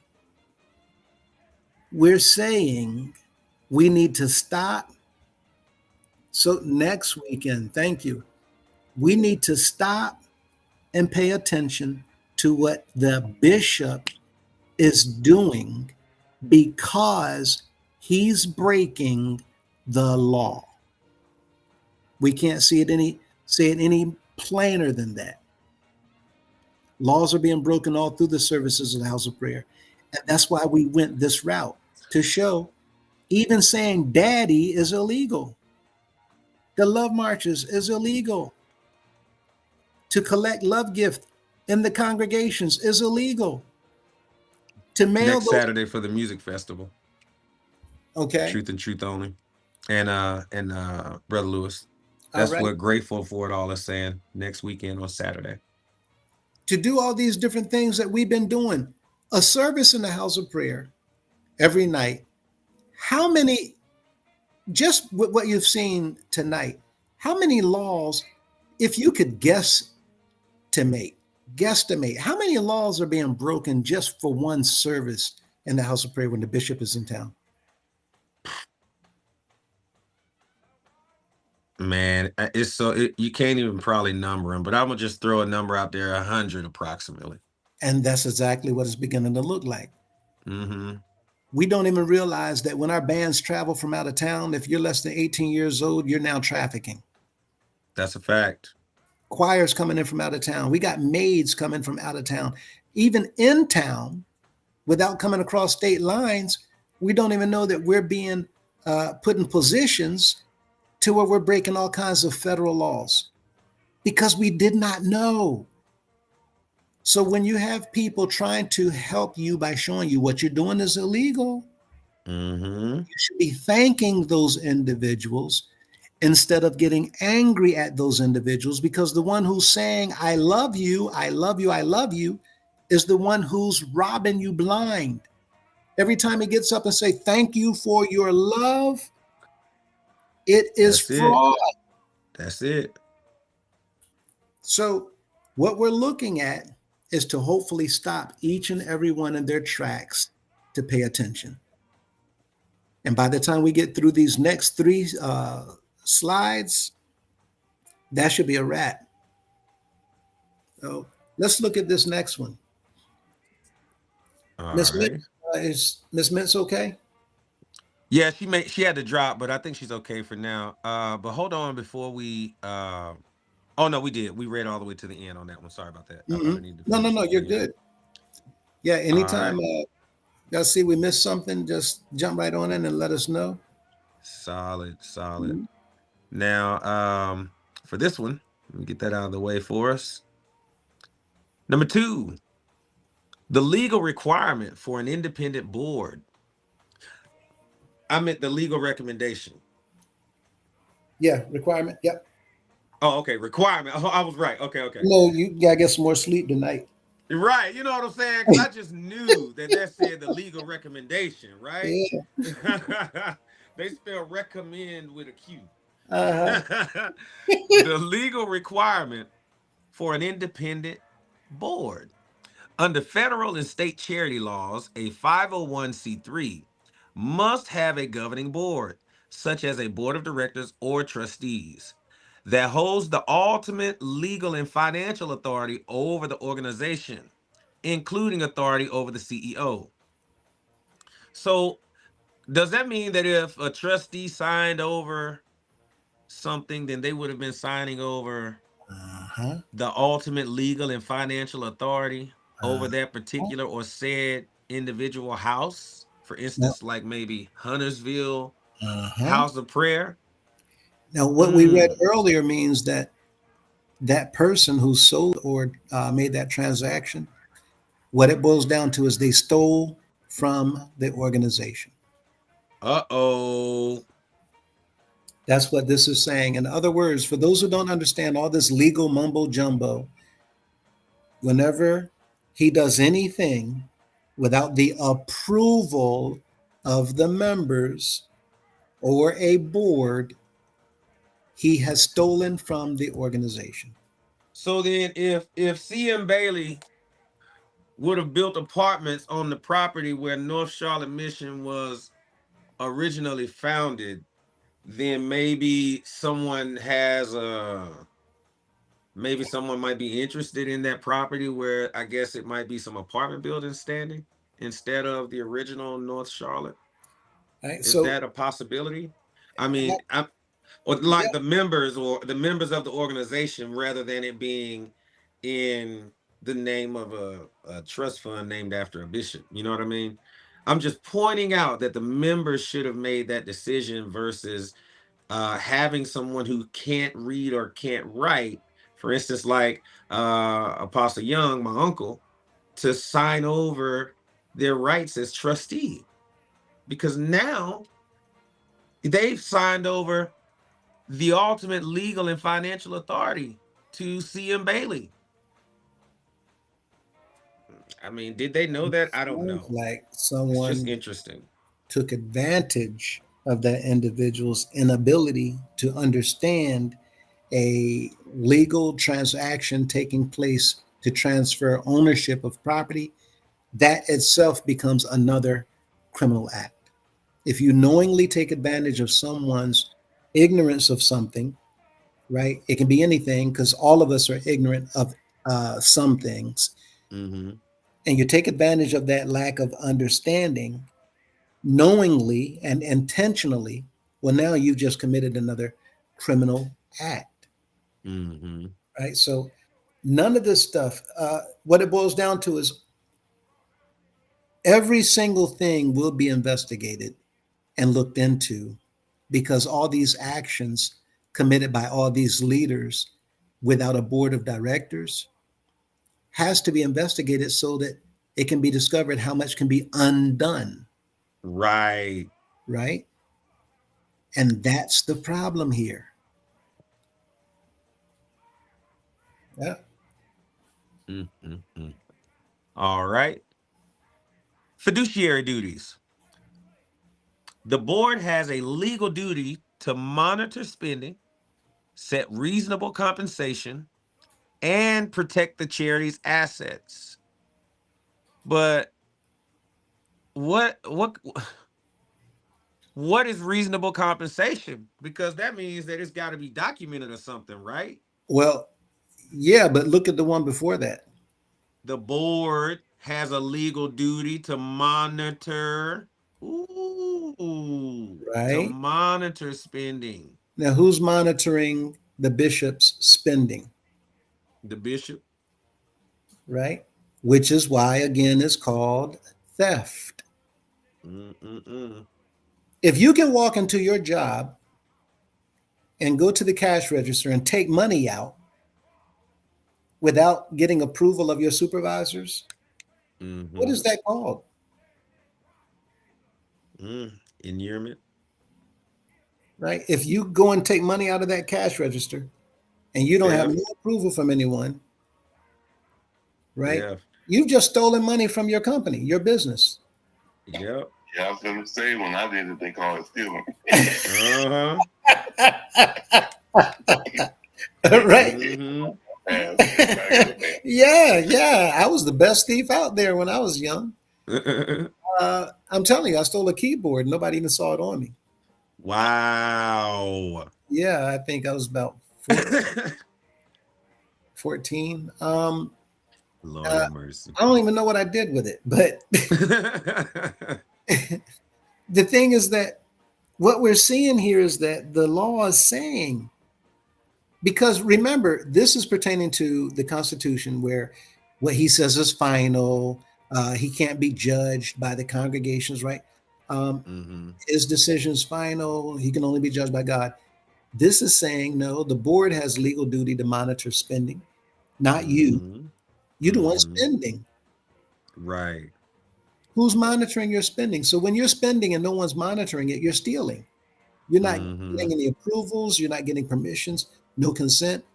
One man. That's why Mr. Cunningham's doing all this yelling and hollering, because he knows he's getting busted. So when you talked about set reasonable compensation, that's the board's job. Who planned and who put that compensation plan together that we're going to have love marches? Did the board do that? Did the members do that? You know what? I'm gonna tell you a secret that I haven't told anybody. Well, I told one person. I think that if we are able to save this organization, that we should keep the Love March. But the Love March is only intended to go towards those in need, the community. That love has to be outwardly expressed rather than inwardly. And I think the way that we rally and raise money just in one service, if there is an issue, we can change everything The way that we give for Daddy's Club, the way that 6 and M raised over $400,000 just in Daddy's Club. Do you know what that would do to a community in need? For instance, with them being right there at 6 and M Street, do you know what would have happened if they would have raised that and then invested that into the 45 families whose houses burned down to the ground out in Hampton, in the Hampton, Virginia area, Newport News? Do you know what that would have done for those families rather than going into the pocket of our current leader undocumented? Well, see, Please scan that QR code. If you stand against that, scan that QR code and show all the members of the United House of Prayer that you are one of the 310 members that are going to stand with us to make sure that we right every wrong and make every crooked place straight. We appreciate you. now, what you just said, the problem that we have as an organization is a very good problem, but a problem nonetheless, Mm-hmm. is we're not in a position where anybody has to donate, Anymore. right? So we really don't need love marches. We don't need house offering. We don't need any offering. We don't need Mhm. any contribution or donations. The problem that we have is there's so much, according to the leaders themselves, the well is so deep Mm-hmm. that our problem is we have so much we need to spend. Wow. We don't need to keep bringing in. It's so deep that we need to spend. You remember Mr. Madison said that he was told by the government that you got to spend some of this money, Mm-hmm. I remember hearing about it. right? So the problem is stacking, stacking, stacking, stacking, stacking. At this point in time, we don't need to stack anymore, right? Mhm. Even Moses was told to tell the Israelites to stop giving. There's too much. I don't think our members truly understand how interest works. Compounded, right? Mhm. All this time. Yeah. What was it that Mr. Gray spent to buy the El Dorado in New York? How much was that? I think it was 10. That's that building. It might have been 10 million or something like that. The Can't remember largest, exactly. The largest apartment building or high yeah, rise that was there at the time. Yeah. that was there right around Central Park, right? Mm-hmm. Now, if he Correct. spent that much money at that time for that big building in Central Park, 245, if I'm not mistaken, apartments, Mm-hmm. and we have the entire block across the street from the Apollo Theater in New York and Harlem, Mm-hmm. how much has the property alone accrued in value, Mm-hmm. appraised in value? Mm-hmm. The deposits should have interest alone just compounding like you're talking about. The members don't understand what they mean when they say, I have not touched Grace's money. They don't get that. And that's why there's no The problem. idea that Dunkin', I think it was Krispy Kreme or Dunkin' Donuts Uh-huh. that rents from us and their leases from us. McDonald's leases from us. Yeah. You know, places like that lease from us. Yeah. There's money there. Yeah. And all this income flowing in, the members don't understand. They don't need to be giving Daddy's Club. What do you need with my $2,000? The well's so deep. You have not touched money that's been sitting there for 50, 60, 70, 80 years. Right. What do you need my 2,000 for? Right? Well, But the question. members, Hard. they don't Question. get it. Do they have stipulations as a 501c3 that would prevent them from doing certain types of transactions? And is them asking for money to come in, is that associated with somehow, I don't know, like I'm just questioning how they would put that together to be able to find a reason to pull from what's there and still have money that I don't know, I guess to do what they want. I don't quite understand it. So I'm just trying to figure out like how that works or what that would actually look like. Because I too want to know why they still need us to, give the way that we do, knowing that it's not needed. Well, I have an idea, Hmm. I but got you. Yeah, but we don't know. Yeah, we don't know for sure. Yeah, I right, get you.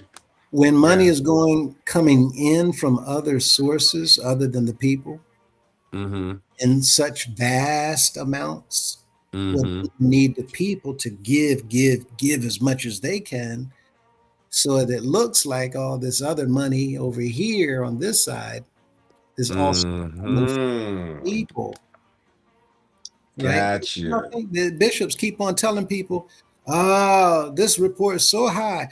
I think I'm gonna give everybody on that auxiliary a floor, and then another one over here. I'm gonna give everybody over there a floor. I'm gonna give everybody over there a floor.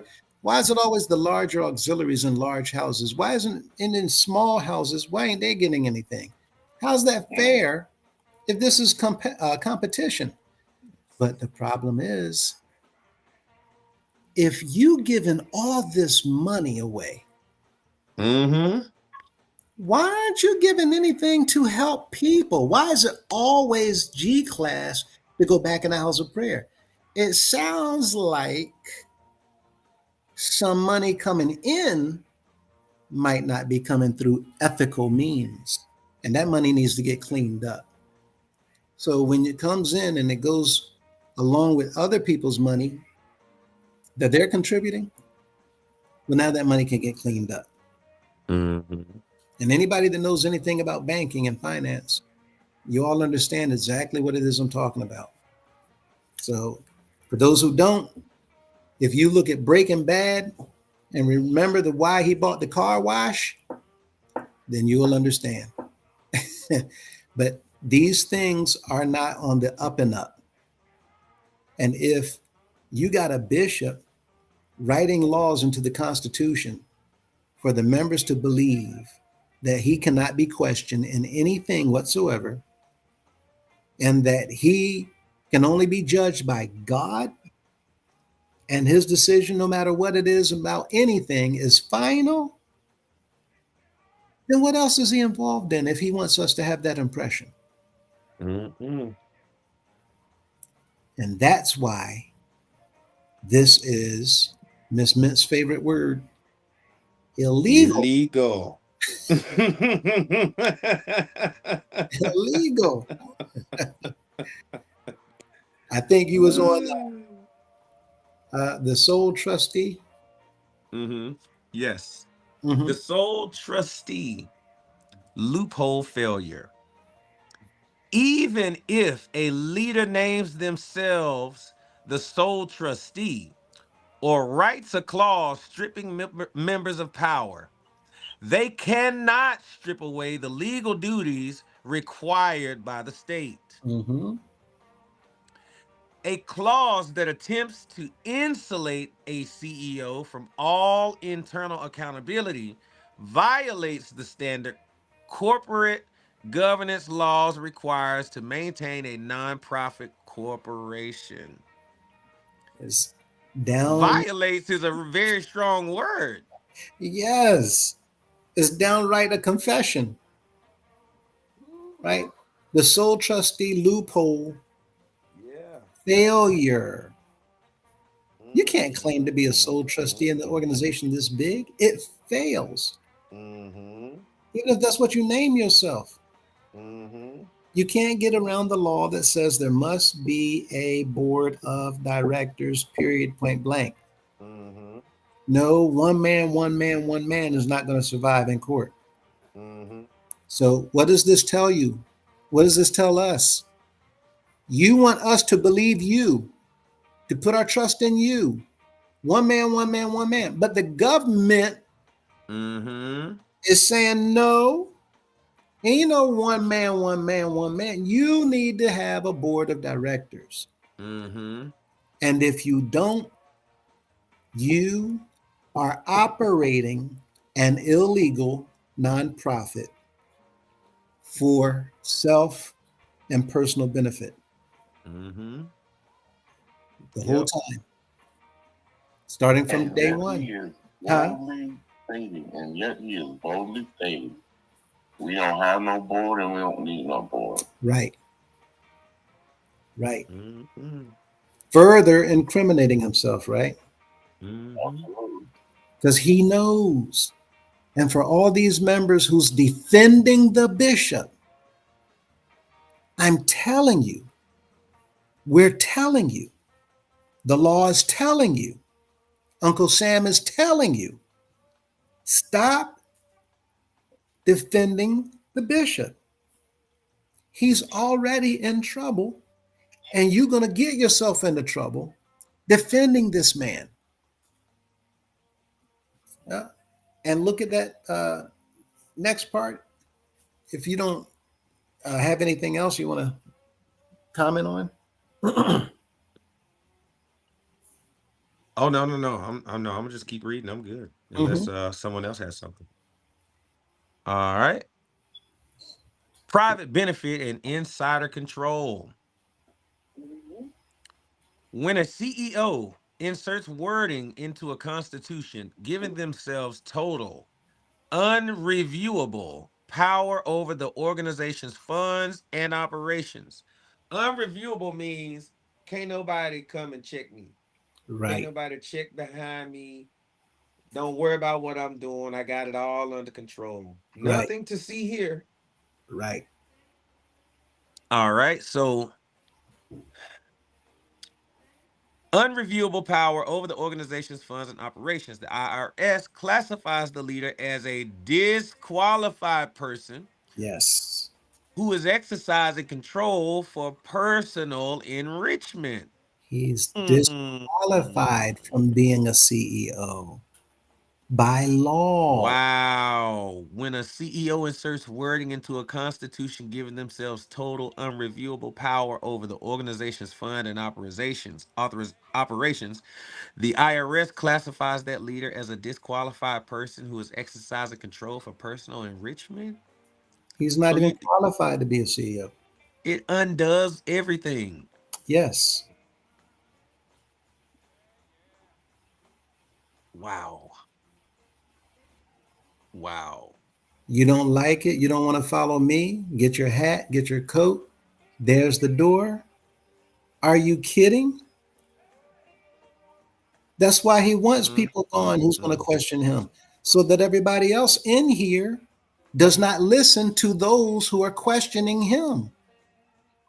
He wants you to get out the door because you are a problem for him and this illegal scheme that he has going on, continuing what happened from every single leader before him. This is not even, I need to keep catching myself because he's not a leader. He's supposed to be a follower. The leader is the employer. And we're not even leaders because you're not leading the people anywhere. The employer is the boss.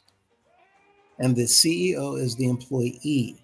The bishop is an employee who can get fired, especially in DC, because they have what we call an at-will law. It's an at-will jurisdiction. Hire and fire at will for no reason whatsoever. But he wants the members to believe that no matter what he says, you listen to him. Well, we're showing you the law says no. Mr. Cunningham, you are wrong. You're committing crimes and you're a liar. Go ahead.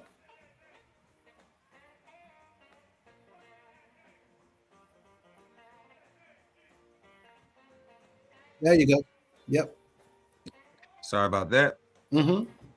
All right. So, in a federal tax audit, this specific clause serves as written proof that the organization is organized and operated for the private benefit of the CEO. Yes. Which violates the core statutory requirements of Section 501c3. It violates the whole heart of the whole section. the core statutory requirements of the Section 501c3. Everything that it stands for. The Constitution is proof Yeah. that the bishop has been breaking the law. Yep. Wow. Yeah. Wow. Yeah. Well, you ready for the next one here? Yes, sir. There we go. Solid. Yeah. So skip Well, over we that top did the one. Top one. That's why I crossed it out. Solid. Okay. Number 4. Secular laws always overrides church constitution. That means the law of the land. Secular means worldly, right? The law of the world. The Yeah. law of the land. Yeah. Caesar's law. Yeah. Always overrides church constitutions. A Yep. 501c3 constitution can say whatever the CEO wants it to say regarding spiritual matters, but it cannot strip away the authority of the government regulators. State attorney generals and the IRS have absolute authority over the CEO. Non-questionable. It's a non-negotiable. When they say absolute, well, I wonder what happens if they buck the system. Does that mean it may be a penalty? That's the question to ask. So it might be, because we're talking about state attorney generals and the IRS, and we just learned that the IRS agents have just as much power as the FBI agents, right, Brother Lewis? Oh yeah, that was the postal. post That was the office. postal. Okay, sorry about that. Yep. The state attorney generals and the IRS have absolute authority over the CEO, regardless of what internal constitution claims. That's a bombshell. If the CEO You cut out? Sounds like we might have lost Golden Boy. You good, Brother Perry?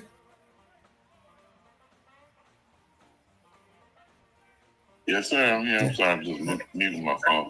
No, you're good. Looks like we might have lost Golden Boy for a minute. But Okay. if the CEO uses this absolute power to divert cash, exploit children, or commit fraud, the state can dissolve the corporation, freeze its bank accounts, and invalidate the entire Constitution. Now, the problem here is, yes, sir. Hello? Can you hear me? Okay, I hear you now. Now, the problem is, it looks like the CEO has definitely been doing these things, correct? Absolutely. And all the evidence is right there inside the Constitution, sitting right there in front of us the whole time. Look at this last frame. So with all of that said, is it wise for our current members, still active within the organization, to join our whistleblower coalition in order to work with the authorities and attempt to save the organization or face? Is it wise? For current members still within the organization active to join our whistleblower coalition in order to work with the authorities and attempt to save the organization or face whatever outcome we have to face as we attempt to reestablish ourselves for a smooth transition while working with whoever's necessary for us to align ourselves with the regulating agencies and the courts? Is that wise? And this is AI. We're not making this stuff up. This is AI. And AI says, yes, it is wise and necessary for your current active members to join your coalition now, provided Mm-hmm. fully prepared to accept whatever legal outcome occurs. Because the organization already knows about your group, you are no longer operating in secret. Mm-hmm. Building a strong, visible coalition of active members is the most effective way to show a judge and regulating agencies that the corrupt leadership does not represent the actual community. Mm-mm. By signing up, clicking the link, joining the Absolutely. coalition, you are telling the Absolutely. agencies and the government that I am not a part of this corruption. That's what AI said. It's Mm-hmm. necessary for Mm-hmm. the current active members to join the coalition, not tomorrow, not next week, No, now. right now. AI said, join now. Not Allen Come Iverson. on. That's my man, but Mm-hmm. not Allen Iverson AI. AI on computer technology, the brilliance, the smarts, the wisdom, the intellect, the intelligence. I'm not smarter than AI, and I'm not Come sure on. Talk who about it. is smarter than artificial intelligence. And Mm-hmm. artificial intelligence says it is Mm-hmm. wise and necessary for you to join now, Okay. provided that you're fully prepared to accept whatever legal outcome occurs. Mm-hmm. That's the Definitely. only way to show a judge and the agencies that this corrupt leadership, I'm not in support of it. So whatever comes and you're not on this coalition, then you put Mm-hmm. yourself at risk for whatever. Absolutely. Absolutely. Uh-huh. And we're doing the work because we honestly and truly do believe that this organization is worth the fight. And we Yes. believe that it's worth keeping it around for you and I, for our community, so that we actually can have a say-so in the community that we live in. Mm-hmm. Why would we forfeit the right or the ability to allow our pilgrim brothers and sisters to determine how our community is invested into? You know, I would never want to turn around and just gift everything, every bit of say-so that we have, just gift it to people who would never ever dare to invest it back into us. If we are good stewards, then let's be just that. Mm-hmm. Let's be good stewards and make sure that we are doing our part. That's the most important part. We talk a good game, but the thing about it is, you know, we talk the talk, but at what point do we begin to walk the walk? You know, and we do things out of formalities, and we do things because it's customary. We do things because that's what we are taught to do. But at what time in life do we realize, you know, maybe what I was taught wasn't right? And I, as an adult in my good sound mind, now understand that this is an opportunity for me to stand up and do what's right for my community, for my children, for my nieces, for my nephews, little cousins, you know, for my godchildren, for those, my grandmother, for my great grandmother who went on home to be with the Lord and thought that she was doing right. For my great grandfather, Apostle Greer, having had to be abused, to be made to crawl on the floor and beg Daddy Madison, just so that he can be buried next to his wife on the very land and the very property that he purchased himself and donated or entrusted to the United House of Prayer for All People, only to be told that he was nothing, he was worthless, and to be told that his grandchild could, an 8-year-old baby, can't even have the funeral inside of the four walls where his great grandfather purchased the land. Wow. I appreciate y'all. Thank you. Yeah, it's something, man. And when we're thinking about all this stuff, Yep. It and seriously is. just have no idea. The thing is that awareness is a funny thing. Many times when it hits you out of nowhere, the shock and awe, we tell ourselves, nah, that can't be real. That can't be true. Right. But just keep listening, keep paying attention, keep watching, because it will settle in.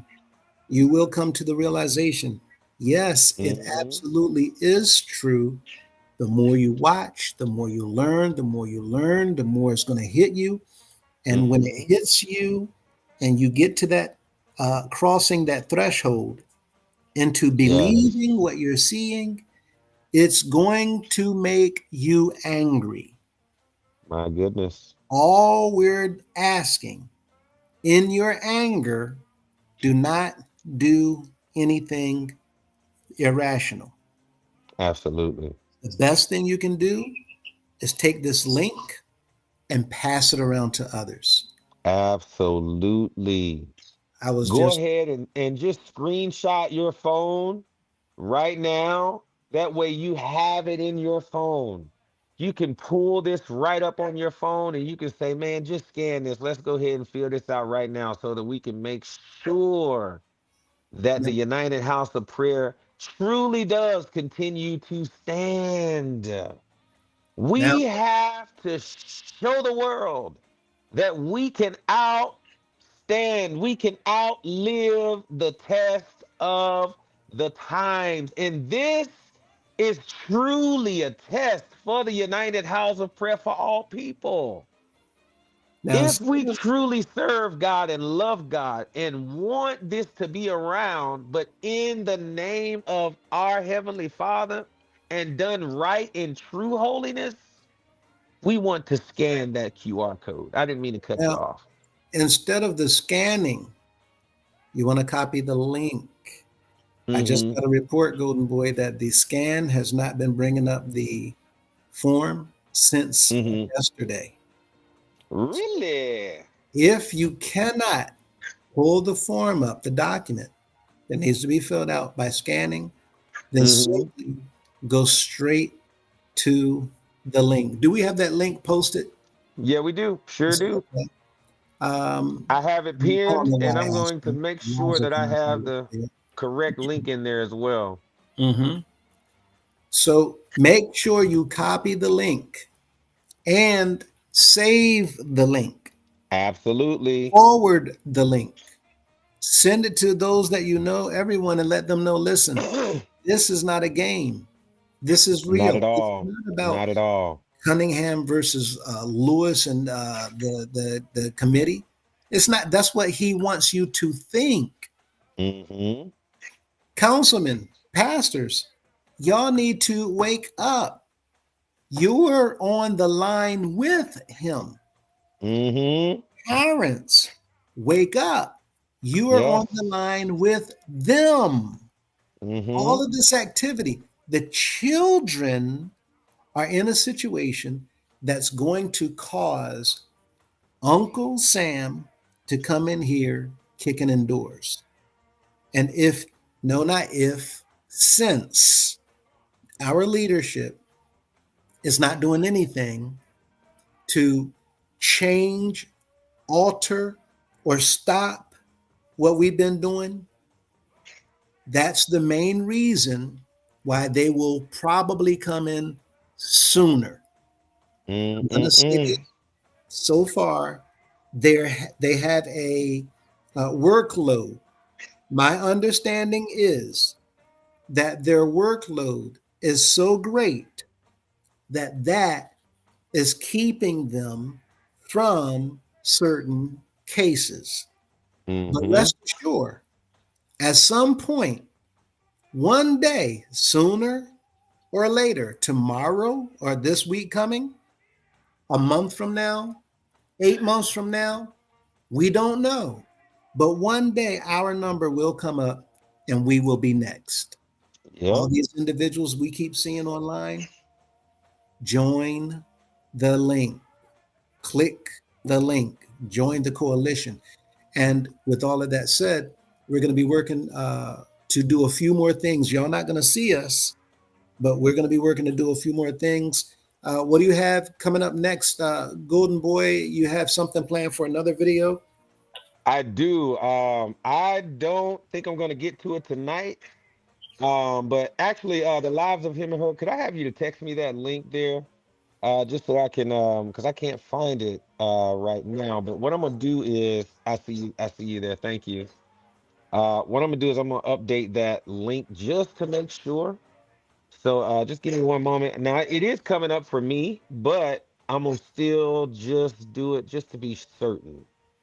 Um, now, um, I'm not sure if it matters whether you have, it shouldn't matter whether you have Android or iPhone, but we still want to make sure that it is functioning properly. So I'm gonna make sure that we are in there the right way.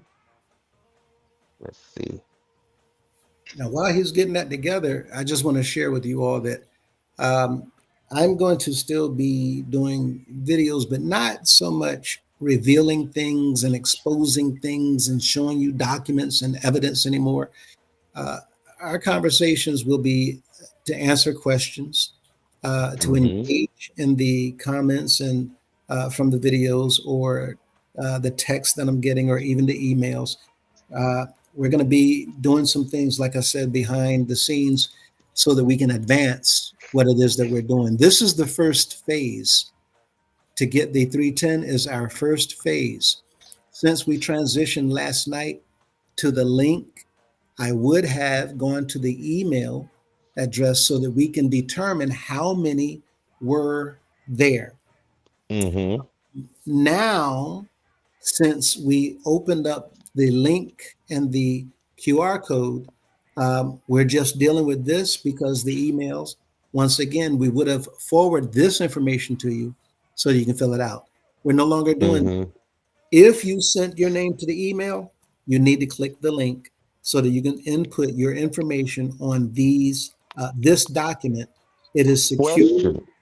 You don't have to worry about anything at all.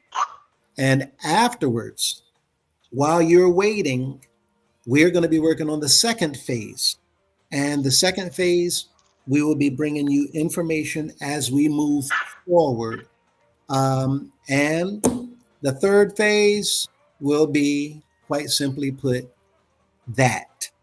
So our objective is to move quickly, to do what we got Mm-hmm. to do as fast as we can. You may not see anything, you may not hear anything, but that does not mean that nothing is happening. So I want to thank all of those who's given me your time on. Absolutely. I also want to thank Miss Mintz and Golden Boy because doing what you guys are doing, what they've been doing, has allowed me the time to do a few other things. Mm-hmm. I want to thank all of you guys that have been a part of what it is that I've been doing on Joseph the 11th Son. Brother Perry, I know it's been a while. I did not intend to keep you this long from what you have to do and your wife. Is there anything, sir, that you'd like to add and touch on while Golden Boy is getting that link set up? Oh, and by the way, it's set up. I did put it in there. Nothing changed with the QR code because the link is the exact same, but I did save and update it. And it does work on my devices here. I'm gonna actually scan it with my Android and see what happens. But actually, it's looking like it's up and running so far. So, but I did make sure that I put that link on the screen. That way, folks can screenshot that. Um, and that way you'll have it that way as well. You'll have the QR code as well as the link that is currently on screen, thanks to the lives of him and her. Thank you Okay. for that. Thank you, The Lives of Him and Her. We see it posted now, and thank you again, Golden Boy, for making sure that that was taken care of for us. For And sure. Brother Perry, what was that you were about to share with us or touch on? I just wanted to express to the listeners that there is no reason to be afraid unless you don't do it. Unless you don't download that link or hit that QR code. There is nothing to be afraid of. We do not hate or want to destroy the house of prayer. We love it, even though Absolutely. we're in attendance of it. We're not in attendance of it. I know I'm not in attendance of it because I don't want to be liable for the things that I know are illegal, that should not be done. I don't even own a suit anymore because I know when I put on a suit and walk around those people I love, they only see Elder Perry. And I don't want them to see Elder Perry. I want them to see Daryl Perry, Brother Perry, But I love them. Talk about the joy that Cunningham has talked about the joy. My joy is not hearing the band play or the choir sing. When I walk on the property and I see my loved ones, that's where my joy is. When I even see, and I want it again. I want to be able to go there and see the tents up and the people selling the drinks and just all of that. Mm-hmm. That is beautiful and wonderful. And all of the money that we have given is beautiful and wonderful. And I want to see that working in our community. And I'll say this last thing. My son has been a part of an organization. He was in the house prayer too, but because they kicked him off the band because his afro was too big. I don't get that. Yeah. Anyhow, he was part of a community Wow. called Booker T. Washington in San Francisco, and he started gigging. He started playing trombone professionally when he was about 14 years old. He started gigging. The house prayer people were against it, but every time he went to the house prayer, he got fined. The only thing he could do to keep himself from getting fined is not go to the house prayer. So anyhow, he got involved with this organization called Booker T, and it was an after-school organization. They helped him with his homework. They helped him find scholarships. He got scholarships from them. He went on a gig in Sacramento. He lives in San Francisco. He went on a gig in Sacramento, and where he got off the bus at to get to the gig was too far, and it was a dangerous walk. He called back to Booker T, asked if there's anyone that can help. They sent him an Uber to get from where he was to his gig, and he was good after that. His mom went through some challenges with her rent. They paid her rent. He was out of town on some kind of function, and for some reason, he didn't have a place to stay for a night. Contacted Booker T. They got him an Airbnb. Things like that. They all do the food, the food good way. Things like that we could and should be doing for our own communities. That's 26 states. That's 137 communities be doing that. We'll say house of prayer only. We'll say members only. And we'll take applications and then still not get you any assistance in this organization. No. But we'll put it on our website to make it look like we want that we want to help our communities. Yes. We want to bring that joy to our communities, and we have every ability to do it. And that's why we're constantly saying, please become part of the 310. Please upload the link or the QR code. So we can, instead of being dissolved and never knowing where the money is going, we can continue and make it as great as it really is. And good. That's all. And also thank you, Brother Lewis, for having me on. I always love being on. Oh, absolutely. Yes, sir. Talking to you again and bring you back on again. Absolutely. And again, we'll be following up with all these things. As far as what I was saying, however, I'm done sharing evidence. We have had way more than enough evidence. And now this is why we've been showing you laws. We've been showing you penalties if individuals break the law. We've been showing you different things that you know that we do in the house of prayer. And this is why now we're showing you that it's actually illegal to be calling them daddy. And it's illegal to be singing songs with the name daddy. It's illegal to have his name written on the buses and all these other things. I could go as far as to show you that it's illegal to have the pictures on the wall. I can show you it's illegal to have the chair up there called a throne, right? But we've demonstrated enough to the people so the members will actually understand, you know what, enough is enough. And with all of this out here, at what point when will we stop supporting a man just because he says that he's a representative of the Most High?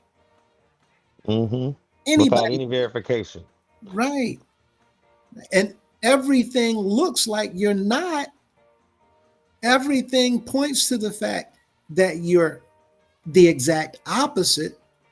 But we keep looking past all those things and say, no, but he is. I believe it. I believe it. I believe it. You believe what you want. I believe what I want. And that's what Mr. What Do You Believe said the other night. So he asked, how did we lose the El Dorado? I don't know. If anybody does know, I would be interested in hearing that information. But all of these various properties, I thought it was lost as a deal that was brokered to cover certain penalties after Mr. Grace died. That's what I'm told, but I don't know. And that's the biggest problem. Our members don't know anything. And the law is saying that we're not supposed to ever not know. So we can either get in line, do what we need to do, or we can sit back and wait and see what happens. So that's the worst thing. Yeah. That's the worst thing. You know, again, like that gentleman or the guy in the water waiting, you know, like this is your life raft. This is the answer. And we can't plead with you more than what we are doing right now. And, you know, unfortunately, people are going to believe what they want to believe. And when a person has their mind made up, if you try to convince them too hard, they'll double down. But this right now is the time where it's like, you know what? What do I have to lose at this point? As a matter of fact, will it even hurt me just to scan the QR code to see what they are talking about? What does the form even look like?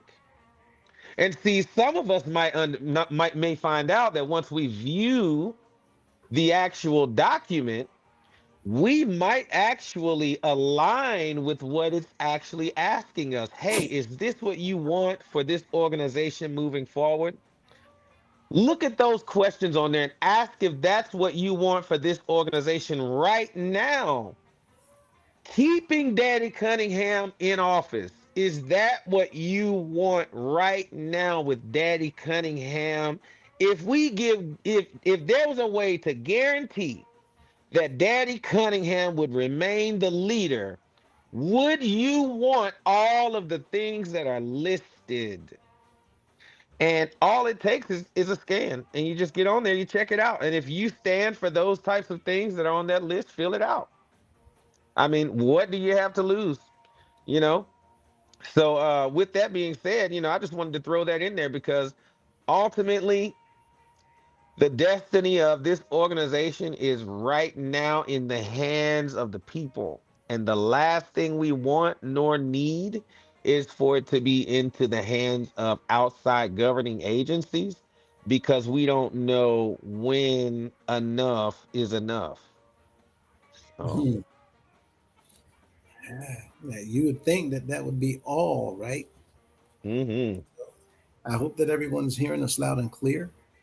Um, I don't know Yeah. what you have in mind with the comments. It's a lot, and it's late. So Well, And we've been on honestly, if hours. y'all want to jump, you're more than welcome to jump. And I'm not gonna probably go through every last one, but what I will do is go through and hit on the ones that I see where there's like actual questions and not like conversations going on. So I'll just do like a quick glance over the comments and make sure that I'm able to engage and give everyone an opportunity to ask questions. If I am unable to get or if I don't know the answer when you ask it, I'll get you the answer. I'll get you the answer. But I don't think you can ask for anything better than that. But yes, please continue to scan that QR code, take a look at the form, see if these are the types of things that you want, that you stand for and that you believe in. And I mean, it's pretty simple. It's pretty cut and dry, and you can do your research on the platform that this uses, and it's called Tally. And you can just Google them, and they'll give you all the guarantees to show you how encrypted and how safe it is to use their platform. And so, we're not asking you to do it, just because in a way where it's just done haphazardly. We are making sure that we are protecting your identities. We're making sure that no one has the ability to hack into whatever system we're using. And we want it to just be simple. We cut out all the extra steps and we're just taking you right to where you need to be. So I really appreciate y'all. Thank y'all too for just being out and hanging out with us. I know that we've had several people that have been kind of um, coming in and out. So the same group of people that we have here, not all of you are the same group of people that have started with us, but we appreciate every last one of you just for coming and stopping in and enjoying this time with us. So we really do appreciate you for that. absolutely. And if you're going to hang around, I'm Hmm. gonna step away for a bit, Solid. um, and I'll come back. Well, a bit might be up to 30 minutes or so. Um, Cool. Brother Perry, if you wanted to hang out, uh, you're welcome to. If not, then You're breaking up like a robot. I can't hear you. if you hang out, I'm gonna step away for a bit, up to 30 minutes or so. If you wanted to hang out, then I can leave you on. And Oh no, I've taken my drugs. I'm gonna be knocked out. right. Get you some We rest, man appreciate of you. God. We appreciate you, sir. You take care over there. Enjoy the rest of your evening, and thank you again for all your time. And let your Absolutely. wife know Likewise. that we thank her as well. Mhm. Thank you. Likewise, brother. Absolutely. You take it easy, boss. We'll talk to you soon. All right. Yeah. Bye Take care now. bye. And for everyone else, if you're still here, good when I get back, I'll join in. Until then, everybody take care in case you finish before I return. Solid, solid, solid, solid. Sounds great. You have the comment. All righty. All right. Appreciate you much. All right, we're going to close up this here marathon. I appreciate every last one of you, you know. So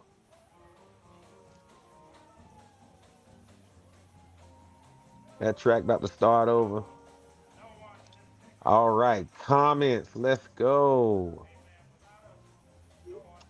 All right, thank you so much to the Lives of Him and Her for just being so on point. Oh, man. And y'all know what? It does. It literally only takes just a few minutes to complete that form. So please don't hesitate. I'm so grateful that this QR code is going to be up and on the screen for all of the viewers that are going to catch the rewind. Man, I'm just so grateful that it's so easy now for all of us to get the job done. Yeah, so WM Truesdale, the organization is washing money. It's called money laundering, and they moving money right now offshore in offshore accounts. Yeah, man. I mean, that is in fact a real thing. It truly is. Let me take him off real quick. But yeah, it is in fact a real thing, sir.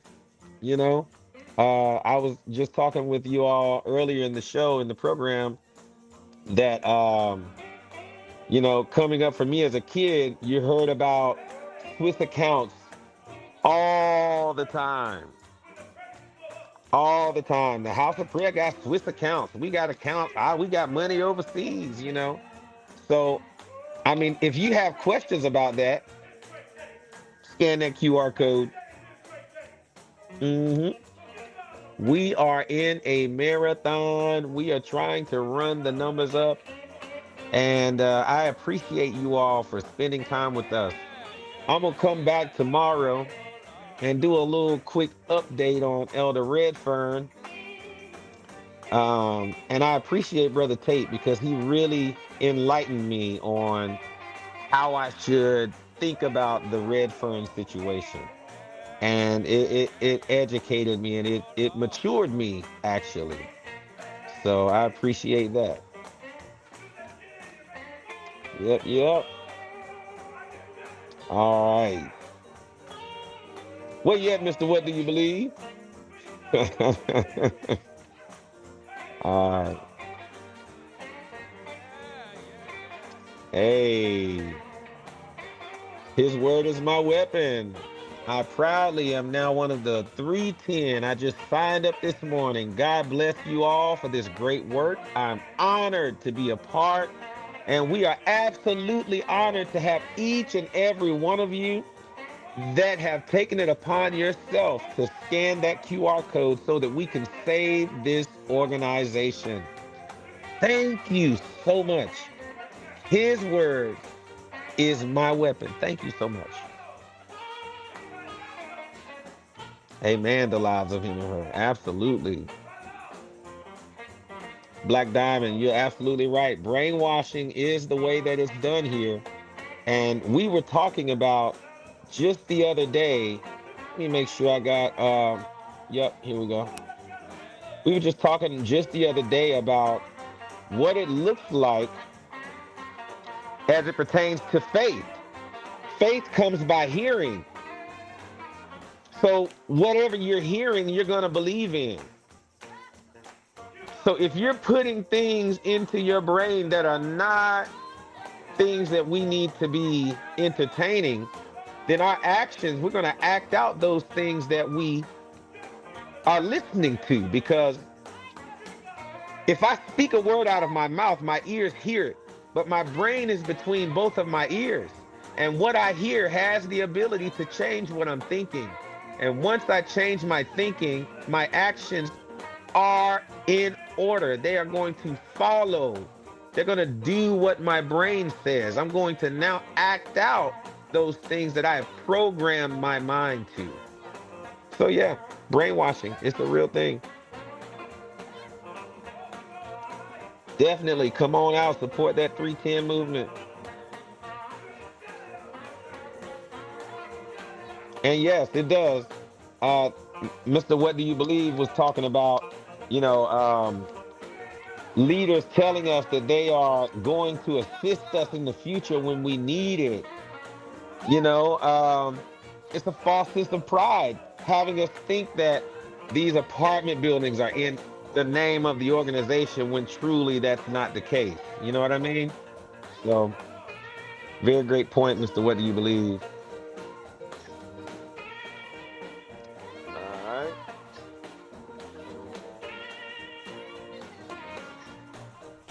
Some of these we've already touched bases on. How many of us can scan that QR code? We just hit the 6-hour mark. My.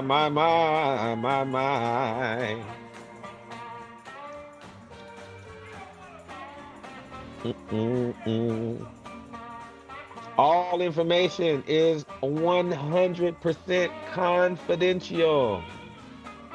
Definitely, it is all encrypted, 100% secure. They guarantee that it will not be hacked, nor will anyone else see your information.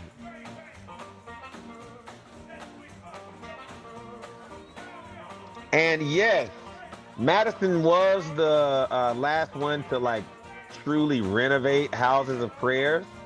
But under Bishop Bailey's tenure, he did build or do some updates to some houses. For instance, we were talking earlier about North Charlotte House of Prayer down in Charlotte, and he actually moved it from one location to another location and built them a bigger sanctuary, a bigger house, much nicer as well. Beautiful edifice. But yeah, so with that being said, Bailey did he put a one or two up, you know, or rebuilt a couple. So yeah.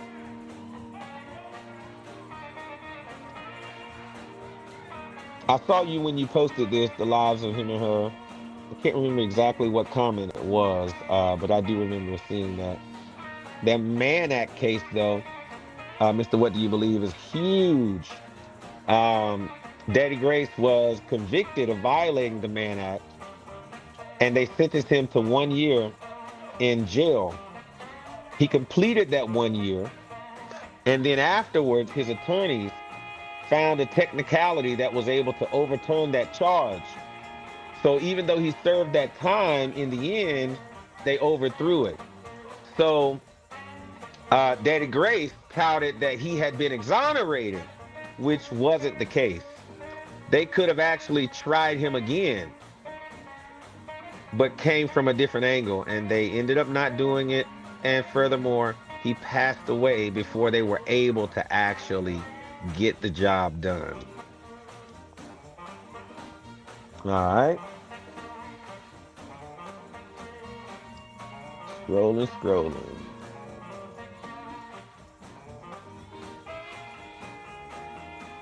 Yeah, that's what they say, that Daddy McCullough said the House of Prayer could live off the interest alone and not raise another dime. That's what I was told. Uh-oh. See if I can change your picture there, Miss Mint. No, I won't let me do it. You'll have to do it. Sorry.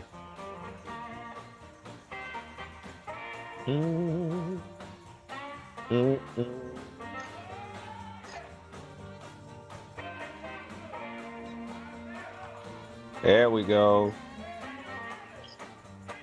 We are scanning for our life, for the life of our organization. That's what we are doing here today. You ever seen a telethon? That's what we got today.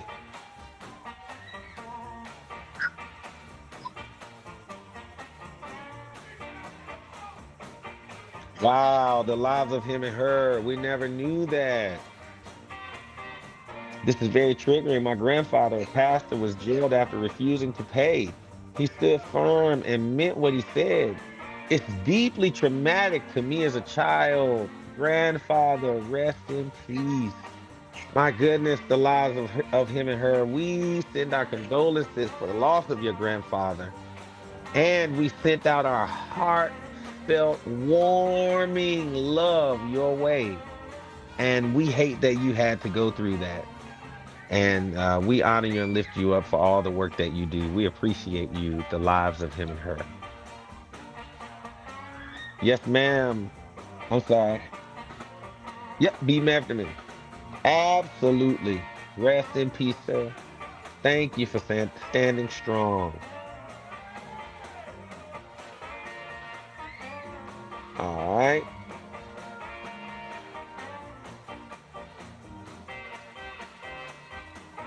Mr. What do you believe? I would guess that most of the people that are asking these questions are younger. They cannot critically analyze what they are hearing. No, they can. I think that a lot of them are in disbelief.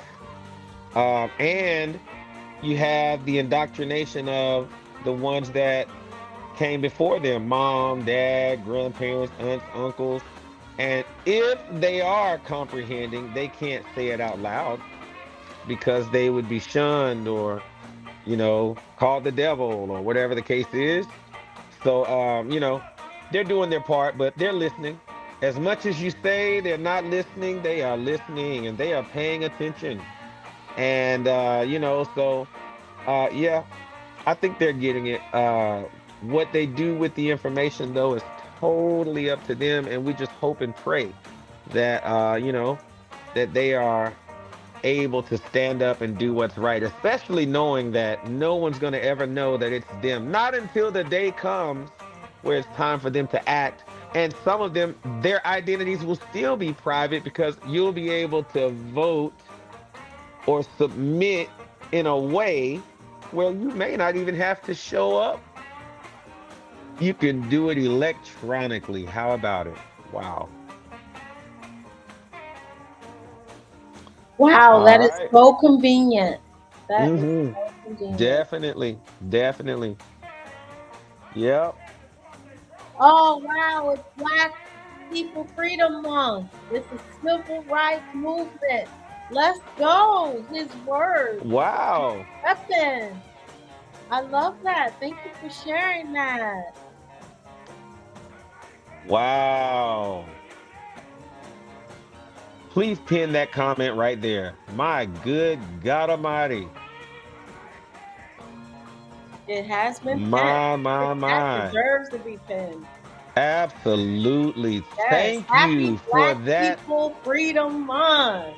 Happy Black People Freedom Month. That is a tidbit of information that I am welcoming. I have never even heard of such a thing. That is so sad. And I'm 42. All I know of is Juneteenth, right? Yeah, we know about Juneteenth. Wow. But I guess that makes sense considering that it falls within this month. That is so educational. Thank you so much for that. Let's see here.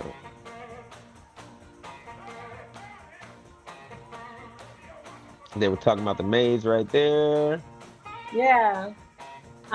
Golden Boy, Yes, ma'am.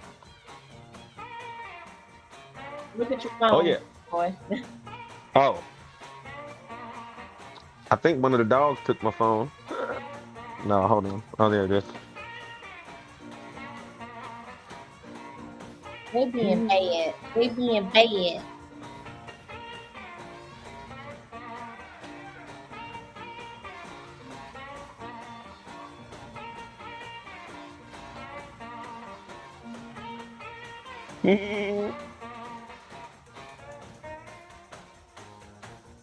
Mm-hmm. What kind of laugh was that?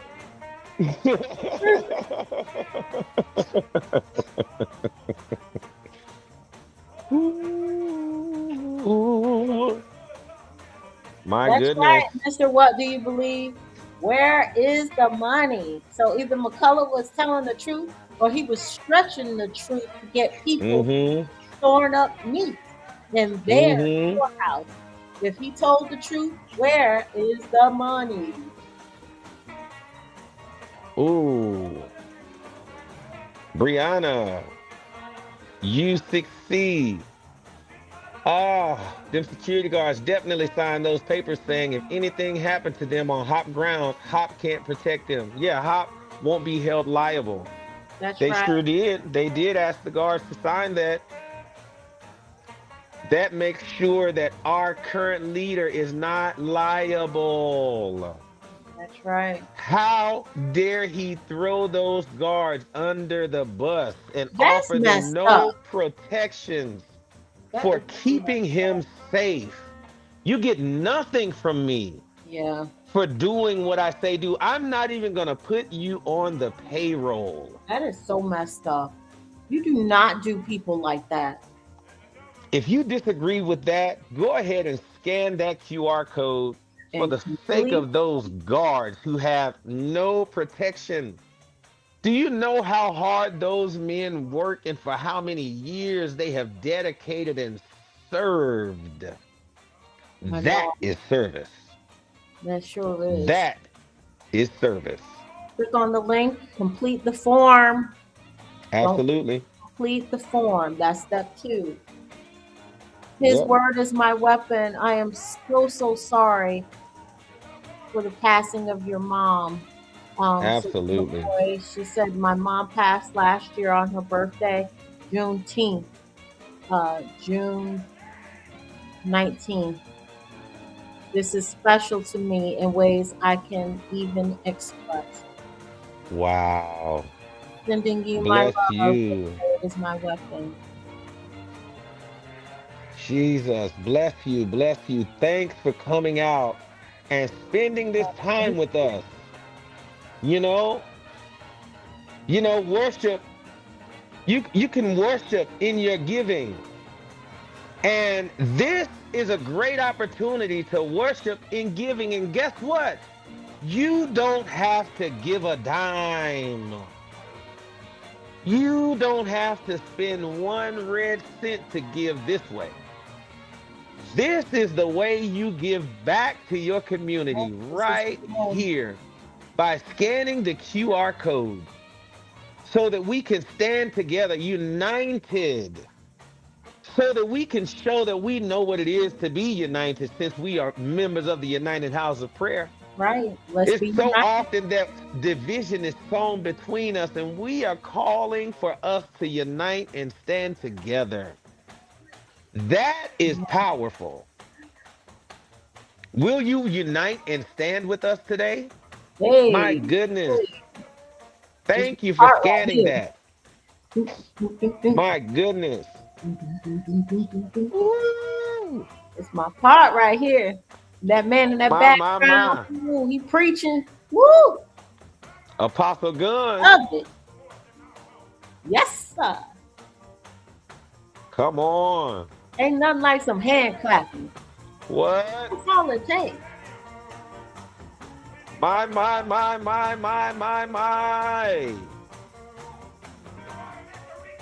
Hallelujah.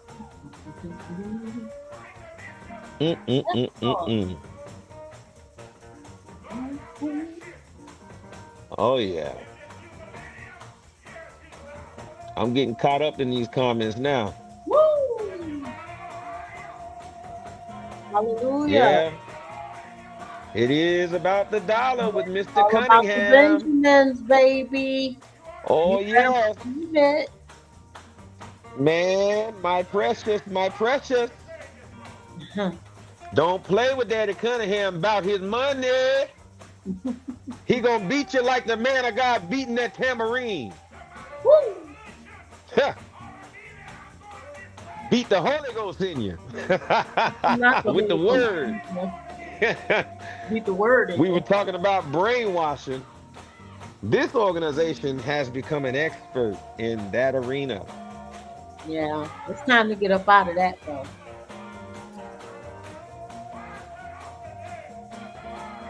You know, actually, Dodal, I8I, So we have actually been comprising some links and things. We just have not shared them. And we don't have everything, sorted out yet because it is so many documents. But so far, we do have a lot of these analog documents and paper documents scanned over to make them digital so that we can actually share with you all, especially the House of Prayer governing documents, such as the constitutions, the Are You Awares, the bylaw, the auxiliary bylaw, everything. So we have lots of documents that way, and the evidence and the proof that we have all of those documents as well. Most of them are now electronic, but the point that you make, that we should make a link or a file or a website, I totally agree with that. That is, in fact, a great idea and a great recommendation. So that's something that we may need to implement, rather than just uploading it to these different links. You go to the one link and you get the House of Prayer Constitution for 2022, the next one's for 2023, the next one's for 2024. So where is that link where everything is consolidated, where you can go on there and see whatever you want to see? You can maybe look it up by category or whatever the case is. So I love that idea. Thank you.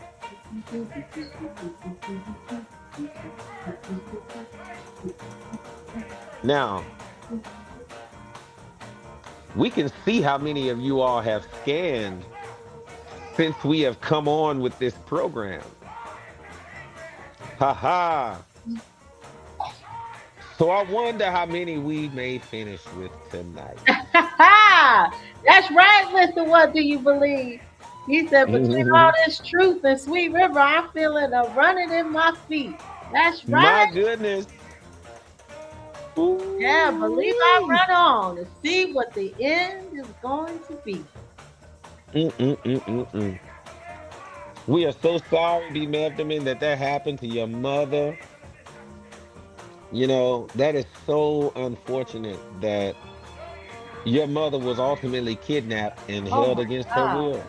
Oh, I'm so sorry. That is so sorry that they would lock up a person for not paying church dues. Wow. You know what? Let me see if I can get our good friend. That serious. I'm gonna invite my good friend Sir William up here. I wonder if he'll come up with us real quick. Let me find out. Let me find out, see if I can get a hold of William McCray. Because William McCray had a question about this. Let me see. Copy link. Wow.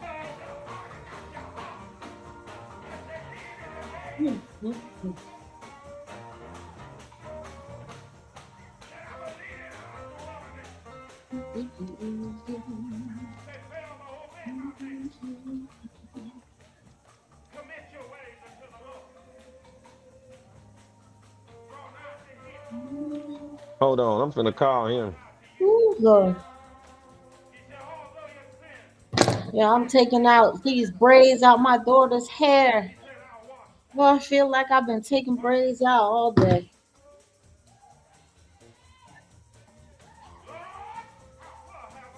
The struggle is real being a female.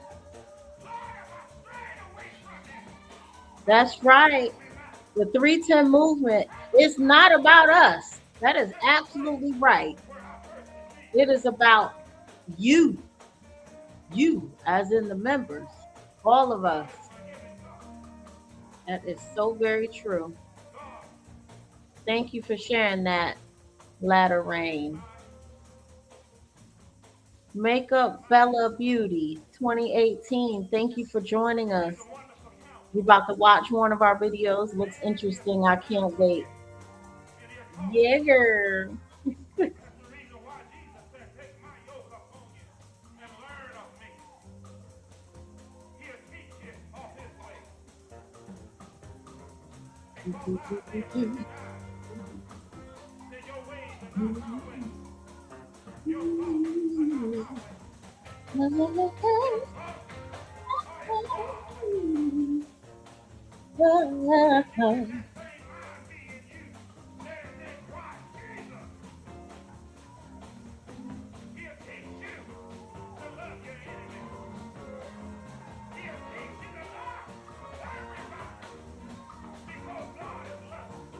Yes, God is love. God is love. What a mighty God we serve.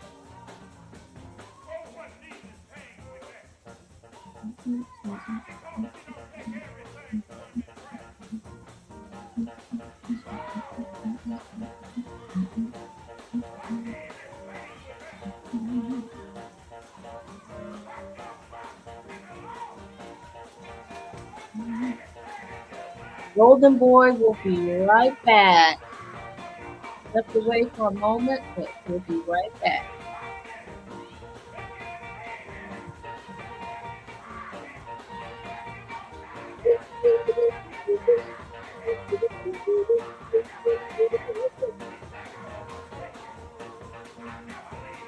Uh-oh.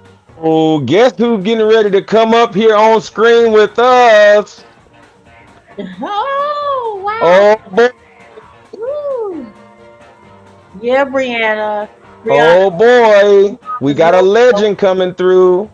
Who you got here? Why am I seeing all this bubble gum? I'm supposed Man, to I'm finna change my picture.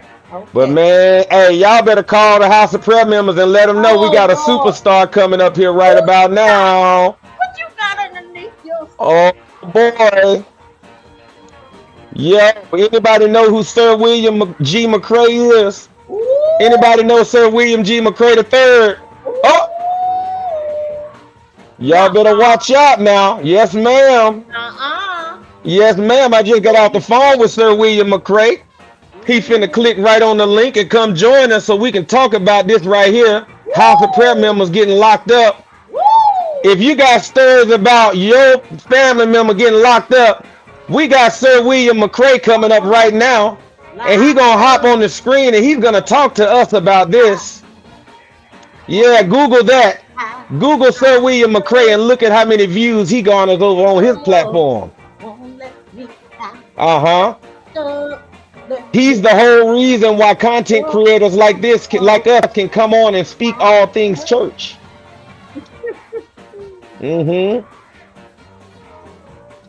Yeah, we want to talk about this. Locking up members.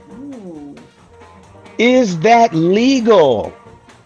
No, it is absolutely not.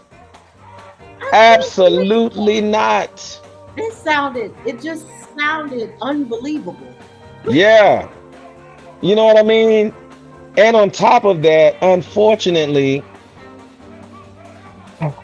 Mom is the general secretary. That is unbelievable. Wow. These people. I mean, they have no heart, no remorse. This Just supposed to be a church? What? Man. It's supposed to be. You know, it's the leaders. Yeah. It's the leaders. It is. I will just say this is not the members, because it starts at the top. Culture starts at the top, and then it goes down. Yep. So absolutely. They just doing absolutely. Yep.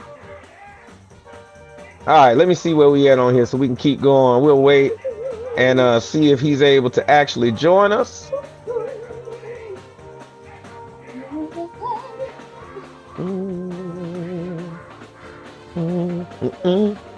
Hey, go ahead and scan that link. Scan that QR code so we can get you on the list. We have the legend Sir William McCray on the line. Let me turn it down just a little bit. Hello, Sir McCray. Sir William, hello, welcome. Welcome. Can you all hear me? Yes, we can hear you loud and clear. Let us turn it down so we can actually engage with you properly. How are you, sir? Oh, I'm doing well. How are you? Man, doing wonderful, doing wonderful. We have ran another night of a marathon here.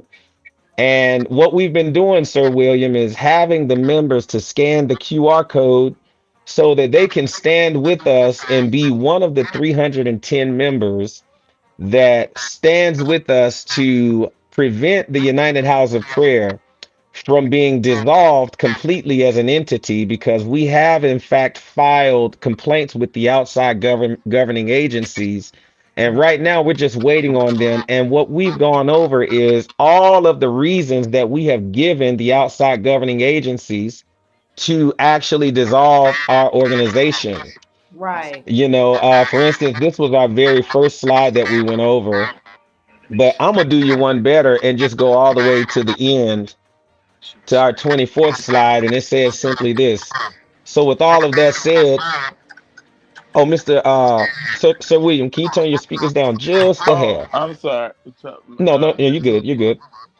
okay. So what this says is, so with all of that said, is it wise for our current members active within the organization to join our whistleblower coalition in order to work with the authorities and attempt to save the organization, or face whatever outcomes we have to face as we attempt to reestablish ourselves for a smooth transition, while working with whoever is necessary for us to align ourselves with the regulating agencies and the courts? And it said, yes, it is wise and necessary. And the thing about it is, we were just talking to some of the members in the comment section. I'm gonna put it back up here. Maybe they can get in the comment section and tell you about times where their mother or their father have been locked up and detained inside of a United House of Prayer for not paying their fees or their dues. And so that's the topic that we are on. And we were seeing real time here that the members are in the chat telling us stories about their mother or their grandmother or uncle or aunt or whoever being locked up on House of Prayer premises inside of the House of Prayer jail because they did not pay up. Wow. Absolutely. Wow. We were talking about the Mann Act case that where Daddy Grace was convicted of, human trafficking, where he served a year and he was released, and then they overthrew it because of a technicality, so he declared himself exonerated. All of these things. So many comments. I'm trying to get in here to find them. If you can find them as well, Miss Mintz, go ahead and click on some of those comments where they're talking about their loved ones being jailed inside of the United House of Prayer. I know I'm coming up on some right now, but what do you think about it, though, Sir William? Oh, I mean, it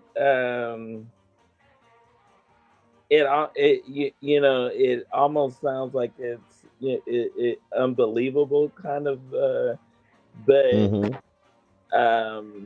knowing church the way that I do, and knowing how we can be conditioned, that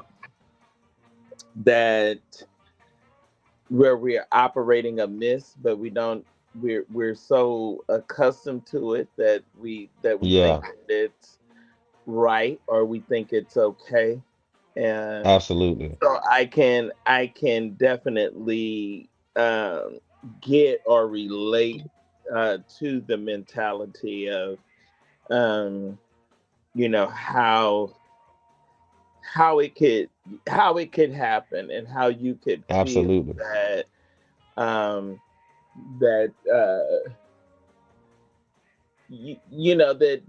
that this is we can just be conditioned to believe or to think that something that we're in or that we're a part of, that it's so wrong, or that we've done it like this all the time until that it's okay, or that it's right, or definitely, it's just something wrong with you because you have now become wise to some of the flaws. I didn't never think that it was anything wrong. I always thought that in a lot of ways that that the church got sort of got a bad rap. Talking about the house of prayer. Mm-hmm. Absolutely. Yeah. They do kind of get a bit of a bad rap, but honestly, That's what I thought. That's mm-hmm, that's from the outside looking in. mm-hmm, I didn't become aware that it was something I thought very inherently or very seriously wrong mm-hmm. until I went to uh, Daddy Bailey's funeral. Uh-huh. And Uh-huh. then Yeah. that's when I knew that that it was a problem, that it was Mm-hmm. something that was off. Yeah. Mm-hmm. Yes, sir. Yeah. Yep. And I'm not even going to go into that. I actually want to take you up on your offer and come over and do an interview with you about all the work we've been doing over here. But yeah, I think that your entire experience is something that needs to be heard by people both inside and outside of the house of prayer, Right. you know. Absolutely. And Yeah. even our prophet in Charlotte, KCC, having recently been convicted. Can you turn it down just a little bit more, Sir William? I But don't have anything going. okay. But the great prophet Karn is convicted now of some of the things that we have seen here. But breach of fiduciary duty being the biggest one. You know what I mean? So Okay. Is it's just that crazy. me or what is that? Yep, that's you. You Am I might want to refresh. okay? Yeah, just refresh and let me pause that right there. Solid. Let's get back to the chat here. See if I can find another one. There we go. Okay, is that better? Yes, much better, much better. I also stopped that music too so we can hear you better. I still But can I think hear I'm it. getting just a little bit of yeah, I'm just getting a little bit of feedback through your speakers, but it's all good. No, I mean it shouldn't be any feedback. I'm in my studio, and so it's nothing Oh, I but got the you. lights on in here. Got you. Okay. All Yeah. right, solid. All right. So many comments, man. Y'all have just been really engaging with us tonight. I mean, this has been great. So far, 126 of you tonight have actually scanned that that code there. Now, out of the 126 of us members that have signed, how many of us will actually fill out that form there? You know? But yeah, man, like you were saying about the whole Daddy Bailey situation, man, my heart goes out to you, and I'm sorry that you went through that.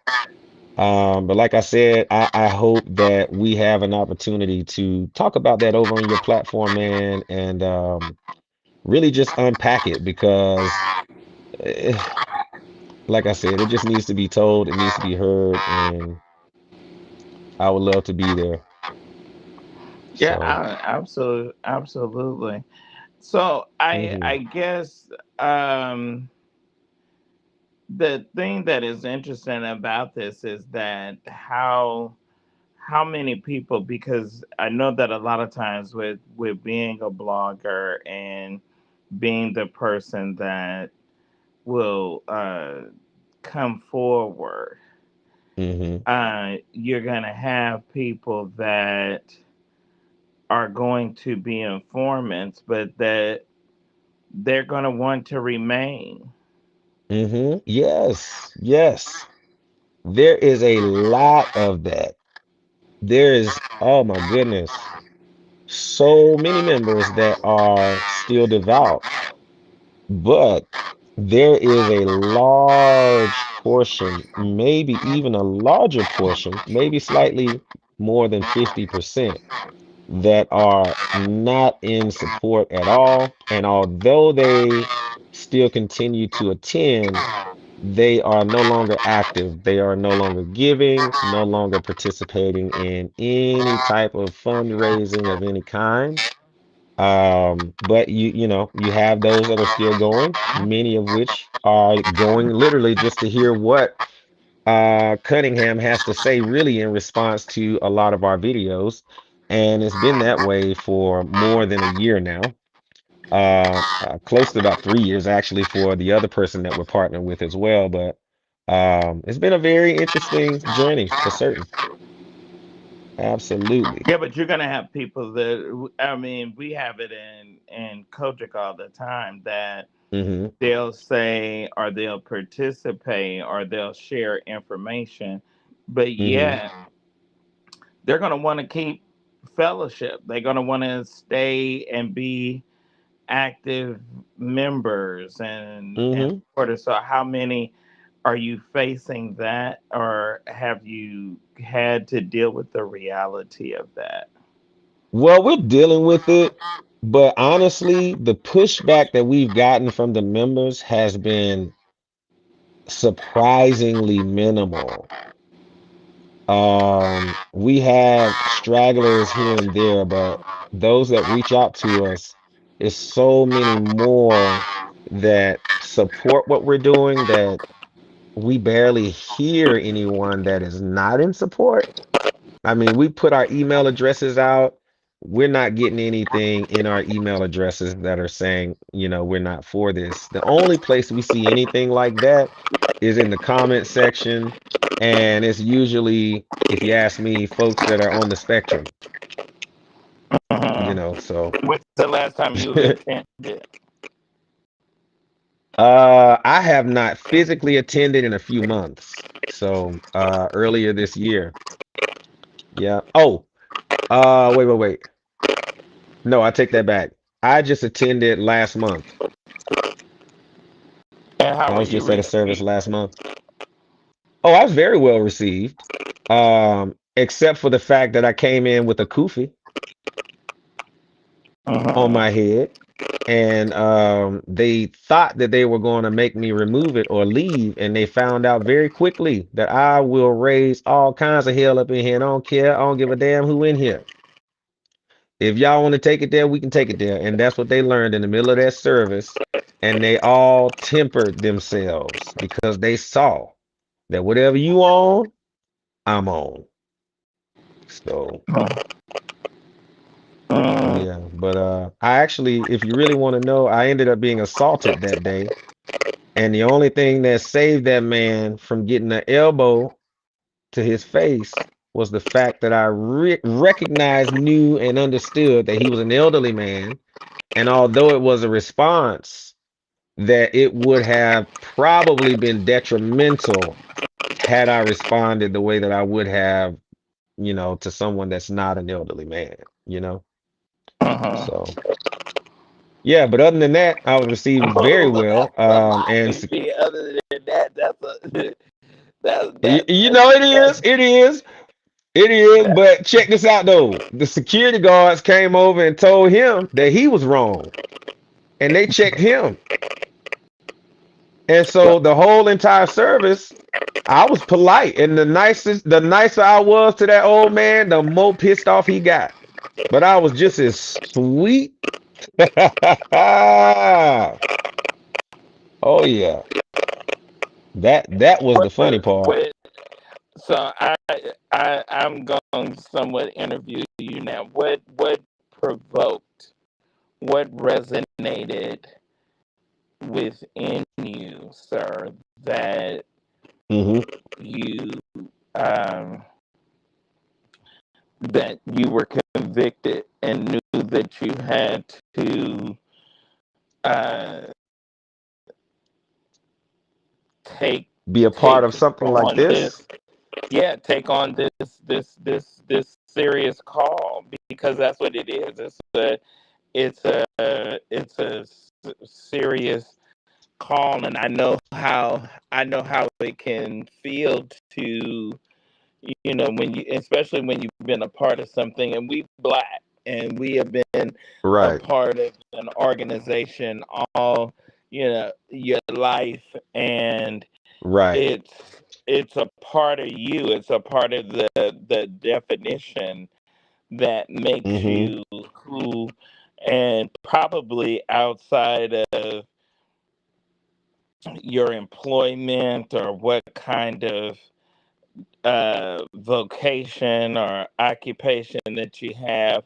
I mean, the only other thing that we spend the amount of time and effort is our spiritual, maybe fraternity or Mm-hmm. sorority or some civic organizations, but uh, church and our spirituals is, I mean,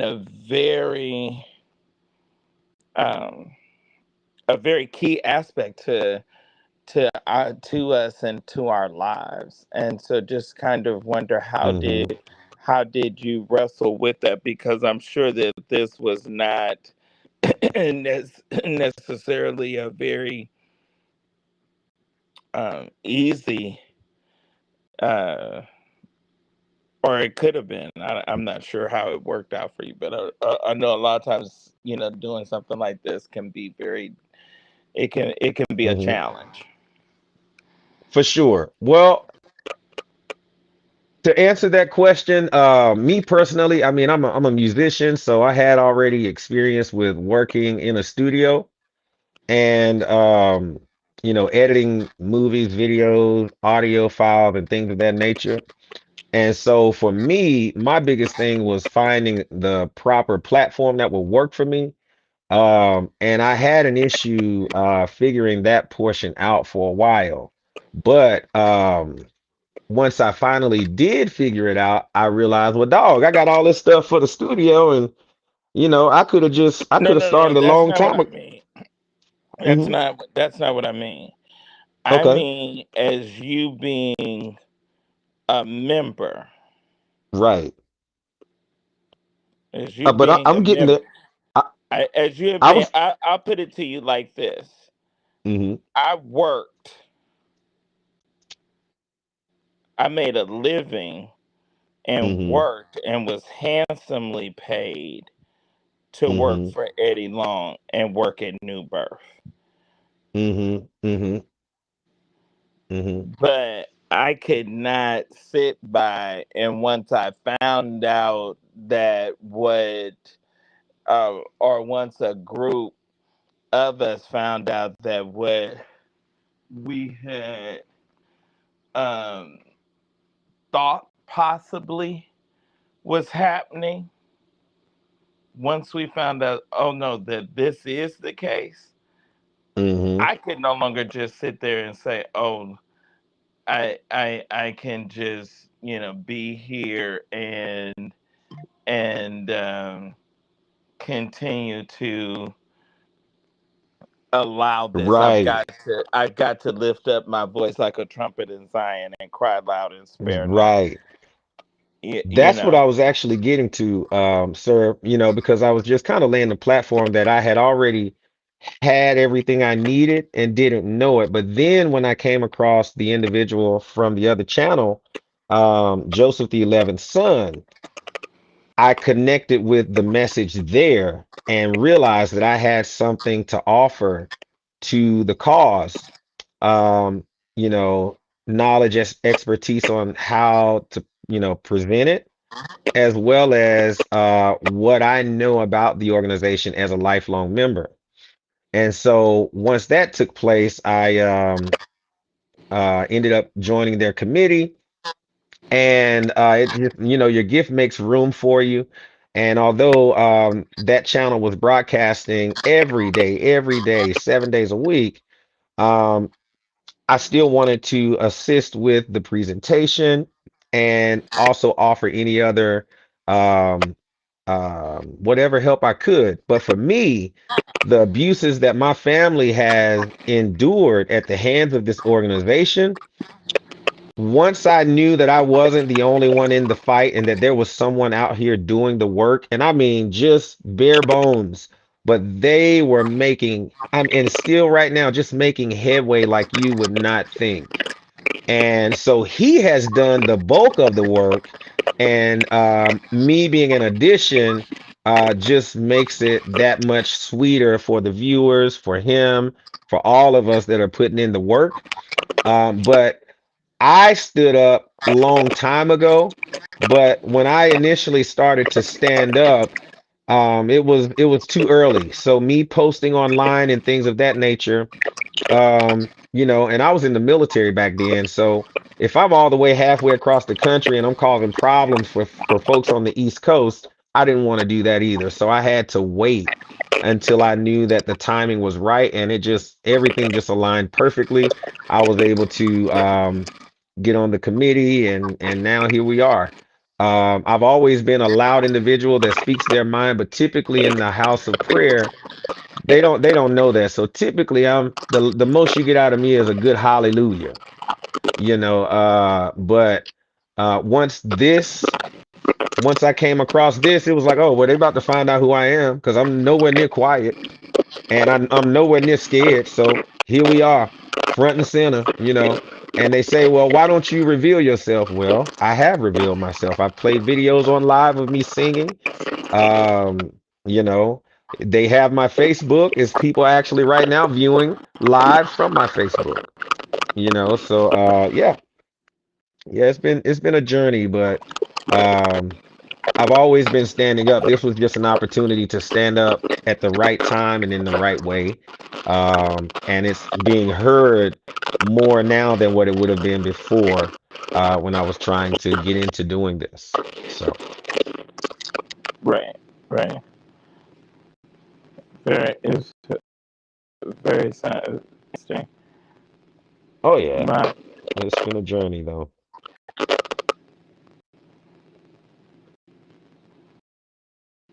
Well, Yeah, I'm here. no, I'm just processing. Oh, That's, okay. Okay. Sorry. yeah, Gotcha. yeah, just processing. So, how long? So, if I make a pledge, I stand and I say, for example, I pledge I'm going to do $10,000 by Hmm. such and such time or such and such date or what have you. Um, how does that work if I don't pay it? Well, I don't know how it works in that particular instance, but I'll tell you how it works to get you jailed.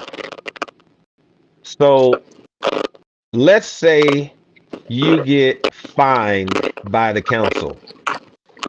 The council Mm-hmm. is going to determine a number that they see fit to fine you. It can be $100, it can be $1,000, it can be $16,000, it can be $50,000. A couple people have seen $60,000 fines. And if you do not make provisions for that to be paid, if you don't make provisions for you, or if you don't at least make bond, you're getting locked up, and you're not going to be able to get out until you have made arrangements to take care of that balance.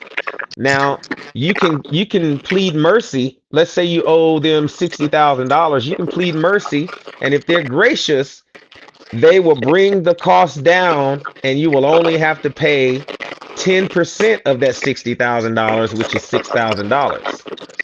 And we have members But and pastors that are doing how are everything in these their. in an Go ahead. account? How are these people? I mean, how are in an account for a person that they just disappear? They just go to church one Sunday and then you just don't see them or hear of them again. I mean, that's how it's supposed to work. I think the longest a person has been jailed has been a day or two.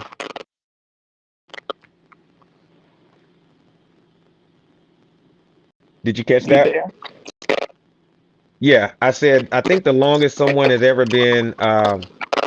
Oh, you're breaking up really bad. I Can't don't can't know make what out anything. I don't know what I could be doing. I'm I'm literally here sitting at my desk at the booth in my studio. I'm not sure what I could. I don't No, know. it's all right. Yeah, I don't know what could be causing it. I don't have anything on. Yeah, I it's mean, all good. We can hear you right now, though. It's just really staticky, but we're able to make out what you're saying, though. Now, yeah, I don't know what could be. I don't know what I could be doing to be kind of static. I'm not sure. yeah, word. No worries, no worries. Cool. So what was your question, though, Sir William? So how do they give an account? Like, I mean, does a person just literally go to church and then just disappear for X number of days? Like, what do you say to the families, or do the families know the reason that loved one went to church and didn't come back home?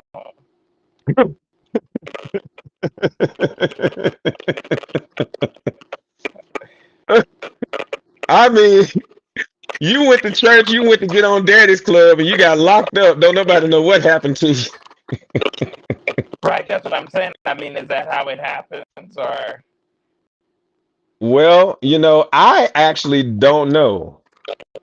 I don't know. Oh, okay. They're saying that if you're listening from another device, you may want to mute it. No, But I'm talking through my Mac. I'm got you. on Okay. the internet already, and Mm-hmm. yeah, so I'm talking to you through the computer. Yeah. I don't know why it's Or doing should that. I dial in or But do something different?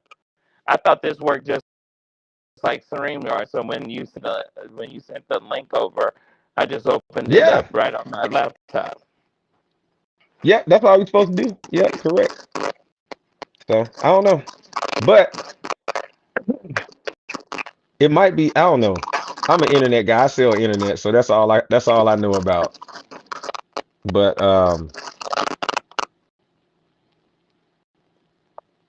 nope, I got nothing. Don't tell me that. You're gonna make me switch back to the other program now. I'm not sure. I mean, if I need to do something, I don't know what I need. You let me know what I Uh need to do to sort maybe of stop. maybe close out the entire window and come back on through that link and then see if that actually clears it up.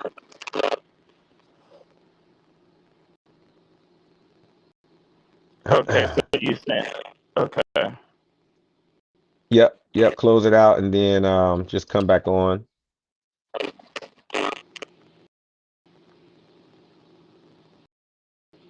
Let me see. Okay, so we'll see if he can come back up. But yes, welcome, welcome, welcome. We are so glad to have Sir William G. McCray III joining us over here on our platform. And for those of you that don't know, Sir William G. McCray is the legend that he initially covered all things church on all social media platforms. And he is a devout follower of Sweet Daddy Grace, or he admires Sweet Daddy Grace. And so that's why I feel like it's appropriate to have him over. He is one of the only media sources that the United House of Prayer allows inside of God's White House to cover the death of our bishops. He covered Daddy Madison's death and funeral, as well as Daddy Bailey's. If you Google their homegoing services, Sir William G. McCray, he's the only one that has pictures posted, and they are authorized, of what he captured inside of the House of Prayer. Even he has a picture of Daddy Bailey from the service.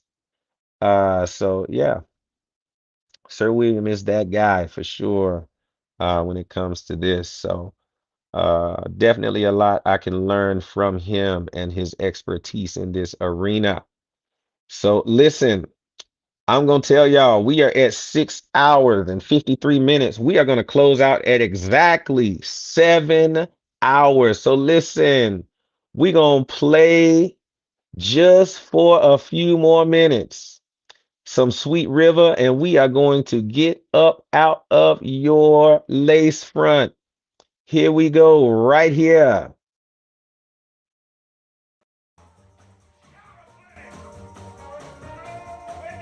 Oh, yes. If you want to stand for change and make sure that this organization sticks around on the tail end of our marathon, make sure that you scan the QR code. How many bold soldiers are willing to stand with Miss Mintz and I tonight? How many are available on tonight? There's 43 of us still lingering in the chat. I wonder if we can get a couple of you just to scan that thing there. If you believe that we can do better as an organization, if you want us to be better as an organization, even if you say, you know, let's keep Daddy Cunningham, let's do that then. But are you willing to stand up and say that you want our organization to do right by us, we the members? Is that important to any of us? You know, so that's the question. That is the question. Hey! I finally finished taking the braids out. God is good. Yes, he is. Thank you, Sir William G. McCray, for coming over and spending a little bit of time with us too. Man, we honor you. Thank you. That is huge. Here we go, right here. He's back. Yes, indeedy. I see him there. Let me add him on over. There we go. Let me turn that down. Welcome back. Welcome back, sir. All right. Oh man, you coming through clear as all get out now. So much better. Okay. Yes, sir. That is perfect. Awesome. So you were asking me a question. Yes. All right, go ahead with that, and I'll answer right away. I'm an open book. I just would think about it as, okay, mama, daddy, and the kids get up, they get dressed, they go to church. Mm-hmm. And yeah, I guess, daddy made a pledge or committed to give such and such. I mean, does the rest of the family go home? And he, stays, or how does that work? Yeah. If you're in the chat and you have had a family member that has been thrown in jail at the house of prayer, tell us what that was like. And Brother Lewis, I know you're finishing up. Brother Lewis from Joseph the 11th son, he's a 45-year, basically a lifelong member. And he has more insight on what takes place, being that he is a former preacher for the United House of Prayer. And also the other gentleman that had more input, Brother, what was the other gentleman? Brother Perry. Yeah, he's not here either. They had all of the details on that, but Brother Lewis is coming back in just a couple minutes as well. So I can't fully answer that question because I don't know enough about it. For instance, my mother, on the other hand, knows a little about it. But she was never locked up or detained. She's just seen it. Yeah, Brother Lewis would be right there. He's coming. Yeah. Oh yeah, for sure. Yep, he's almost there. Sir William, I have been in the house of prayer all my life. All of my life. Mm-hmm. I've been singing in the house of prayer, maiden. I mean, was on the finance board and business board and this. I never heard. I was blown away when I recently heard about members being jailed. So I'm just like, I wonder have I been living under a rock, or I'm surprised myself. Wow. Yes, it surprised me, and I'm born and raised. But yes, we have other members and someone actually on the committee whose relative was jailed, so to speak, in the house of prayer. And that's the thing too, Sir William, is that you hear about it. You hear, oh, if you don't do right, the house of prayer gonna put you in jail. But a lot of people never actually see it, and so they don't know that it's a real thing. You know what I mean? You think it's just a joke or something, when in actuality there are, members that are jailed here sometimes, which is technically kidnapping, by the way. Yes, Wow. it's unlawful detainment. Yes. Who does that in a church? Can you all hear me? I am blown away. Oh Yes. yeah, loud and clear. Period. That's part of what we covered on the slide. Wi-Fi connection. I wattage that I just have. Hopefully it's not Spectrum. Do you have Spectrum, Sir William? Maybe it's the wire. Maybe I should try to come off my Wi-Fi.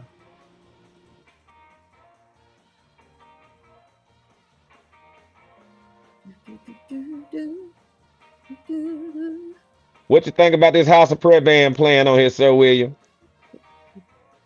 Hey. Brother Lewis is back. Oh, is he? Yeah, he says back. ... Solid. Okay, so Brother Lewis is back and Sir William is back. Hey, Sir William, we would like to introduce you to our good friend and brother. Can you all hear Brother me? Joe Lewis. Yes, can you hear me? Can you hear me, Sir William? We can hear you.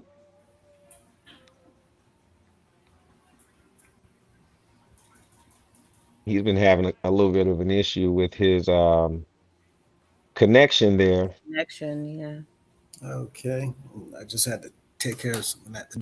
But well, he had a question for us too, Brother Lewis, about what does that look like when if you go to church today, you're a husband, you go to church with your family, and then you get a fine and you end up detained.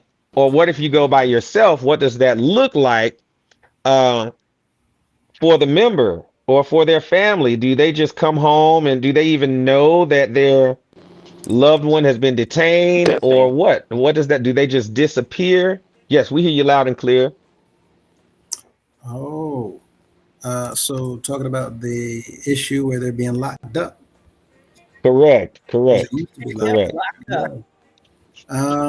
So they would actually learn from the individual, from the person, or from the council, that their father / husband / Sir William. Yeah, can you hear me, Sir William?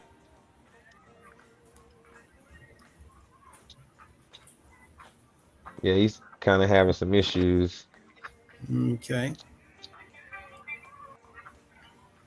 So they would actually learn from either their husband / father / brother / father, or vice versa, mother, grandmother, or counsel, that they're in a situation and they cannot leave the premises until further notice.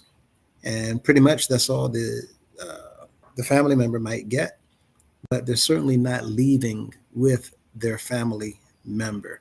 The only way they could leave is if they posted a bond, whatever the amount of money was that they had to pay to be released. But in order to do that, a bond, as anyone knows, is a certain amount saying that you're not going to flee, you're not going to not come back, right? But Mm-hmm. you give that bond and then you go and make arrangements to pay whatever balance it is on that fine. So Mm-hmm. not only is it unlawful detainment and kidnapping, but now you have another law that's being broken, unlawful bonding, right? That's right. Because we're not a Unlawful bonding. right because we're not a bonding service. Right. You have to be certified to do that, right? Mm-hmm. This is where everybody who goes to the courthouse, no matter where that courthouse is, if you look around that courthouse, what are you going to see? You're going to see law offices, and you're going to see bail bondsman offices, Mm-hmm. right? Because that's their base. You come out the Yeah. courtroom, you need the bail post bond, right? You need a bail bondsman. Well, we've been acting as a bonding service for people Mm-hmm. post bond. That too is illegal. So what you're looking at is fraud all over the place. The bishop was writing laws, which are nothing more than illegal orders from a bishop being posed as a law in Mm-hmm. order to promote personal benefit. And that's why every Right. single thing we're looking at is illegal. But those family members, there's nothing that they could do. Nothing. Mm-hmm. Right? And your family is going to go home. You can And call the police. well, if depending on how indoctrinated you were, um, Mm-hmm. I'm sure that that didn't happen. And if it did happen, I'm also certain that they probably would have done what they did, 2 weeks ago when we had the police go there, and the police did not gain entry. So what happened? They lied to them at the doors. This is what our men do. Councilmen, Mm-hmm. they lie. So-called apostles, they lie. Well, no wonder, because bishops lie. They And then lie. they lie all the time about any and everything. And if they lie Yep. to them, and you saw the documents with the bishops lying to the State Department, lying to the IRS, lying to the District of Columbia, lying to have paperwork filed with the incorporations. If they're lying on documents, what do you think about you and I as a member of the House Right. who's defending them, Mm-hmm.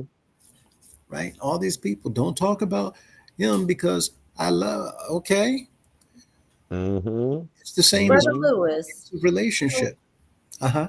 Brianna in the chat had a great question, and I'm wondering this too. Thank you, Brianna, for asking this question. Has any of those situations of being locked up happened within the last 10 years? That is absolutely, as you said, a great question. The problem with answering that is when these things take place, they keep it hush hush. So you're not going to know. So I'm not aware of any of those incidents taking place, but just because I'm not aware doesn't mean that they're not taking place. Um, Even at the time back in the 80s when I saw it, I never knew anything about it. And so did the people back then, members that I'm aware of, they didn't know that, wait a minute, they're locking people up. We thought it was a joke. But even if they Yeah. are not doing it, it's still in our laws. In fact, real quick, I'm going to go and take a picture and I'm going to shoot it Mm-hmm. so we can post it and let everybody see the law that says that Solid. our members can be locked up for not paying a fine in the house of prayer. Oh my God. Yes. Please. Please do. Oh, wait. That's in the Constitution, right? The Supreme laws. Supreme laws. What's the actual verbiage? I might actually have it. What does it say? Right Let me off search the for it. bat, Shall-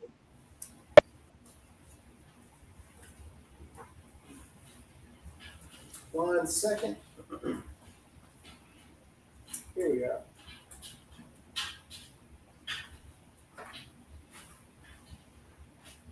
You are not locking me up, sir. I will call the authorities. That is unlawful detainment. Here, Yes, it is unlawful detainment. Oh my here it God. is. Article 4, Section B. Is that what you're talking about?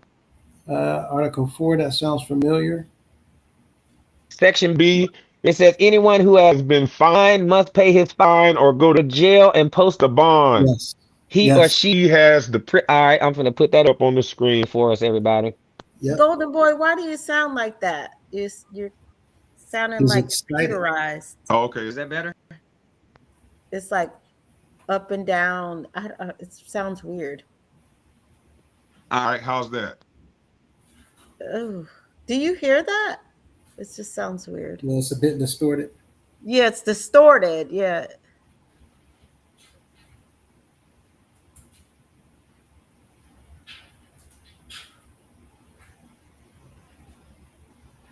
Okay, he's gonna come back up. Oh my goodness. I just cannot believe this with this And BS. if it's saying his or go to jail, well, it's not like the House of Prayer going to call the police and have you at the police precinct, right? That's what I was thinking. No. No. Is that better? There you go. Yes, that's Solid. Okay. so much better. I'm gonna add this over. I took my Bluetooth off.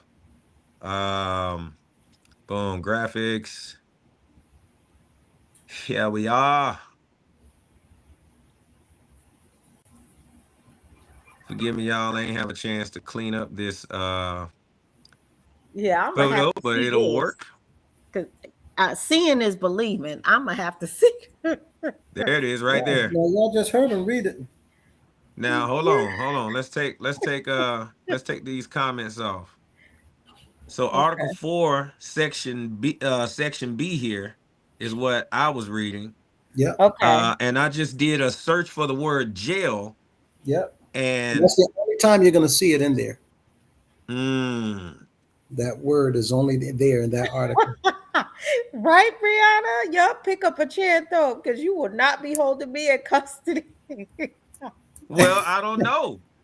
I mean, if you believe that the House of Prayer is the way, then that means you too. Anyone who has been fined must pay his or her fine or go to jail and post a bond. If you don't, do you know they will damn you to hell?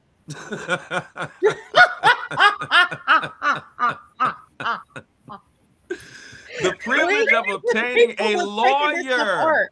Oh my They even God. make you get an attorney to appeal the case to the Supreme Court.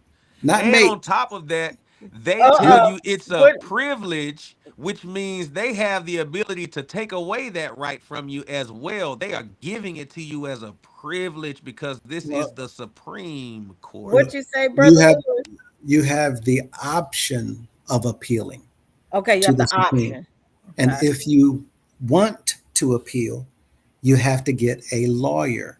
The problem is it's not a real lawyer. You have to find somebody in the organization who's willing to go before the Supreme Court in the House of Prayer and represent you. We This is play, right? talking about fake jail. We talking about Right. fake lawyers. Yes.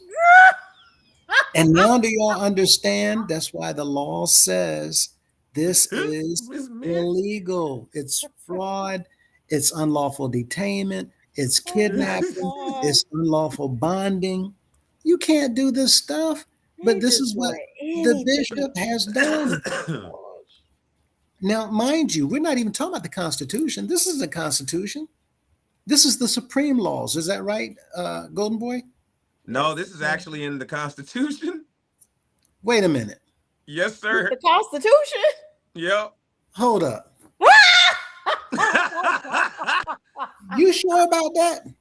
Man, hold on. Let me open up. No. Look at the cover. That should be the supreme laws. I'm finna open up a here we go.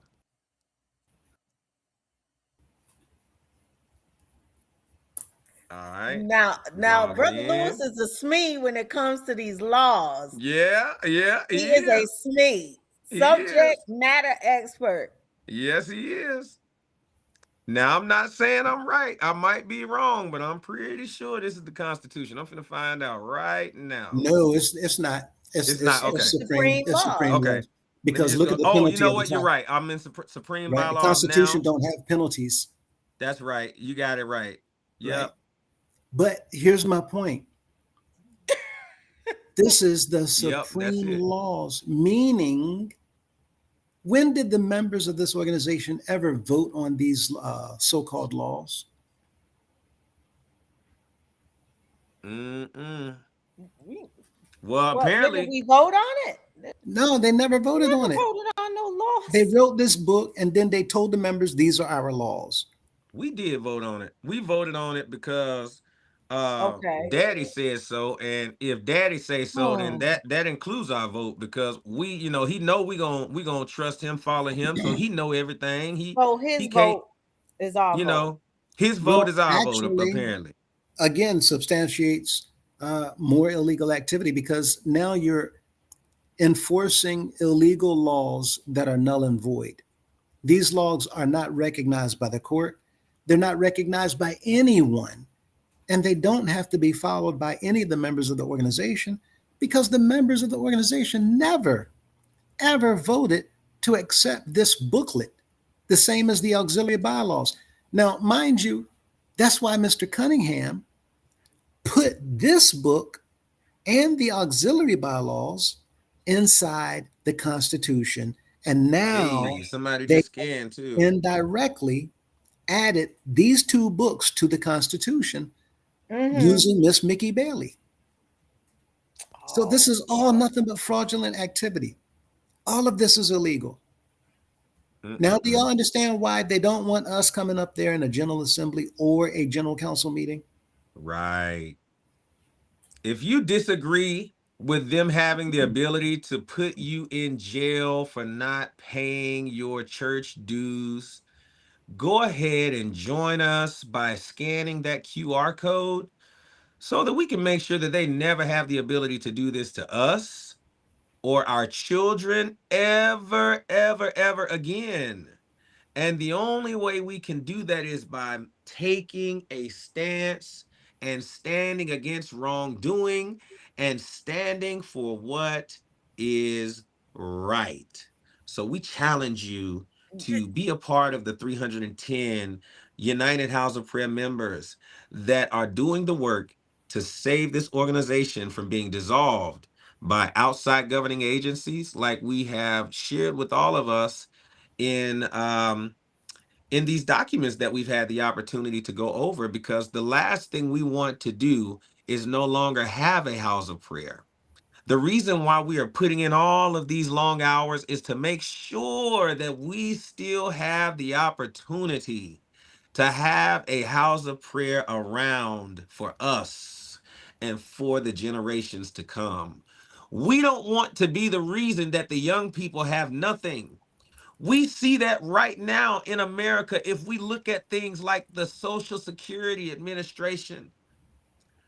Us young folk may not even have Social Security, but we will need the house of prayer. So why not make a stance now? Oh my gosh. Because we know that we have governmenting agencies that are failing us right now and that are going to fail our children. This is our insurance policy. Yes, it is. Here. Right Why here. would we allow our insurance policy to be dissolved in front of our faces? How dare we rob our children of the future that we have invested in through the United House of Prayer for all people of the Church on the Rock of the Apostolic Faith? My goodness. If you don't understand that you need to click the link and scan that QR code right now, I don't know what else to tell you. My God, good God Almighty. It's so true. We don't know what's going to happen with Social Security. We don't. We don't. But we can have more control of what happens to the funds that We all do. of our fathers and forefathers have invested in the house of prayer. All House of Prayer members have a Social Security plan right now because this 501c3 charitable organization is supposed to be giving back to the communities in Yes, which it it is. serves in.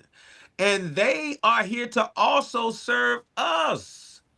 But why would we miss the opportunity for them to return unto us what is rightly due us as a part of the community, tax-paying citizens of these United States of America?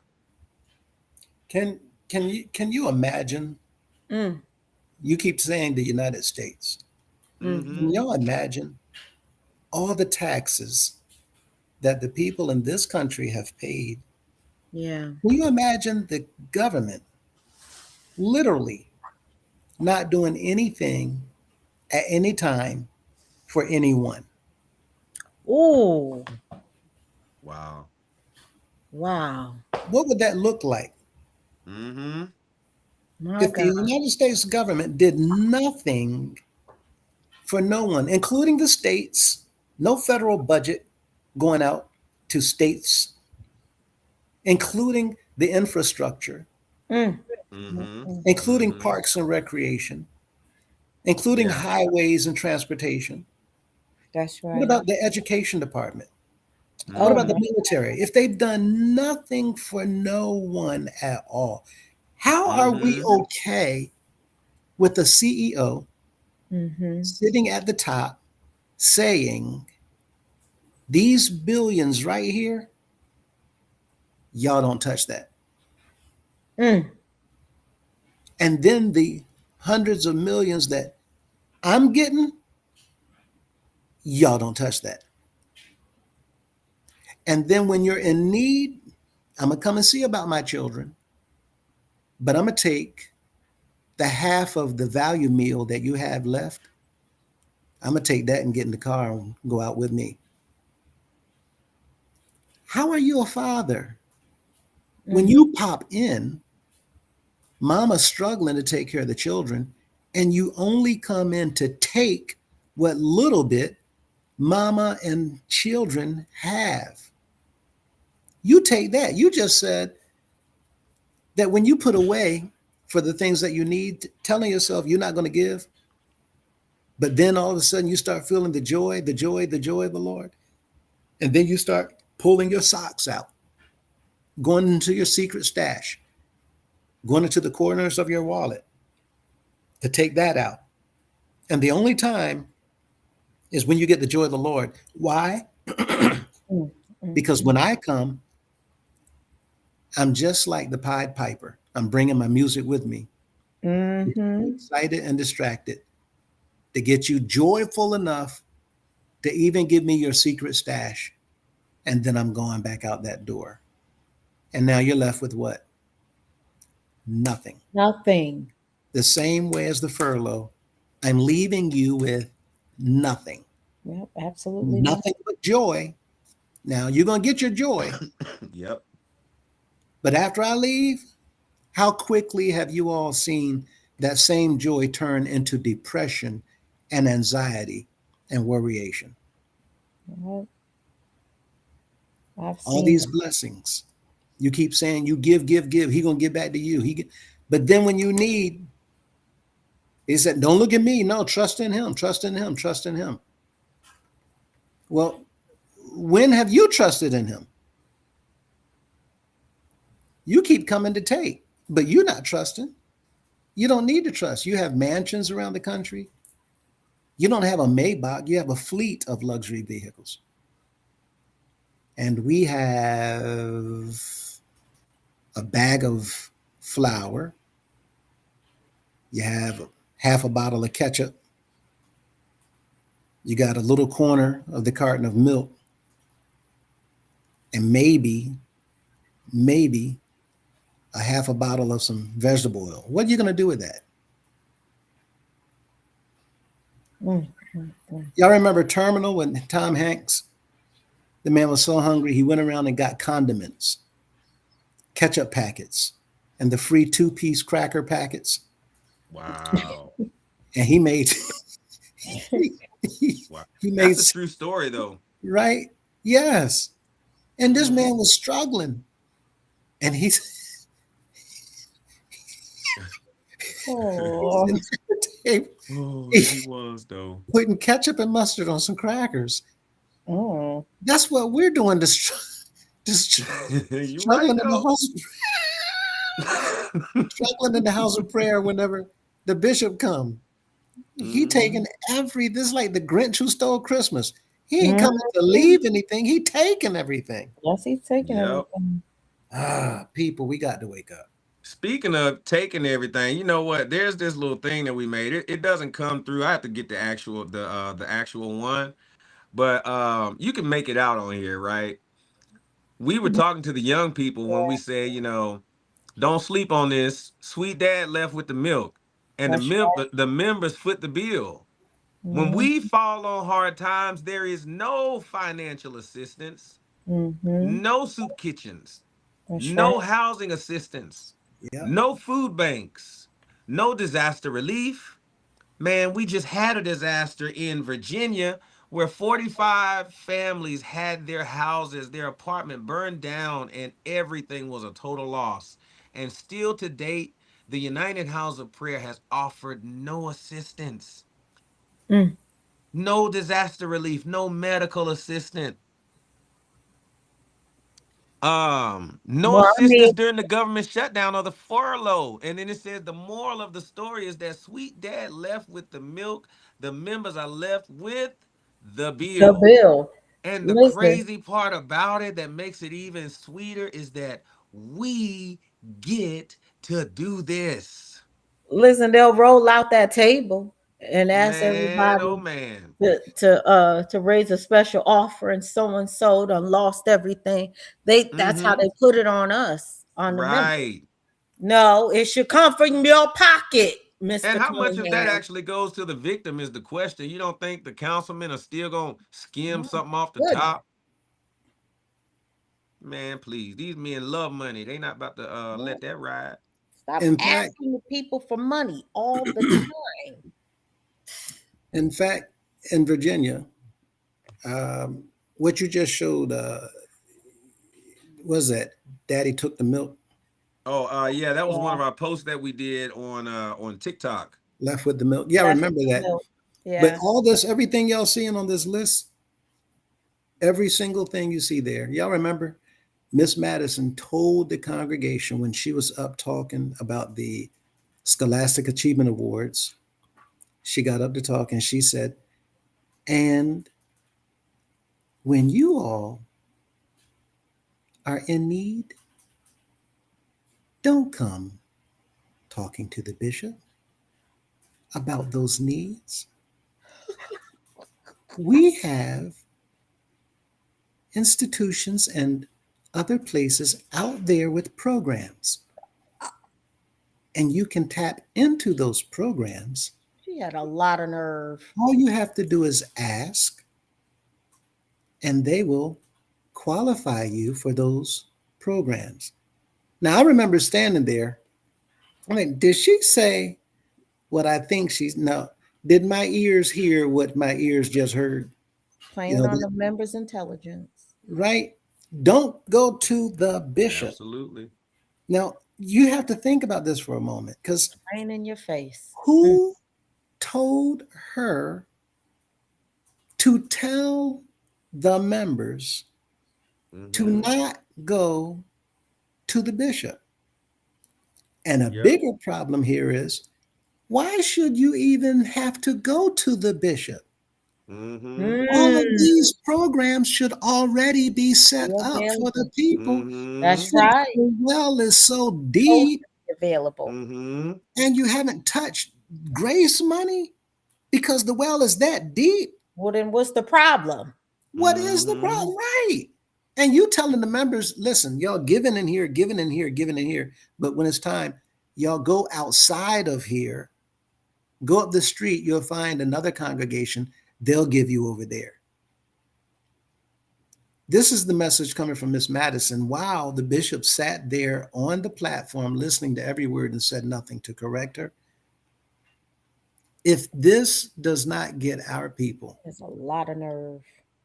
right, to pay attention. This milkman on this picture, it looks like he's coming to deliver milk, right? That's what it looks like. Mm-mm. But Mr. Cunningham in this picture, that's him walking out the door with the milk With Yes, the milk. sir. That's right. and laughing left every with it. step of the way. And laughing. And he Mhm. taking that basket of milk and putting it inside that trunk. Yep. Ooh, I got a lot tonight, y'all. Milk and Ooh, honey. got It's The brown sweet. paper bags. Ooh, I got a lot Brown tonight. paper bags. And this is why we cannot say enough Crazy. that this is just a slap in all of our faces. And whoever put this picture together right here, and y'all keep hitting it out the park. Every time y'all talk about no medical assistance, disaster relief, no food banks, no soup kit, all this stuff they're doing outside the house of prayer. Well, Mm-hmm. They're doing it out there. But in here, we're doing it for them. We're providing the soup kitchens that's right. for them. We're That's right. providing housing assistance for them. Mhm. We're Yeah. providing financial assistance. Every For single dime that Miss Madison got, every dime, everything that she has in her life That's right. We came funded her. from the members of the House of Prayer. Yep. Mhm. Everything Cunningham is doing, what he's living on, the money he used for right. his car, those custom-made suits that That's Mr. right. Rodriguez getting out there and auctioning off, that came from y'all's pocket, my Yes, pocket. it did. Mhm. They're taking, and then saying, no, we're not going to do anything for y'all with money that does not belong to them. People got to wake up. Absolutely. It's a powerful power. This picture right here, I'm sure y'all done ran it through TikTok. Yeah. Oh yes. Yeah, Oh yes. Yeah. we need to The keep in young mind folks them. love that one too. That one did really well. It did. Yeah. The, And the that actual one 500 that we list, put out was great. and that list of 500 to celebrate 100 years of deception and 100 years of lies. Mm-hmm. That one too. Yeah, and this is what the members need to continue to be reminded of. Mm-hmm. Because when it's in your face like this, then it takes away from those individuals who's always ready to defend. Why y'all talking about the house of prayer? Because of people like you. Well, we're not talking about the house of prayer. We're talking about the lack of leadership and accountability. Exactly. People like them thinking we're talking about the house of prayer. You need to be awakened. You need to have your eyes open. You need to listen beyond what Mr. Cunningham is saying and listen to what we're saying. The devil is in the details. Absolutely. And they keeping right up. So anytime we got laws, matter of fact, how many pages of laws are in the Are You Aware? Come to find out, they're not laws either. Oh, Mm. Right? It's Lord. almost 48 pages. And every page, line, all these things, man, you got to do this, you got to do this, you got to do. All this stuff is made up. Mm. And like you showed on that supreme laws, including going to jail if you don't pay me my money. Hold up. Who said it's your money? I did. I'm the holy anointed manservant. Got to wake up, people. Yeah, brothers and sisters, don't let these men continue to get away with this. Not for another 100 years. Enough is enough. Mm-hmm.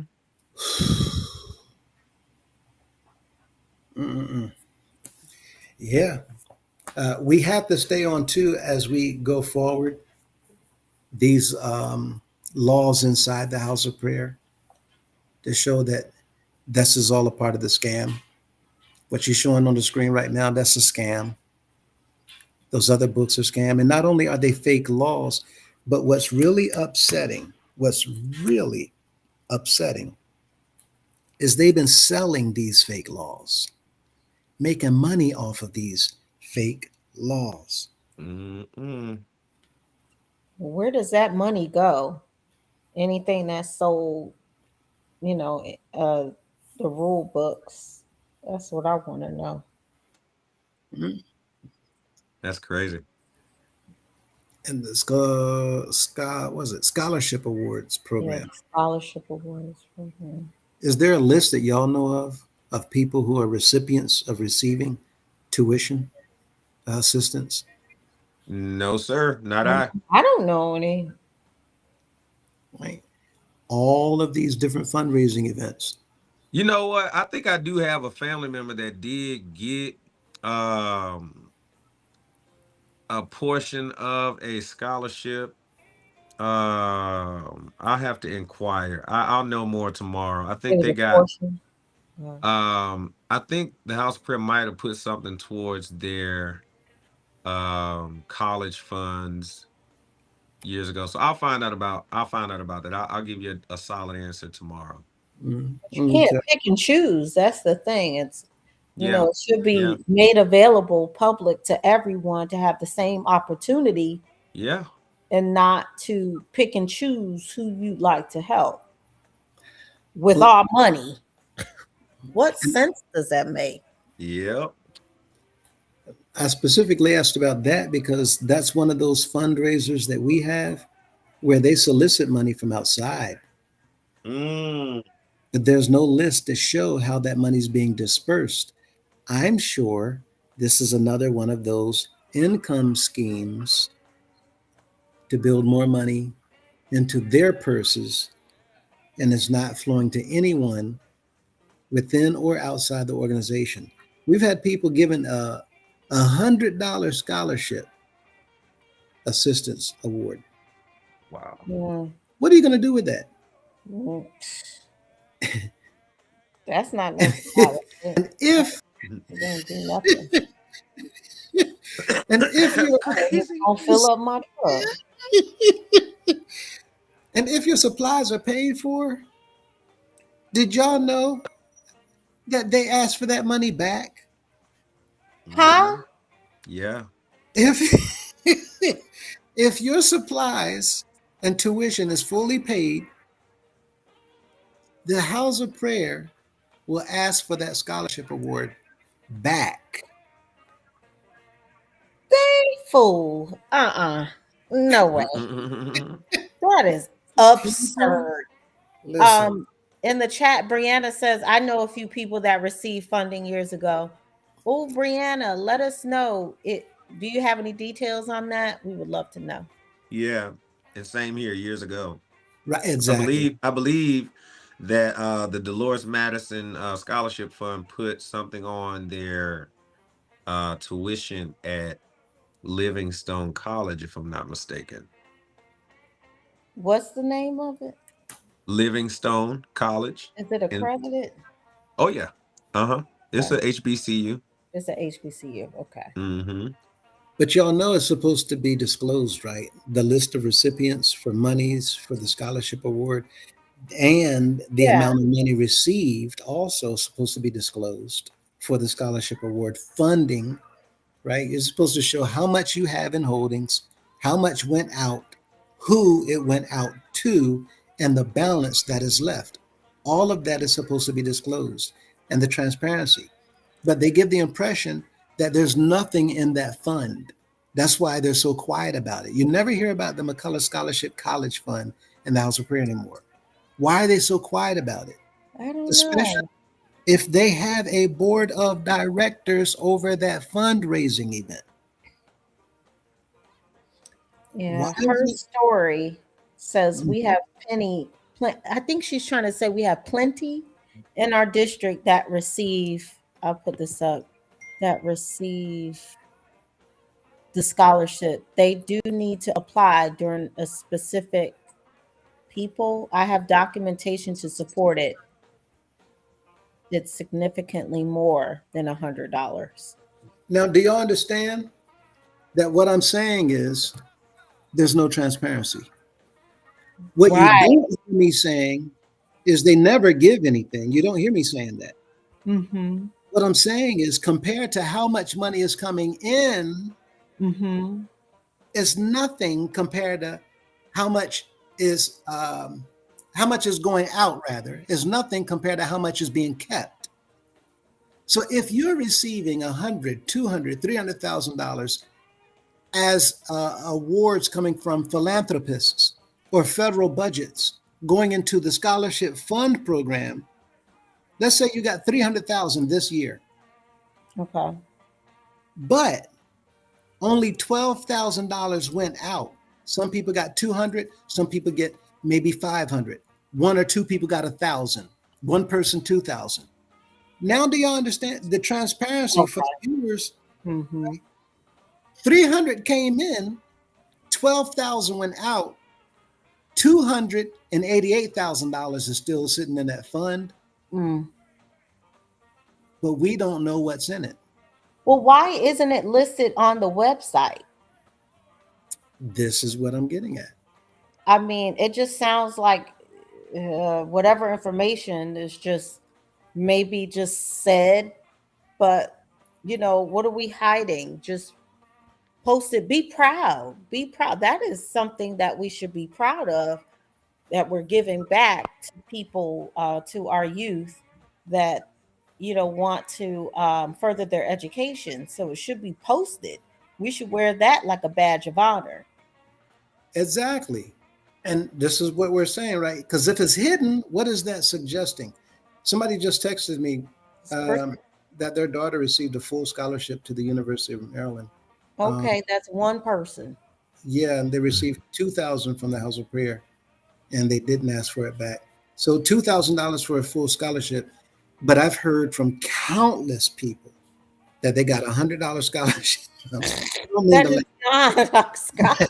$100. Well, my question That's is, not even going to buy a book. Right. but, my question is the texter saying that they already had a full scholarship and that the House of Prayer added an additional 2,000, or are they saying Yes. that the House of Prayer? Okay. Yeah, that's what Okay. it looks like. Her story said the minimum is 1,200, if I'm not mistaken, is based on GPAs. It's listed on the application. Now, that's what people are saying. But what I'm telling you all is people have received a $100 scholarship assistance from the House of Prayer. Again, you can't believe nothing Right. coming from this organization. Nothing. Right. They tell you Jesus dead and his work is finished, and that's why we need daddy. Point taken. Yeah. And they said, I know someone hustling received $100. Okay. Her story is saying, no, that's what I know. Hey, girl, she's standing flat-footed. If you know, She's saying what? That she knows what? She said, no, it's what I know. No, her story, I'm telling you for a fact, it is wrong. She said, it's personal experience. I'm telling you for a fact, it is wrong. And see, here's the thing. The members of the House of Prayer do not ever see evidence. They don't ever see proof. Even if that language is specified on the application, my point is this. How do you know that what I'm saying, when other people have reported that they got a $100 scholarship award, how do you know that they are lying? Right? We don't know. And that's the problem when it comes to a nonprofit. We're supposed to know everything that we want to inquire about. That's why the books are supposed to be open. This organization is so secretive that other executive officers, board members, congressmen, councilmen, city councilmen, governors and mayors, and other executives do not understand how in the world are they getting away with this. They know that everything going on in here is illegal. And my point is that the members, we keep defending. And yet, if I were to ask the question right now, where's your evidence to support that they do not award recipients anything less than $1,200? You know what would be said? I don't have that evidence. Okay. Right? In court, you're going to have to provide evidence. Now, if I can bring up witnesses and put them on the bench, the witness stand, and ask them one at a time, yes, I received $100 scholarship. I'm telling you all, this is why the government is going to investigate, right? It's coming if we don't do anything. Okay, she says she has evidence. I mean, I want to see it, Brother Lewis. Who has evidence? I don't know. It's her story, made free. I guarantee you, if I was a betting man, I would clean you out. But I don't bet. I guarantee you, you don't have evidence that says the McCullough Scholarship College Award program has not ever given anything less than $1,200. I know that for a fact. I know that for a fact. You may have evidence that says, well, I have my application, but that is not how court works. So I her would story, be- huh? her story, do you want to email us your evidence? Let me know in the chat. I'm sorry, Brother Lewis. No. This is exactly why we're doing this, to show our members that what we think we know, we don't know. Oh, there you go. Right? Look at how many times we sit back and the bishops tell us who's on top. Right? This house, oh, you were so close. Oh, so close. You almost had him. You almost had him. Right? But who's looking at that list? The one who just be saying anything. Close. Dang it, Daddy. Not dang it, Daddy. Stop. They probably beat by $180,000. But the bishop saying, oh, you were so close. Okay. You almost had him. Brother Lewis, her story says no. Talk to Miss Kareem. So this person is saying I'm connected. Oh, I'm very well connected. Okay. I am extremely. Well, I'm Bennett and I ain't in it. Amen. Thank you for story made free. And we're not your story. Yeah. We're not going back and forth. I'm just telling you her story. If you think about it. If you think about it. The evidence that you say that you have does not prove that they have not given people $100 awards. And I know a lot of people in the chat, y'all believe me, y'all have no idea how much I know.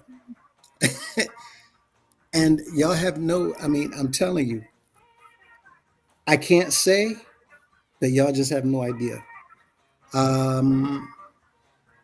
But again, if you are that connected, you should be confirming what I'm saying, is my point. Ooh. I know people that received $100. Yeah. I mean, yeah, it's still, all of it has some issues with the entire program. Bottom line. And what are the issues we're talking about? A lack of transparency. Right? Transparency. It's like this person is saying this thing, this person is saying this. Yep, it's not transparent. Right. So if we were doing what the law says, then the members would not have any questions, right? But because there's no transparency, the members are left with what? Oh, okay. Nothing but questions.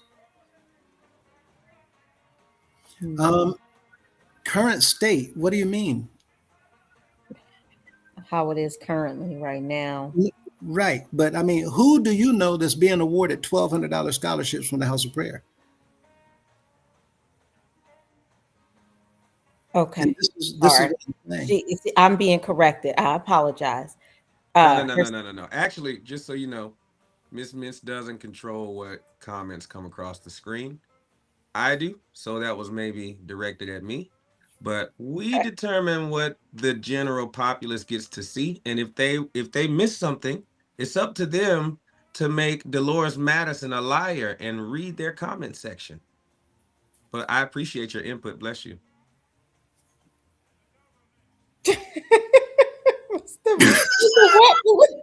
I got $200.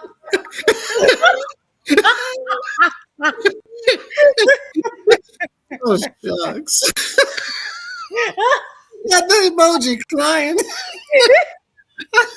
You know what, Mr. You What got do you more than what believe? I got, and I got Mr. a What do you master's believe? degree. You were supposed to come up here. Why don't you come up here and tell us that story? Shall I put the link in the chat? You're more than welcome to join us. You got me done. Let me see, because see, it's nothing like hearing it live action. Now, somebody just texted me, said her story is wrong. Oh no, just don't bite my head off. I'm It's really sorry, based y'all. Don't on- bite my head off. Don't hold come on, we for me got in a this very chat. important person. Hello, sir. I am Put wonderful. away your guns. I am not here to fight. In the name of Jesus.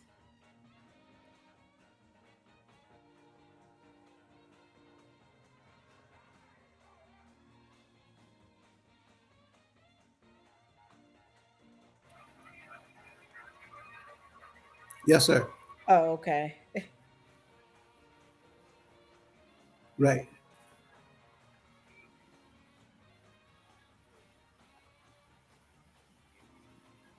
Ooh, we got 50 people here in the chat. Welcome to anyone new. Thank you for joining, family. Amen.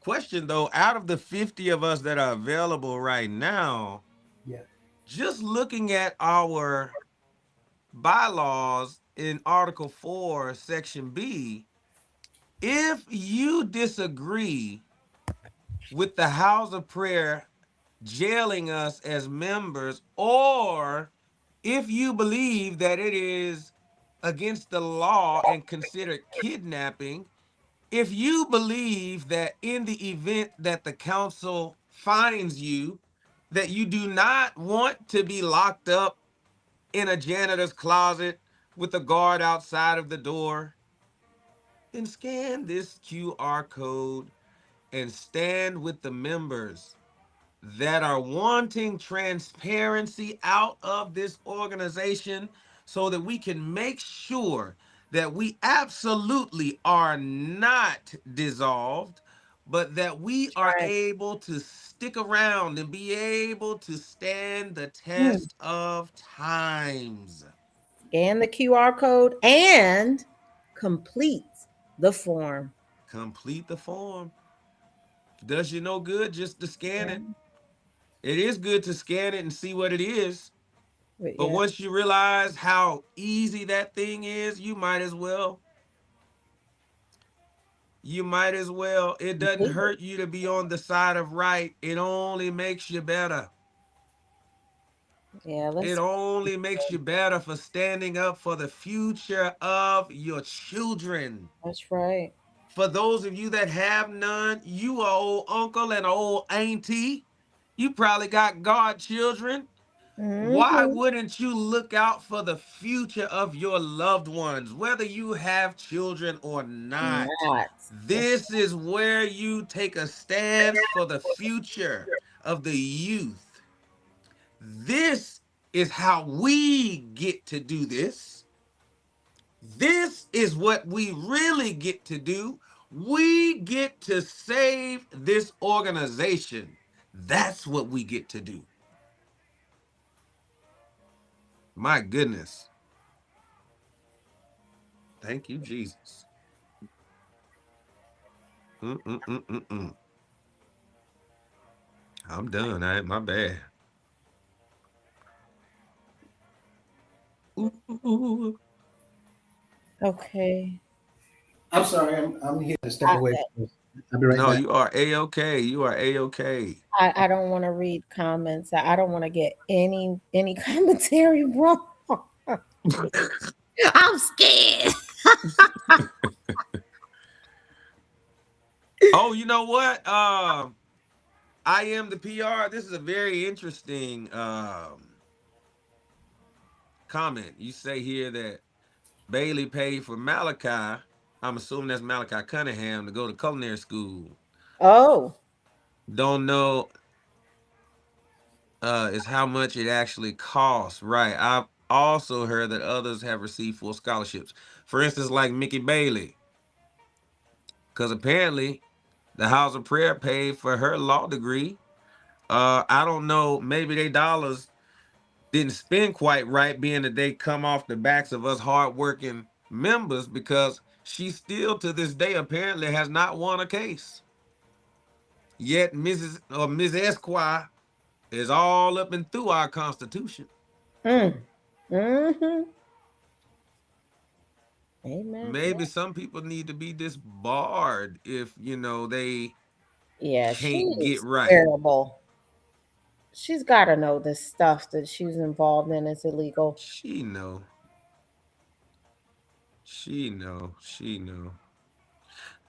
Let me also state my point in the beginning. Oh, and being present is because I disagree with, I can't see that one, hold on, various matters, and have evidence to stand with those seeking a better way. You all are perceiving my correction wrongly. Oh, okay. I mean, I take that. We may very well be. And honestly, that's the thing, man. A lot of times, just like in a text message, sometimes the real meaning of what it is that you're trying to say can be lost. So I do acknowledge that. So definitely not our intention. So we will definitely try to be better stewards in that area. But I don't want to misunderstand anyone. Right. Myself, I know I Absolutely. definitely don't. So I don't want to do that either. yeah, just make sure that you are in the clear. I don't care if you get mad, upset. You are welcome to have the conversation with us. We love it, man. So we appreciate you, her story, very much so. And we always have great dialogue with you anyway. We are so happy to have you here. So awesome.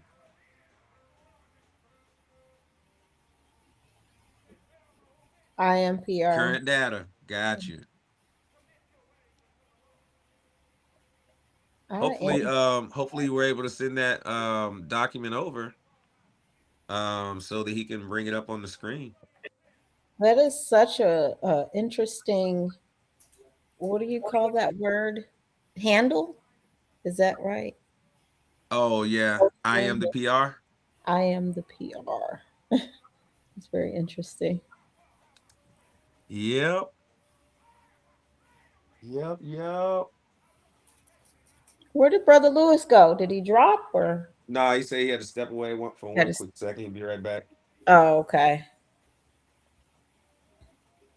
My big old baby. I got a big old pit bull laying over here with his laying on his back with his paws curled up like he a bug that's done got sprayed with some Raid. Is that Sugar or? No, that's Zeus, man. Zeus, He's spoiled rotten. Zeus been acting up all day. Man, he was Zeus snoring earlier. That was Sugar. That was Sugar snoring. Yeah, she a bulldog, so she got that little scrunched in face a little bit. So I'm surprised she ain't snoring now, but she actually laying right here asleep, but she's stretched out. That's probably why she ain't snoring. Oh, okay. If she curls up, she'll snore a little bit. I don't want to play fetch yet, buddy. It's too late. It is too late to play fetch. Right. Tell Sugar to go to bed. Yep. That's what he's finna get in just a minute. He gonna go get right in his kennel. Drop it. Drop it. Leave it, buddy. Leave it. Good boy. Yeah, I am the PR. Yeah, I believe that. I believe Mm-hmm. that. Oh, wait, we just talked about that too. It was Apostle Howell that saw to it that whoever that individual was, we'll have to ask Brother Lewis about that. We just talked about that the other day about Apostle Howell giving the okay for certain individuals full college tuition to be paid, and that it was basically a matter of favoritism. It was because of who Yeah. you knew, whereas other individuals are not always able to get a full scholarship. Yeah, You that's know, what I'm and I think saying. It's not fair. It yeah, should and I be think that's what Brother Lewis is saying, is that it should be standard across the board. If you're correct. doing That's how it should scholarships, be. you're doing Yep, application, and so that's then right. either you're doing full scholarships or you're just doing $500 scholarships, and you really got to pick a struggle. You know what I mean? Yeah, all So, that picking and choosing, and it's just a bunch mm-hmm, of favoritism and nepotism, and mm-hmm, mm-hmm, mm-hmm.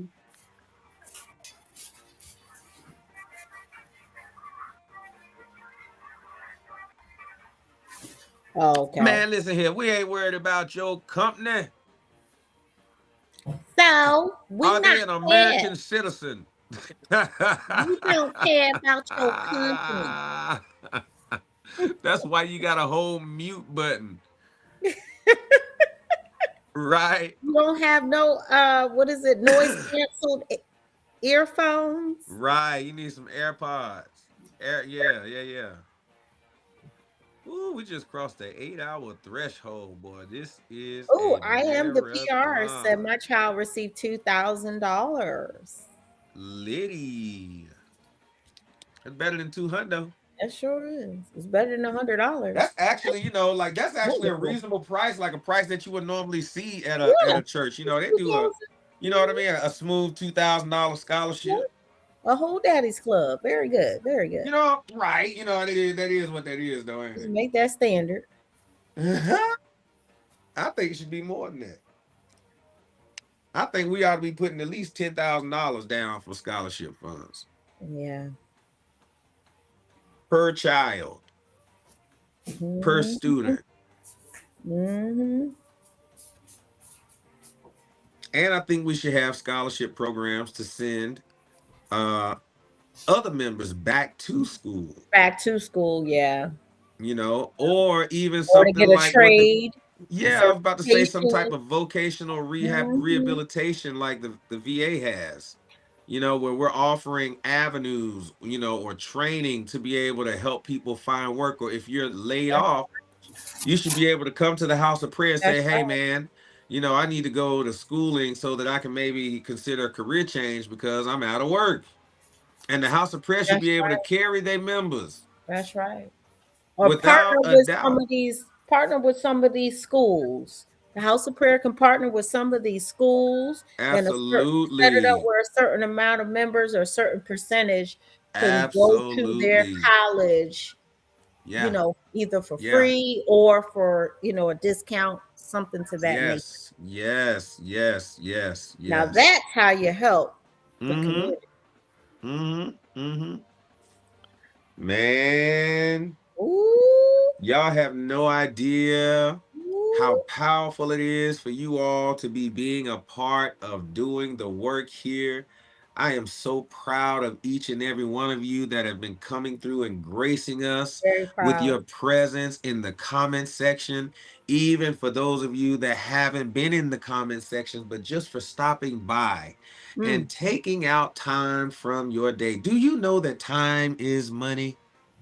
Do you know how valuable your time is? And we just want to take out this moment to honor you and appreciate each and every one of you viewers, the Yes. live ones, as Thank well you. as the ones that are going to catch the rewind.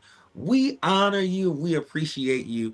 And we just ask that you just hit that like button, hit the share button, subscribe. As a matter of fact, Golden Boy Tellum is on his way to 1,000 subscribers. So go ahead and help us to Yay. do that. click that subscribe button. You know, I think I'm right about 940-ish, you know, so I need about 60 more to get there. All right. But you know, then that way we can actually monetize, start getting some advertisements, and then we can do the work even the more. Yep, even more. You know, but definitely take out this time to say, I stand for truth, and scan that QR code. Make sure that this organization is going to be able to be cleaned up and be respectable, That's right. honorable, integral, Mm-hmm. trustworthy, That's right. without spot or wrinkle. Mm-hmm. We got some ironing out to do, members. We Complete the have some form. ironing to do right now. We took our clothes out the washing machine. We put them on. They wasn't even dry. They was wet. We air drying. We catching colds and getting sick. When all we got to do is do it the right way and preserve our health. That's rather right. than catching pneumonia from being silly. And you know, Jesus said, talk in parables. So I hope to goodness that you are following me. That's right. My goodness. What? What's that? Oh no.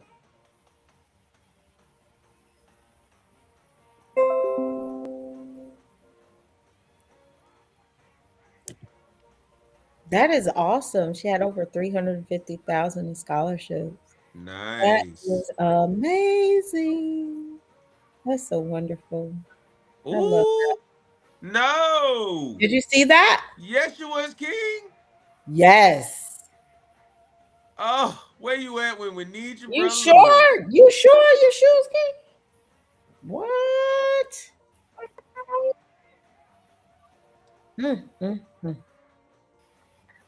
Wow. You know what? Don't even say nothing when he come back. Let him spot that on his own. I want to see what he say when he see that one. You wrong. You act like we don't know nothing. Look, right. Watch this chat. Watch this chat. Watch this. Let's see his face when he get back. Or let's hear his voice. We can't see him today. I ain't. That's. Ooh. Yeah. Mm-hmm. Well, y'all scan the code. Don't just scan it. Complete the form. Absolutely. Stuff like this shouldn't be happening. No, not at all.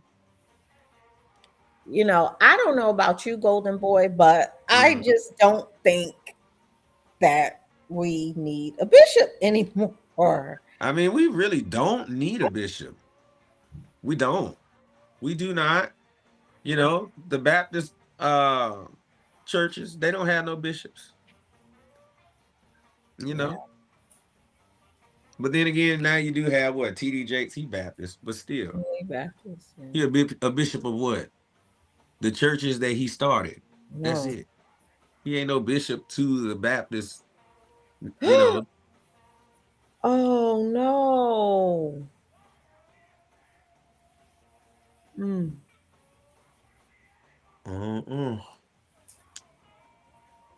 Wow. Oh, wow. See, this is what we've been talking about repairs in our properties. Like, how do we allow this to be the narrative? And we're supposed to be all that in a bag of chips. Supposed to be. I'm coming, Miss Zena.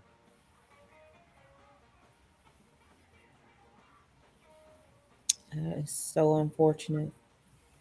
I'm sorry to hear that.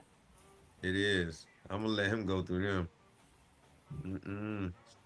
You say you ain't touching it with a 10-foot pole? No, ma'am. No, ma'am. I'm tending to my babies right now. Oh, let me see where my baby at. Hold on. Sleeping. That girl, probably, let me see. It's Friday. Listen, 10-year-olds, I don't think they sleep. They be on the phone with their friends and little games and stuff.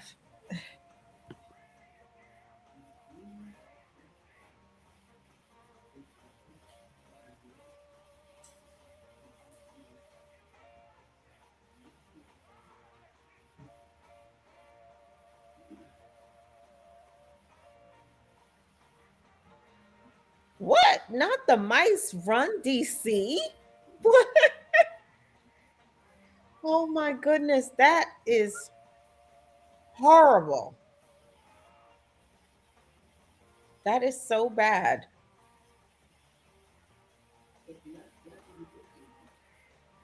Wow. That is bad. But I'm gonna tell you something about DC. I am the PR.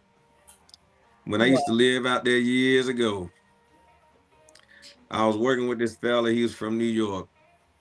Rest in peace. His name was Victor Senior. And Victor was from New York, New York. And he took me to this hole in the wall joint to get me something to eat. And Lord have mercy if them big old palmetto bugs didn't come crawling up the wall on the back of that doggone grill. But they kept on cooking like they ain't see them bad boys crawling. Ew!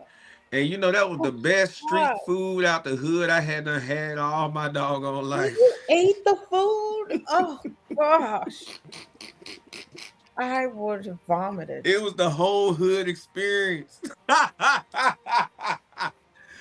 Oh man, no, yeah, I did. I ain't gonna I lie. mean, Oh, can't man. you catch like salmonella or something? You can get a whole lot of stuff. Yeah. a whole Oh, lot of stuff. okay. I understand. I am the PR. I understand. Well, it's time for a renovation then. It is time. Yeah. Mm-hmm. I mean, all kinds of cracks probably in the foundation from it settling over the years. Mice just come Yeah. right through, you know. Mm-hmm. Time to be renovated.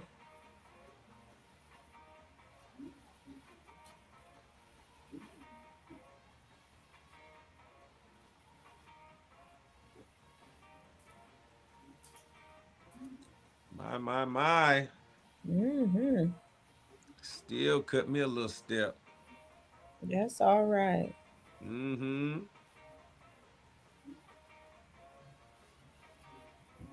Look, I keep seeing Brother Lewis Mike over there. He might be cutting him a step and don't want nobody to know.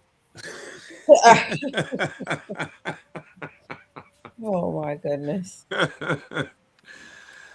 If you are going to stand for right, how about joining us and scanning that QR code? It's 12 a.m. Eastern time. Go ahead and bring Right. in your Saturday. Making a stand for what is right. That's right. How many of you are on the fence and you just haven't scanned it yet? I challenge you to scan it right now just to look at it, Let's scan it right now. just to see, After you look at it, complete the form. you know? All right, it's midnight. Yes, it How is. many House of Prayer members know about the midnight angel? Ooh-wee. It's midnight, that midnight angel. Man, listen, I would get to church for 8 o'clock prayer on a school night On the school. and be there from 8 o'clock prayer all the way through service. Sometimes we wouldn't get out the mother house and get back home to 3, 4 o'clock in the morning. Mm.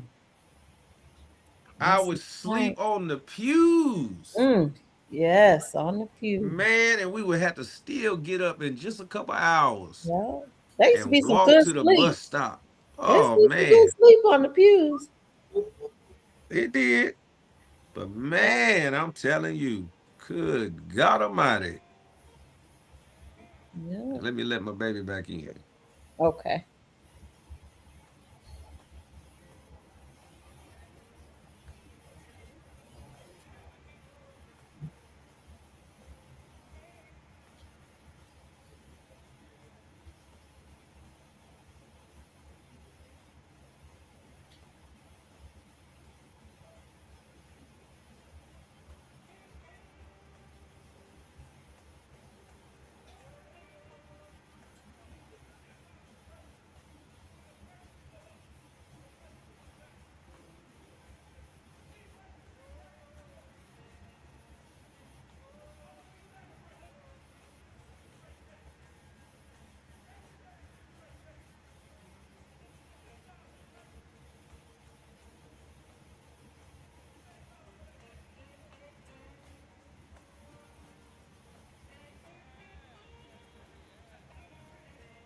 All right, I'm back.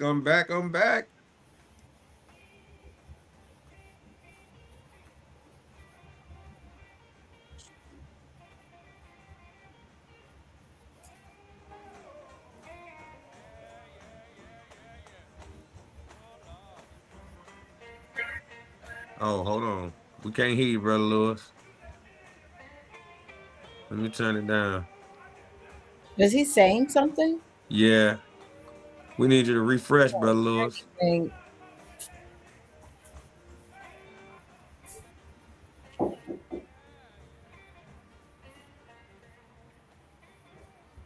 Nope.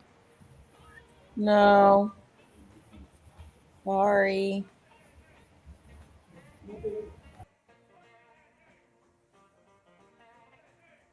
That's all right. I just I kicked him, so they have to come back on.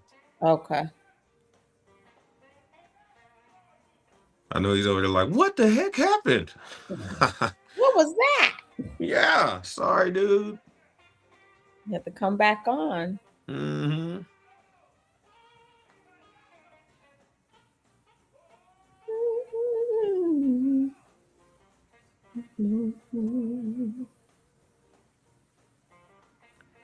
And he might not have been trying to come on. He might have just been talking in the background. Man.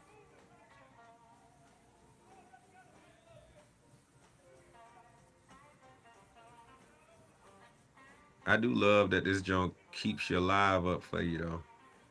Yeah, it does. It's a really good platform. Yeah, you know. Very good.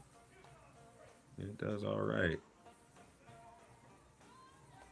Man, again, we really do appreciate Sir William G. McCrae also for coming over and hanging out with us for a little while. That was an honor. Appreciate him for that, for certain. And I'm going to return the favor. I'm going to definitely grace his platform. He has, you know, questions about our organization. You know, he's very much so familiar. And he also covers our organization and has done so over the years.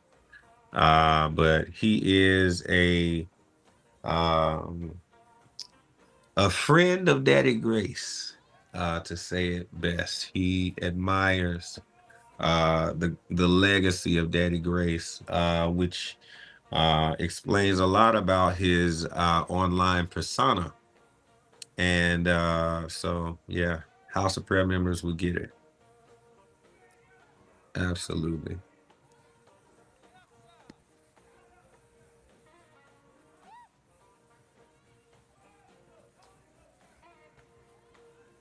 Do you all know that every day that we are doing this, do you all know that I fast through it and pray through it? Mm. Mm. Some things can only happen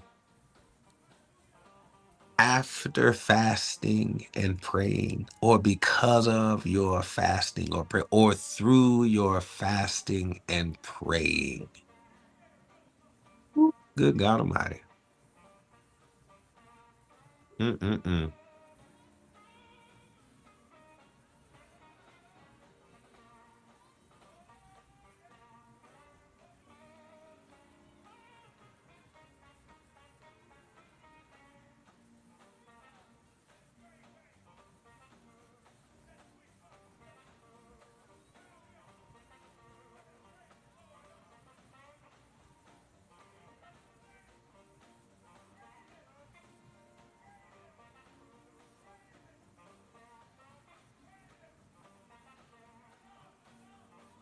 Okay.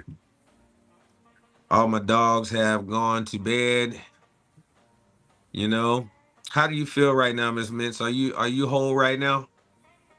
Yeah, I am. I am too. We're 8 hours and 18 minutes in.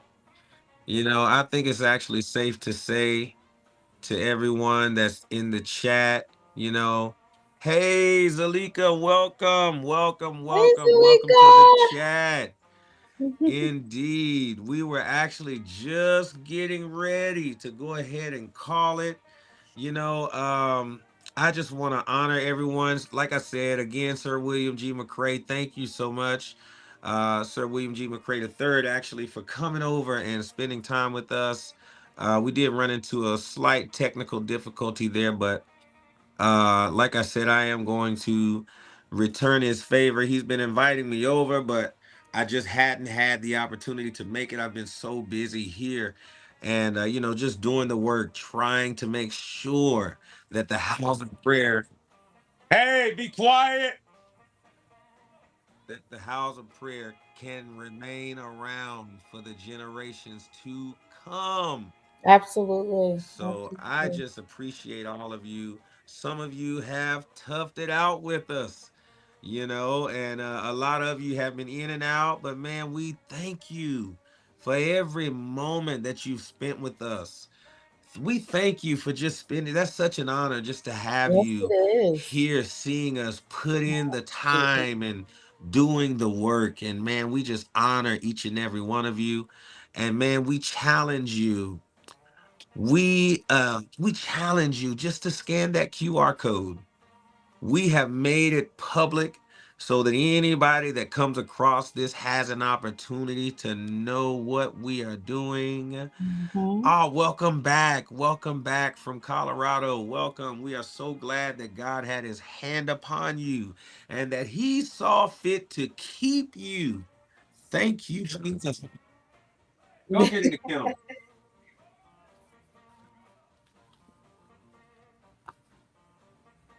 Lord have mercy. Yeah. If one is out and the other one ain't out, they don't like it. Yeah. Well, I'm going to go ahead and say sayonara and good night to Indeed. everyone. Sending you my love. Thank you very much for being here and joining us. So until next time. Until next time. Good night, everyone. Thank you so much.